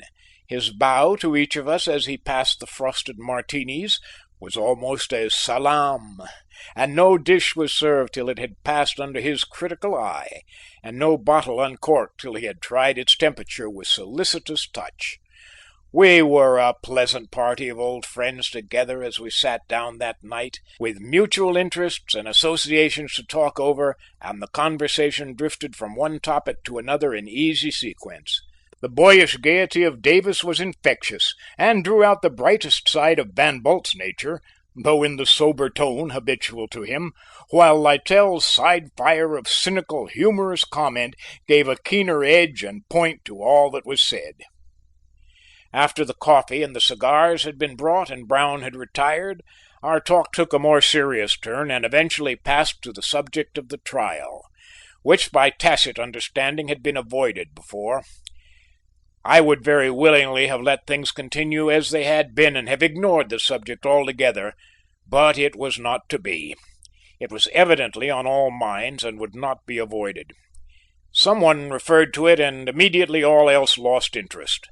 The witnesses and their evidence, the bearing of the prisoner, the division of the jury, and the arguments of counsel were each discussed in turn, till finally Davis, in his irreverent way, inquired of Littell if he flattered himself the jury had believed the fairy tale he had told them. "So you think it was a fairy tale I told the jury, do you, Ned?" Littell said. "Well, it may have been, but I have known truth as strange." "Do you mean to say," Van Bult inquired, "that you believe the statement you made to the jury to be the true explanation of the murder?" "I do," Littell answered. "But if that were so, it might put the crime upon some man we know," Van Bult continued. "Possibly even a friend, and you cannot think that." "Why not?" Littell answered. "It would not be the first time a man of intelligence and social prominence had done such a thing. You can never tell what a man is capable of till he has been tried. Very few men, I admit you," he went on, "commit great crimes, but that is not always because they are too good for it. It is sometimes only because the fatal occasion does not arise for them, and sometimes because the men themselves are not equal to the occasion. The man who has once committed a murder," he continued reflectively, while we all listened intently, "is no worse in nature necessarily after than before the deed, and no more dangerous to society, that is, if he is a man of intelligence. Because he has done it once is no reason that he will do it again, any more than the fact that he has never done it is an assurance that he never will. There are worse offences than murder, too. A man may kill another man and yet not cheat at cards or talk about a woman." He paused, but no one said anything, and he went on in the same dispassionate tone. "There are men of wealth and position in this city, men respected and sought after, not a few, who would kill if the occasion were great enough. It is only a matter of measure with them, and it is among such men that you must look for Arthur White's murderer." When he concluded, there was an expression of horror upon Davis's face, and I was repelled, even while fascinated, by this cold-blooded analysis of my fellow men's nature and motives, but I recognized there was a degree of truth in it nevertheless. It was Van Bult who continued the conversation. "I do not agree with you," he said, "and I do not believe you mean what you say. I know the pessimistic view you affect to take of human nature, and I know, too, the real charity you feel for it in your heart." Van Bult spoke warmly, but Littell received the tribute with a shrug, as he held his glass up to the light and judged critically its colour. "Have your way," he said, "but if the time ever comes when my words are verified, remember I said them." "Perhaps we may not have to wait very long for the truth about this case," I now said, "for Miles thinks he has discovered a new clue and is hard at work upon it, and I happened upon something this afternoon that may help him." "What was that?" Davis inquired, but I did not think it worth while to go into the details of my meeting with Belle Stanton, and did not answer. "The case is too much for such as Miles to solve, I think," Littell said, and then looking at me added, "You might do better, Dick, but I'm not sure the job would repay you." "I would willingly undertake it, nevertheless," I answered, "if I only knew where to begin." "If there's any truth in Littell's words, it might lead you to very unpleasant consequences," Van Bult here suggested. I was reflecting over his words when Littell, reading my thoughts, added, "If you do continue your investigation of this case, and it does lead to some man you know, what will you do?" "I can do but one thing," I answered, "give that man to justice." "And if he should be a friend, what then?" Such a contingency had never occurred to me before, but in the trend of the conversation it seemed a possibility, and I felt its awful responsibility. "Give it up, Dick," advised Davis. "Littell is only dissecting you morally, and the idea is too absurd to talk about, much less to accept seriously." But I saw the others were waiting for my decision, and I would not evade it. "I would still do the same," I answered. "Do you think it would be really worth while, or your duty, to do such a thing?" Littell asked. "Winters will probably be acquitted. White is past helping, and what could be gained by offering up a friend as a sacrifice?" "Nothing," I answered, "but the demands of the law." He leaned over and put his hand on my shoulder. "Dick," he said, "you are a strange fellow with more than your share of conscientiousness. But even with you there must be a point where duty ceases and human nature asserts itself. Would you, if it were one of us three, your friends, upon whom you fixed this crime, give him over to the gallows?" "I refuse to answer," I said. "But you would do it," Van Bult asserted, and I did not dispute him. "I am going home," Davis broke in. "I have had enough of this. You fellows can go on hanging one another all night if you choose, but I won't have a hand in it." And he pushed his chair back from the table. The laugh that followed relieved the tension, and we prepared to break up. "Let us have a last drink together before we go out," Littell said, and following his example, we all rose and filled our glasses. "The toast?" Van Bult asked. "Failure to Dallas," said Littell, and I could not refuse to join them. To change the tenor of our thoughts, I asked Littell if he had definitely decided about his trip. "Yes," he replied. "I shall go to Florida tomorrow, but will be back in time to receive any revelations you may have to make." "Better take him with you," said Davis. "He is hardly good company, but it will keep him out of harm." "Why not go?" Van Bult urged. "It will do you good. You need rest even more than Littell." "No," I said, "I will stay here." By this time we had reached the front door, and no one seemed disposed to linger. Though our little dinner had begun auspiciously and full of promise of a pleasant evening, its ending had been rather melancholy, and I knew they all felt so, and try as they would, could not throw the weight off. Somehow or other, this death of White seemed fated to bring us all constant trouble.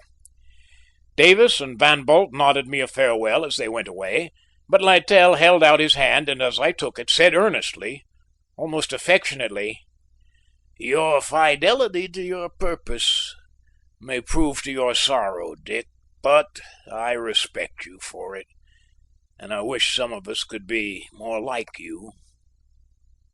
"It is you that I would be like," I answered him.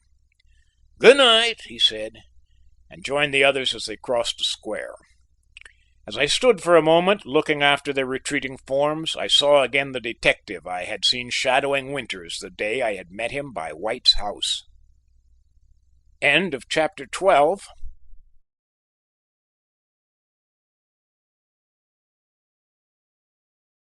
Chapter 13 of A Master Hand by Richard Dallas. The Truth at Last. It was nearly 2 weeks after my little dinner that I sat late one afternoon alone in my office. The rain without pattered dismally against the single window that looked into a deserted courtyard, and within the room was dimly lighted by the fading daylight and the fire that flickered on the hearth. The gloom of the close of a rainy winter's day was over everything, and my thoughts and heart seemed full of the vague shadows that haunted the room. I was awaiting the coming of Miles, who that morning had sent me word that he had something to report. During the past fortnight he had been persistently engaged in working on his new theory of the case, but with what results I did not know, for he had told me nothing. I also had at first made an effort to accomplish something along the same lines, for I had found inaction almost unbearable, but it proved to no purpose. The time had passed for analysis of conditions. What was now needed was expert detective work, and this I could not do. And so I had to give it up, and in despair resign myself to idly waiting on Miles. I might have sought the companionship of Van Bult and Davis, for they were about as usual, doing the same old things in the same old way, but I was not disposed to engage in their amusements, and I doubt very much if they were anxious for the society of a man in a condition of mind such as mine. From Littell I had only heard once since his departure, and that letter recently received from Florida was but to tell me that he was about starting for home. He was coming back, he wrote, to again conduct the defence of Winters. If it were so, it would prove but a wasted errand, I feared, for there seemed little likelihood of Winters needing our services again. He was very ill, and no longer confined in a cell, but in the hospital ward of the prison, to which he had been removed by the physician's orders after the trial. His strength was gone, and it did not need the professional eye to see that he was dying. As soon as I had learned of his condition, I had gone to him, not once, but almost daily, and every time I had spent long hours at his bedside. No one was ever with him but his jailers and nurses. They were attentive, considerate, but to them he was only a criminal whom they had in charge, and they performed their duties and no more. I was his only visitor, his only friend. Even the hysterical women whose habit it is to shower their attentions and tears on hardened criminals found nothing heroic enough by the silent bedside of this dying man to call for their ministrations. His case, now become but a 9 days' wonder, forgotten or neglected by the press and public, furnished no longer a gallery to be played to. Poor fellow! He must have spent many weary hours alone on that prison bed with only his wasted life and his wrong-doings and his wrongs to think of. But when I visited him, he had always a smile and a pleasant word with which to greet me. There was never a complaint. Sometimes he would talk of himself and of his early life when he and I had been at college together, and he would ask about his old friends and the outside world, and all in the manner of a man who had done with it. But he seldom referred to the charge against him or to the death of White. Once he asked me about Littell and Miles, and when I assured him of their continued interest in his behalf, he shook his head and bade me tell them to think no more of it. They have been very kind, he said, and I knew he meant he would not live for a second trial, and I could not contradict him. Sometimes during these days I would doubt, too, if it were worth while, this task I had set myself of hunting down the murderer, for it could no longer avail to help Winters, and must only bring more trouble in its trail. The authorities would be content to let it pass with the death of Winters into the long category of undetermined crimes, and why should not I also? And I would be tempted to call Miles from his work, but always something, a vague fear I wanted quieted, held me back. I would recall many things that had happened and that had made little impression on me at the time, but which seemed now in the hours of my solitude and depression to be fraught with some strange significance. That speech of Littell's to the jury, in which he had described the murderer as a friend of White's, and his strange words of admonition to me at our dinner, and the refusal of Miles to let me longer share in his work, and the presence of the detective lurking near our club when my friends took their leave. What did it all mean? Was there something in the background which I did not know, and which they did not wish me to learn? I feared for that which I knew not and which was coming, with a fear that gripped my heart. Yet I would not lift a hand to stay it, but waited for it with passive submission. Such thoughts, such feelings as these possessed me as I sat alone in my office this gloomy afternoon waiting for Miles. After a silence that seemed ages, he had at last sought me, and I knew he had succeeded in his task and was coming to tell me of it. As the hour drew near for his arrival, my vague fears grew stronger and would not be shaken off. I had a premonition of evil. I tried and tried again to convince myself that I was morbid and fanciful, but the thoughts and the fears would return, and each time with deeper and more sinister meaning.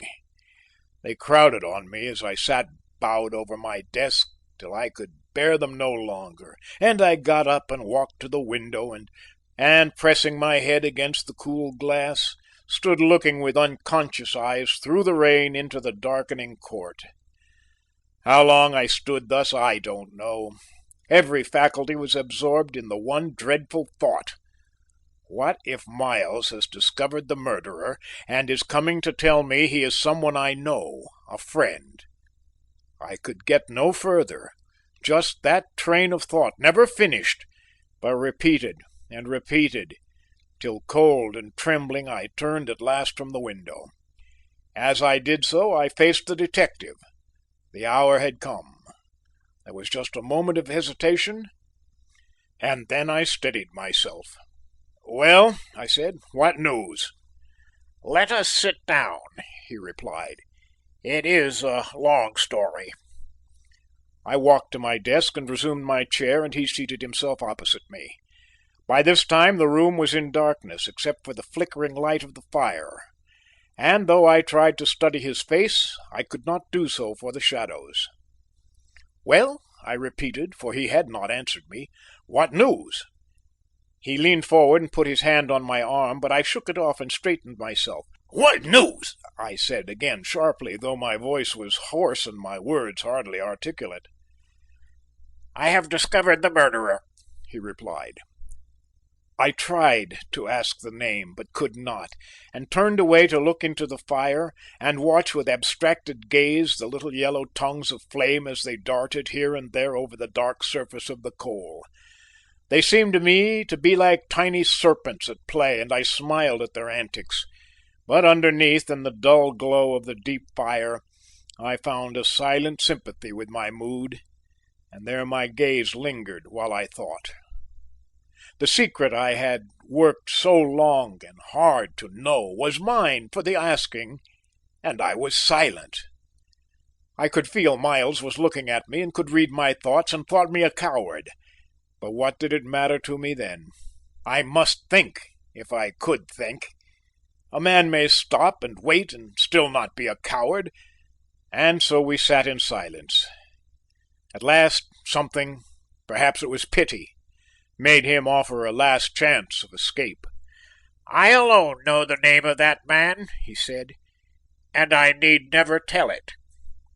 I listened, and I knew then that my struggle was over and won, and I turned back to him and, leaning across the desk, looked him in the eyes. "No," I said, "tell me his name." "Littell," he answered. I sank back in my chair. It had come at last, and I knew now what it was that I had feared, and that, unacknowledged to myself, that fear had been with me ever since, well, no matter when, for I hardly know, but I had guessed it, and it was not a secret that I had feared to hear, but the sound of a name. So for a long time we sat there, while the hissing of the fire alone broke the silence and the shadows deepened in the room. My thoughts were travelling back over the years through which I had known and looked up to the man who was now charged with crime. He had been my friend and guide, and he had fallen. He was a murderer, and I must denounce him. My nature recoiled from the dreadful thought. "There must be some mistake," I said. "It cannot be." And I looked at the detective for some sign of wavering or uncertainty, and he understood me, for his eyes fell pityingly. But the grave face gave no hope. "I must have proof, then," I said. For answer he extended a roll of paper he had been holding. I took it mechanically and unrolled it, and smoothing it out before me, sat staring blankly at it in the darkness, till he got up and lighted the gas, and then I saw it was his report. "Read it," he said, and I obeyed and read it deliberately, dispassionately, each word. There was no need for question or comment. It was all too plain, and when I handed it back to him I knew Littell was guilty. This is what I read. The report of Miles. This report relative to the case of the death of Arthur White covers the period of my work from the time of the trial of Henry Winters to date. The facts discovered before the trial were presented in the evidence and need not be restated. They pointed to Winters as the criminal, but I did not believe him guilty. If Winters was not guilty, theft was not the object for which the crime was committed, for all the money missing, not traced to him, was otherwise accounted for. This made it likely that the crime was committed by a higher order of criminal, someone who had a personal motive for wishing White out of the way. Such a man should be looked for among White's associates. Mr. Littell had taken this line in his defence, and it seemed sound. I was satisfied that the facts would not lead me to the criminal. That course I had tried, and it had failed. I therefore determined to try and find the criminal, and trace him to the crime. The method, though not generally approved, is not so haphazard as it might seem to be, and I have tried it successfully before, when only circumstantial evidence was available. White's closest associates were Van Bult, Littell, and Davis, and they had all been with him the night of his death. I therefore immediately put detectives on each of them, and began my work on the case of Van Bult. I went to his rooms and interviewed his servant. Van Bult left his rooms about 7 o'clock on the evening of the murder. His servant, who slept elsewhere, did not see him again till the following morning about 6:30, when he went again to the rooms and found Van Bult there, and assisted him in his preparations for a journey, served his breakfast, and saw him off by the 8 o'clock train from the New York Central Depot for Buffalo. He had been told by Van Bult the evening before of his intended trip to Buffalo, and had come early that morning by his order. He had not seen Van Bult again till the next succeeding evening, when he had met him at the depot, in obedience to a telegram from Buffalo in the name of Van Bult. Van Bult's actions on the night of the murder still remained to be accounted for, and I sought information of them elsewhere. The rooms adjoining Van Bult's are occupied by a gentleman named Dean, who is a friend of his. I interviewed Dean. He recalled the night of the murder and stated that on that night Van Bult had returned to his rooms about 1 o'clock.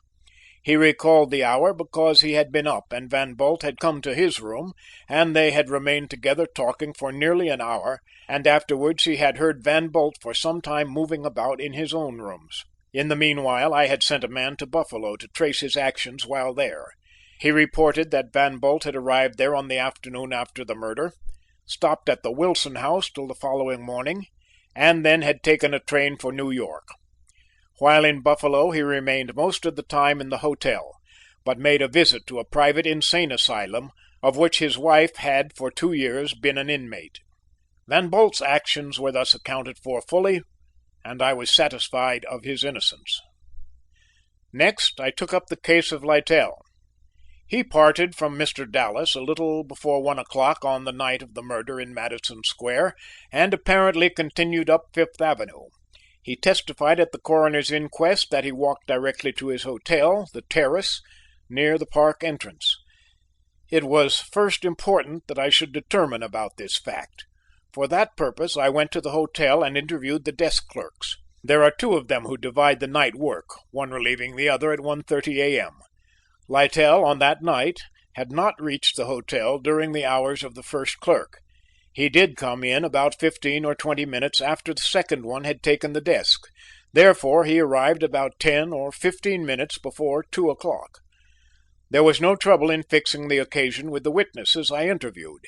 Littell's association with so sensational a case had made all his actions of that night a matter to be remembered by those who had seen him. I had thus established the fact that nearly an hour had elapsed between the time Littell left Mr. Dallas and that at which he arrived at his hotel. It was altogether improbable under these circumstances that he had gone directly home as he said he had done, but this was still unimportant, unless I could track him to the neighborhood of White's house. It was evident that I could not expect to actually locate him there, but I had another means available of establishing his probable presence on the scene if such were a fact. The hour that intervened between his parting with Mr. Dallas and his arrival at the hotel was too much time to have been consumed in a direct walk there, but it was insufficient to admit of his returning to White's house unless he later used some quicker means of reaching the hotel than by walking. In such event he must either have taken the elevated road or a cab. The former seemed the more probable and the easier to determine, so I tried it. I found that at about 1:30 on the night of the murder, a man wearing a long, light coat and a soft gray hat, such as Littell had on, took a northbound train at the 18th Street station. This I learned from the night guard, whose attention had been especially directed to the passenger because of the necessity of changing a $5 bill to make the fare. By itself this was not sufficient to establish the identification, but I had a further means at hand. If that man was Littell, he must have gotten off at some station near his hotel. At the 58th Street station on the same night, about 10 minutes later, Littell got off a northbound train. The night guard at this station knew him and spoke to him, for he had been using the station almost daily for several years. I had thus located him at 4 points within an hour, that is, Madison Square, a little before 1 o'clock, 18th Street elevated station about half after 1, 58th Street about 10 minutes later, and the hotel about a quarter before 2. I then accounted for his movements in the following way. He had consumed about half an hour from the time he left Madison Square till the time he took the train at 18th Street. Of this period he was about 5 minutes returning to White's house. He was there about 10 minutes. The remaining 15 minutes were divided between a journey to Belle Stanton's and thence to the station. This all required action, but Littell is a man of quick action. Note that I allowed time for him to have gone to Stanton's. I did this because I have always believed that it was the murderer who left the ulster there. The man the night officer saw leave White's house about a quarter after 1 was not White, as he supposed, but the murderer wearing his ulster and cap as a disguise. Note again the hour, a quarter past 1 o'clock, the same at which my calculations placed Littell there. There remained another point to be determined.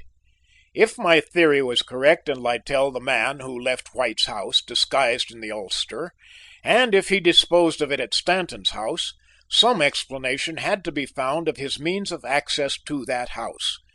If he had such access, it was most likely he secured it through Stanton, with whom he was acquainted. From her I learned that Littell probably possessed a key to the front door of the house where she lived. She told me that shortly before the murder, Littell had taken her home from a supper somewhere, and that she had given him her key to let her in, and that he had failed to return it to her. With this key in his possession, his means of access to the house is explained. With these facts brought out, I had accomplished all I could expect to from the events of that night.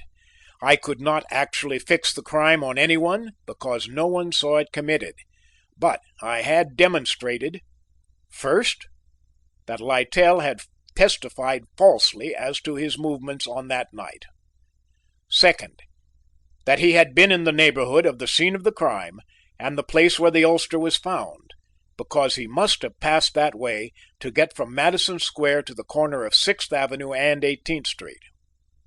Third, that he occupied over half an hour in covering the distance, which is but 6 blocks, and therefore must have delayed in some way. There are also many peculiar circumstances in the case, all explainable on the theory of Littell's guilt. First, the criminal secured admission to White's rooms, although the doors were generally locked. Littell was there that night and had opportunity to fix the catches so as to permit of the doors being opened from the outside. Second, if White did not leave the ulster at Belle Stanton's house, the criminal did, and his object in so doing was plainly to convey the impression that White had done so, and such purpose suggests a man intimate with White and having knowledge of his personal affairs. Third, if White did not wear the ulster and the cap out that night, the criminal did, but the cap was back in White's room in the morning.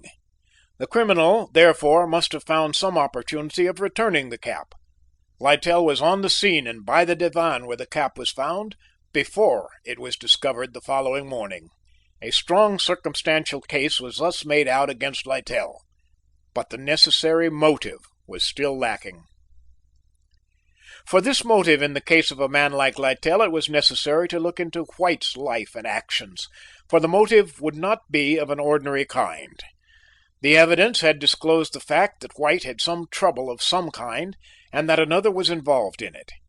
It had also disclosed the fact that White felt under some great obligation to his cousin Winters, and the language used in the will, that he had left his estate to Winters as, quote, the reparation of a wrong, pointed to the disposition of his uncle's estate as the possible explanation of it all. It was extraordinary under any circumstances that a father should leave practically all of a large fortune to a nephew and cut off his only child with almost nothing.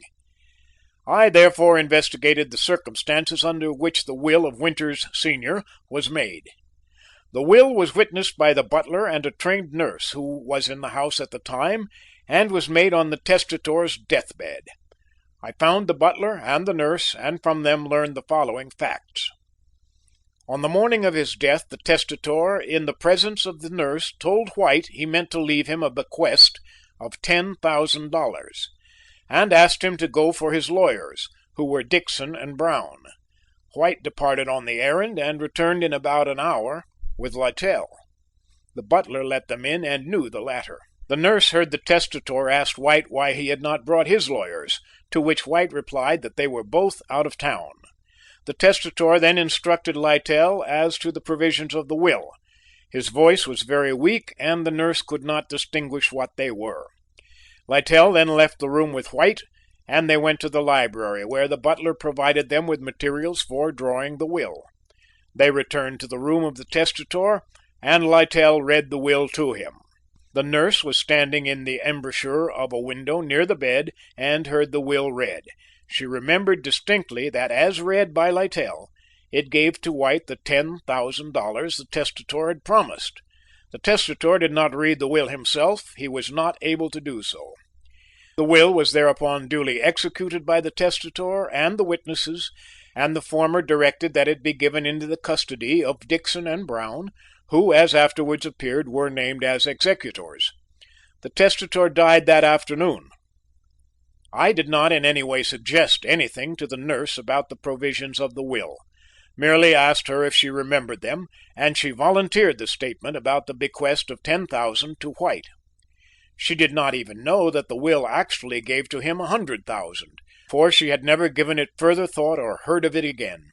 I visited the law firm of Dixon and Brown, and from them learned that after the death of the testator, but on the same day, White had delivered the will to them, and also that they were neither of them out of town on that day. 6 months after the death of the testator, they distributed the estate. White received from them his bequest of $100,000 and deposited it in the bank, as I on inquiry learned. Within a week he withdrew $50,000, and the succeeding day Littell deposited that amount in a bank in Jersey City, subsequently withdrawing it and depositing most of it, $40,000, in his own bank in this city. This latter fact I learned from his New York bankers, and through them I was enabled to trace the deposit in the Jersey City bank, from which bank the transfer had been made direct. The witnesses necessary to substantiate the foregoing facts are all at hand and can be produced at any time. Respectfully submitted, C. Miles, New York, March 1883. End of chapter 13.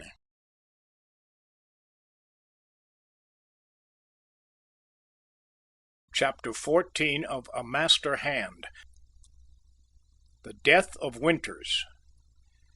Let me now pass quickly on with my tale over the few succeeding hours which witnessed its final scenes. What remains to be told is as well told shortly, and I have no wish to linger over it. It was the next morning, and I again sat in my office, when the shrill voice of the office boy interrupted my bitter reflections. "Mr. Littell to see you, sir," it said. "Show him in," I answered mechanically.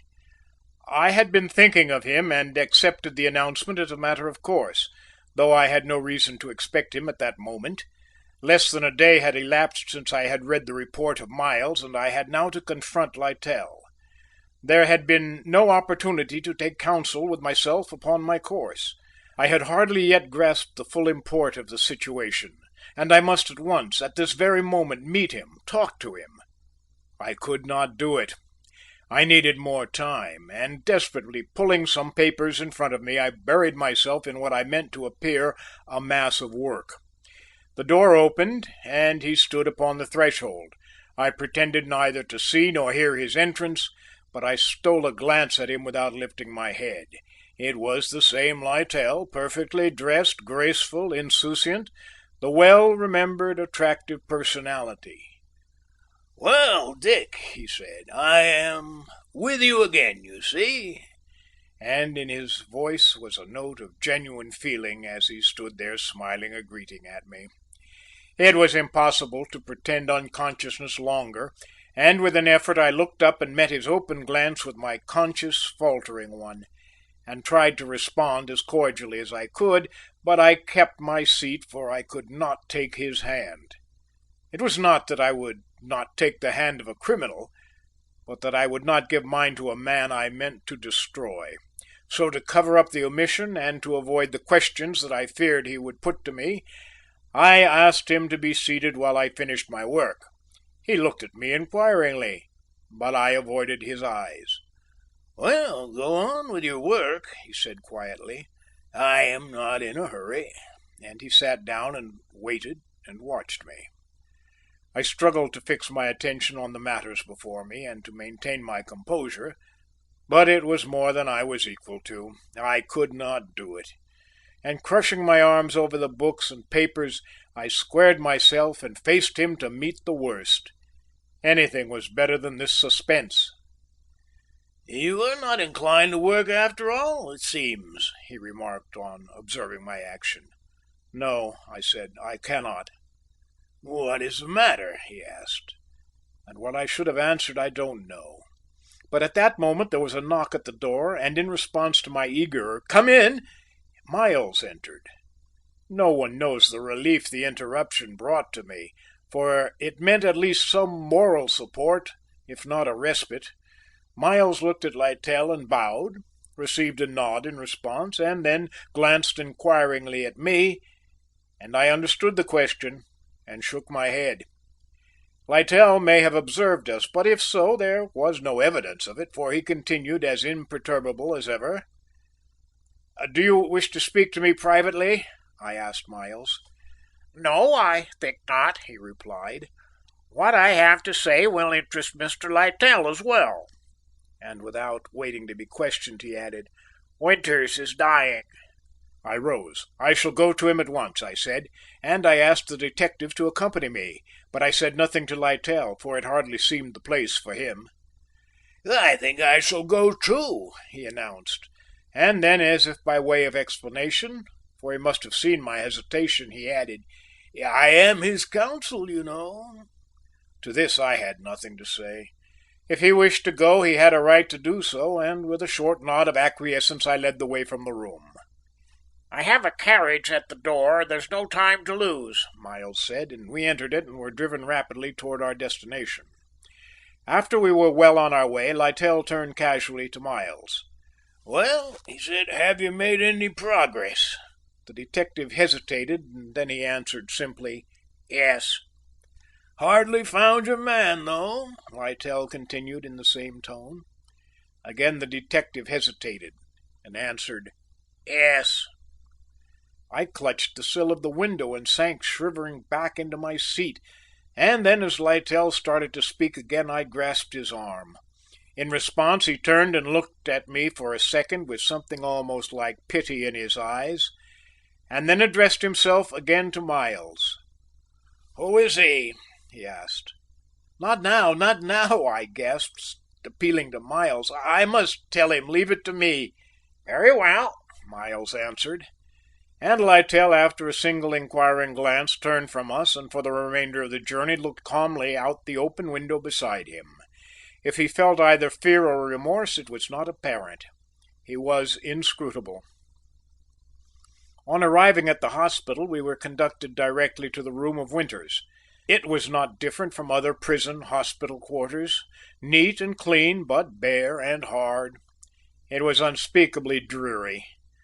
A single barred window, before which a yellow shade was drawn, let in a half light that was reflected from the whitewashed walls, and showed at the farther end of the room a narrow cot, and upon it the wasted form of Winters. It was motionless, and the face was pallid, and the eyes closed, and I feared we had not come in time. I crossed the room and stood by the side of the bed, and Littell followed me. By the window the doctor and a nurse were conversing in low tones, but when I looked toward them inquiringly, they discontinued their conversation, and the doctor came over to me. "If you have anything you wish to say to him," he said, "you had better do it at once. He will not last long." But I had nothing to say that made it worth while to rouse the dying man, and I was waiting the end in silence when Winters opened his eyes, and after a vague wandering look about him, fixed them upon me. I leaned over him. "Do you know me?" I asked, and in a voice scarcely audible he whispered, "Yes." "Is there anything I can do for you?" I asked next. His lips moved, and I thought I distinguished the name Littell. I looked toward Littell. He was standing at the foot of the bed, and his attitude was tense, and his face was white and drawn in the way that indicates suffering in a strong man. He was not looking at me. His eyes were riveted upon the bed. In that room for him there was only Winters. I touched his arm. "He wishes to speak to you," I said.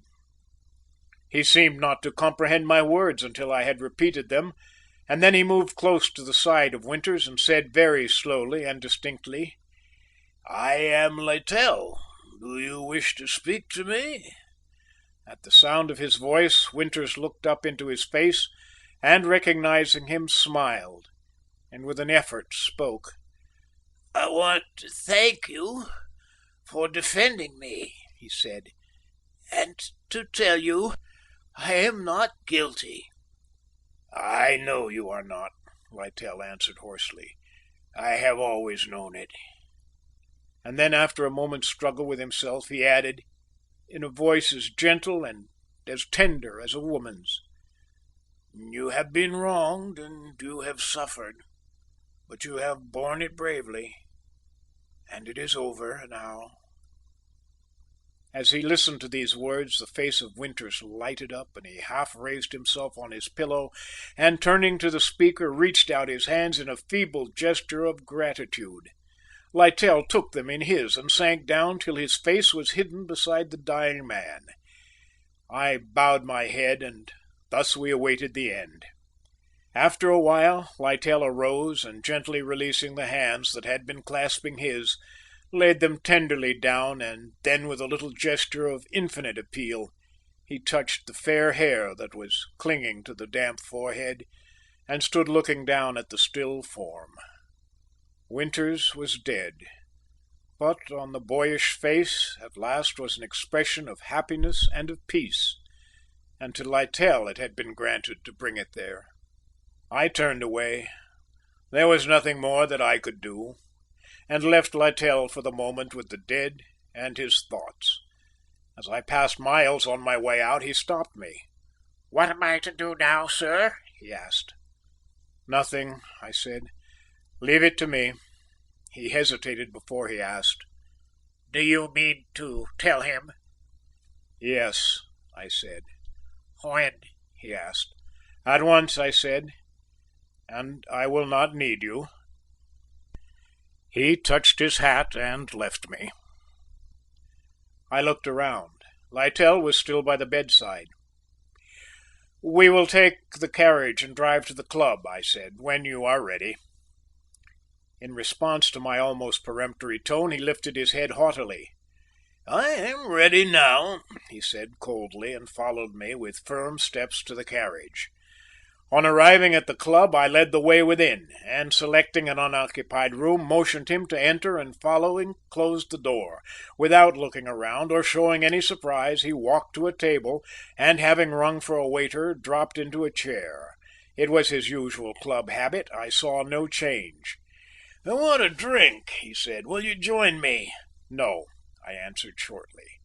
"As you choose," he responded, and then from the waiter who had meanwhile appeared, ordered brandy. While he waited for his drink, he drummed idly on the table, and I leaned on the mantel, striving to imitate his imperturbability. My sympathy, my affection for Littell for the time were gone, and it was a hard and unyielding man who faced him, waiting for the moment to speak. When the brandy was brought, Littell swallowed a glass of it, and having done so, himself deliberately closed the door again behind the waiter, so that we should be alone. Then, standing with his back to it, he looked at me, and I at him. We understood each other.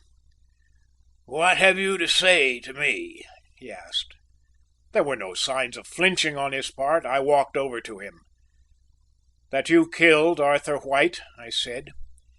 He took a step toward me, and I steadied myself for what might be coming, but he changed his purpose, whatever it was, and turned away with a laugh. "You are mad," he said. "I have spoken the truth," I answered sternly, "and you know it." "Your proof?" he demanded. "It is here," I said, and I held out to him Miles's report. "You may have it. It will show you that you have no chance." He seemed to deliberate, and then slowly, hesitatingly, like a man making up his mind to something, he reached out and took the report from me. And in the act our hands met, and at the touch his face flushed, but mine grew pale, and I wavered. Suddenly he extended his hand to me, and I took it. "It is all right, Dick," he said, but my head was bent and I did not answer, and when I looked up he was gone. I never saw him again, but the next morning's mail brought me this letter from him. The last letter. "You are right. Your dogged persistence has at last accomplished its purpose and my end. And to what good? White is dead, Winters is dead, and I shall be within a few hours. The tragedy has worked itself out. I do not know that I am sorry the game is played. Life's game it has proven with me. Neither do I reproach you for your part in it. I might have lived a few years longer, but I'm not sure that I wish to. My life has lasted 60 years, and they have not been so free from trouble that I should crave a few more waning ones. The world owes me little, and I owe it less. Let us separate while we are at peace. I should wish, if you can find it consistent with that importunate conscience of yours, that you would leave my memory as it now abides with my friends, pleasantly, likely, and not overburdensome. I would not ask even this, but all I take with me, or leave behind, is the good will of a few men, and I would as soon as it were not too rudely ended. To you I am a murderer. Not a pleasant word for a man to use about himself, but the truth, nevertheless. I have not always agreed with other men, and I do not in this, but such would be their verdict, and I recognize it. I was the instrument that brought about the death of White, just as I shall be the instrument of my own death.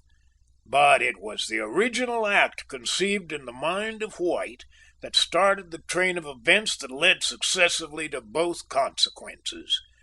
Had he been different in temperament, or had I, it might have been otherwise, but with the conditions as they existed, it was inevitable, and after the initial step was once taken, it was better so.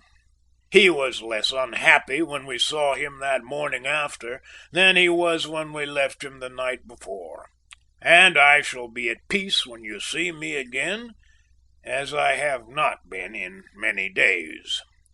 No, I have never harbored remorse over White's death, and I indulge in no regrets now for my own.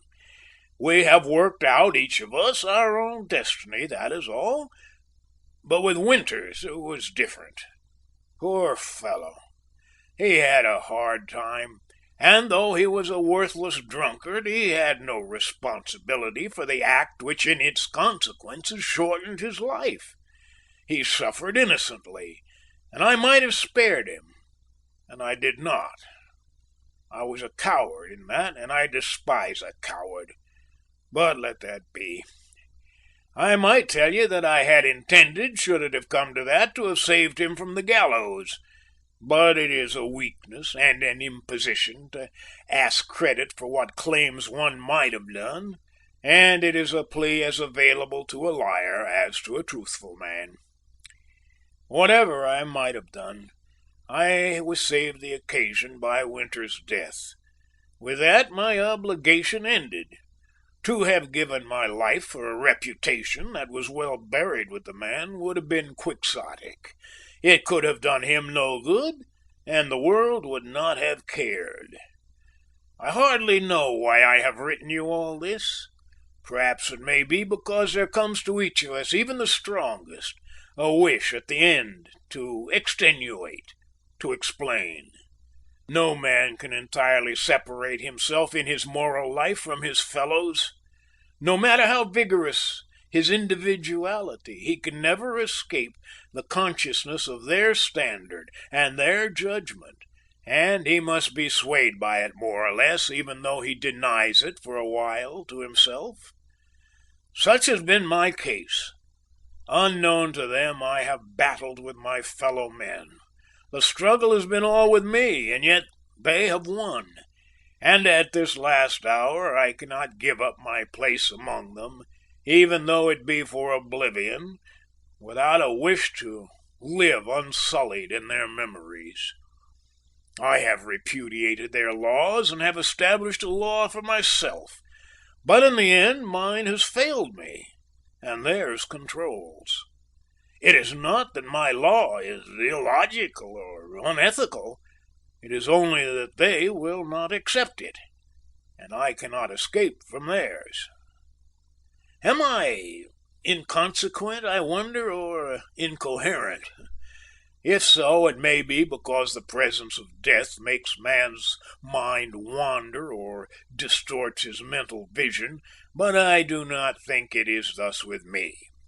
Such may be the case when death comes slowly and the mental faculties are impaired, but when one contemplates it as I do now in the full possession of all my faculties, it is rather, I think, that a prescience of the unknown, a touch of omniscience comes to a man, and he knows more than other men know. As I sit here with death beside me, waiting for me, I seem to see things as I never saw them till now, and had I the chance I might wish to live on. But it is too late. Tomorrow would bring me ruin and disgrace. Better death than that. It has been my philosophy that death was not an evil, but a solution for evils, and I will abide by it. It grows late, and this letter must catch the mail. Let me then tell you quickly what I did that night and how I came to do it, and so end all. I drew the Winters will, and at the suggestion of White, who sought me for the purpose, I made his bequest $100,000 instead of $10,000, and for doing so I received a share. I needed money, and when a man at my age needs money, it is hard. The matter would have ended there had White been less remorseful, but he grew daily more morbid over it, till I knew that in spite of all I could do, he would some day confess. Still, I had no thought of killing him, and when I left his house that night and fixed the catches on the doors so that I could re-enter, and when I parted with you and retraced my steps, I had still no thought of killing him. I meant only to reason with him and dissuade him as I had done a dozen times before. But when I entered his room and found myself alone in the safety of the night, and saw him asleep with the heaviness of drunken stupor and the means ready to my hand, the thought came to me, and it was the easier and the surer way. Then I put on the cap and ulster and gathered up the bills that were on the table and went out. I left the ulster at Stanton's house, but forgot the cap, and then, seeking the nearest elevated station, went home. In the morning, when I returned to White's room, I took the opportunity while I was by the body to drop the cap unseen behind the divan. I knew that it, as the other circumstances I had created, would but serve to further involve the case when it should be investigated. That is all. I might tell more of the impulses that swayed me, and of my feelings on that night and since, but it could serve no purpose, and I am tired. I have rung for a servant to mail this. When he shall have taken it, and shall be out of hearing, think kindly of me if you can, Dick, for I have loved you. End of chapter 14. End of A Master Hand by Richard Dallas.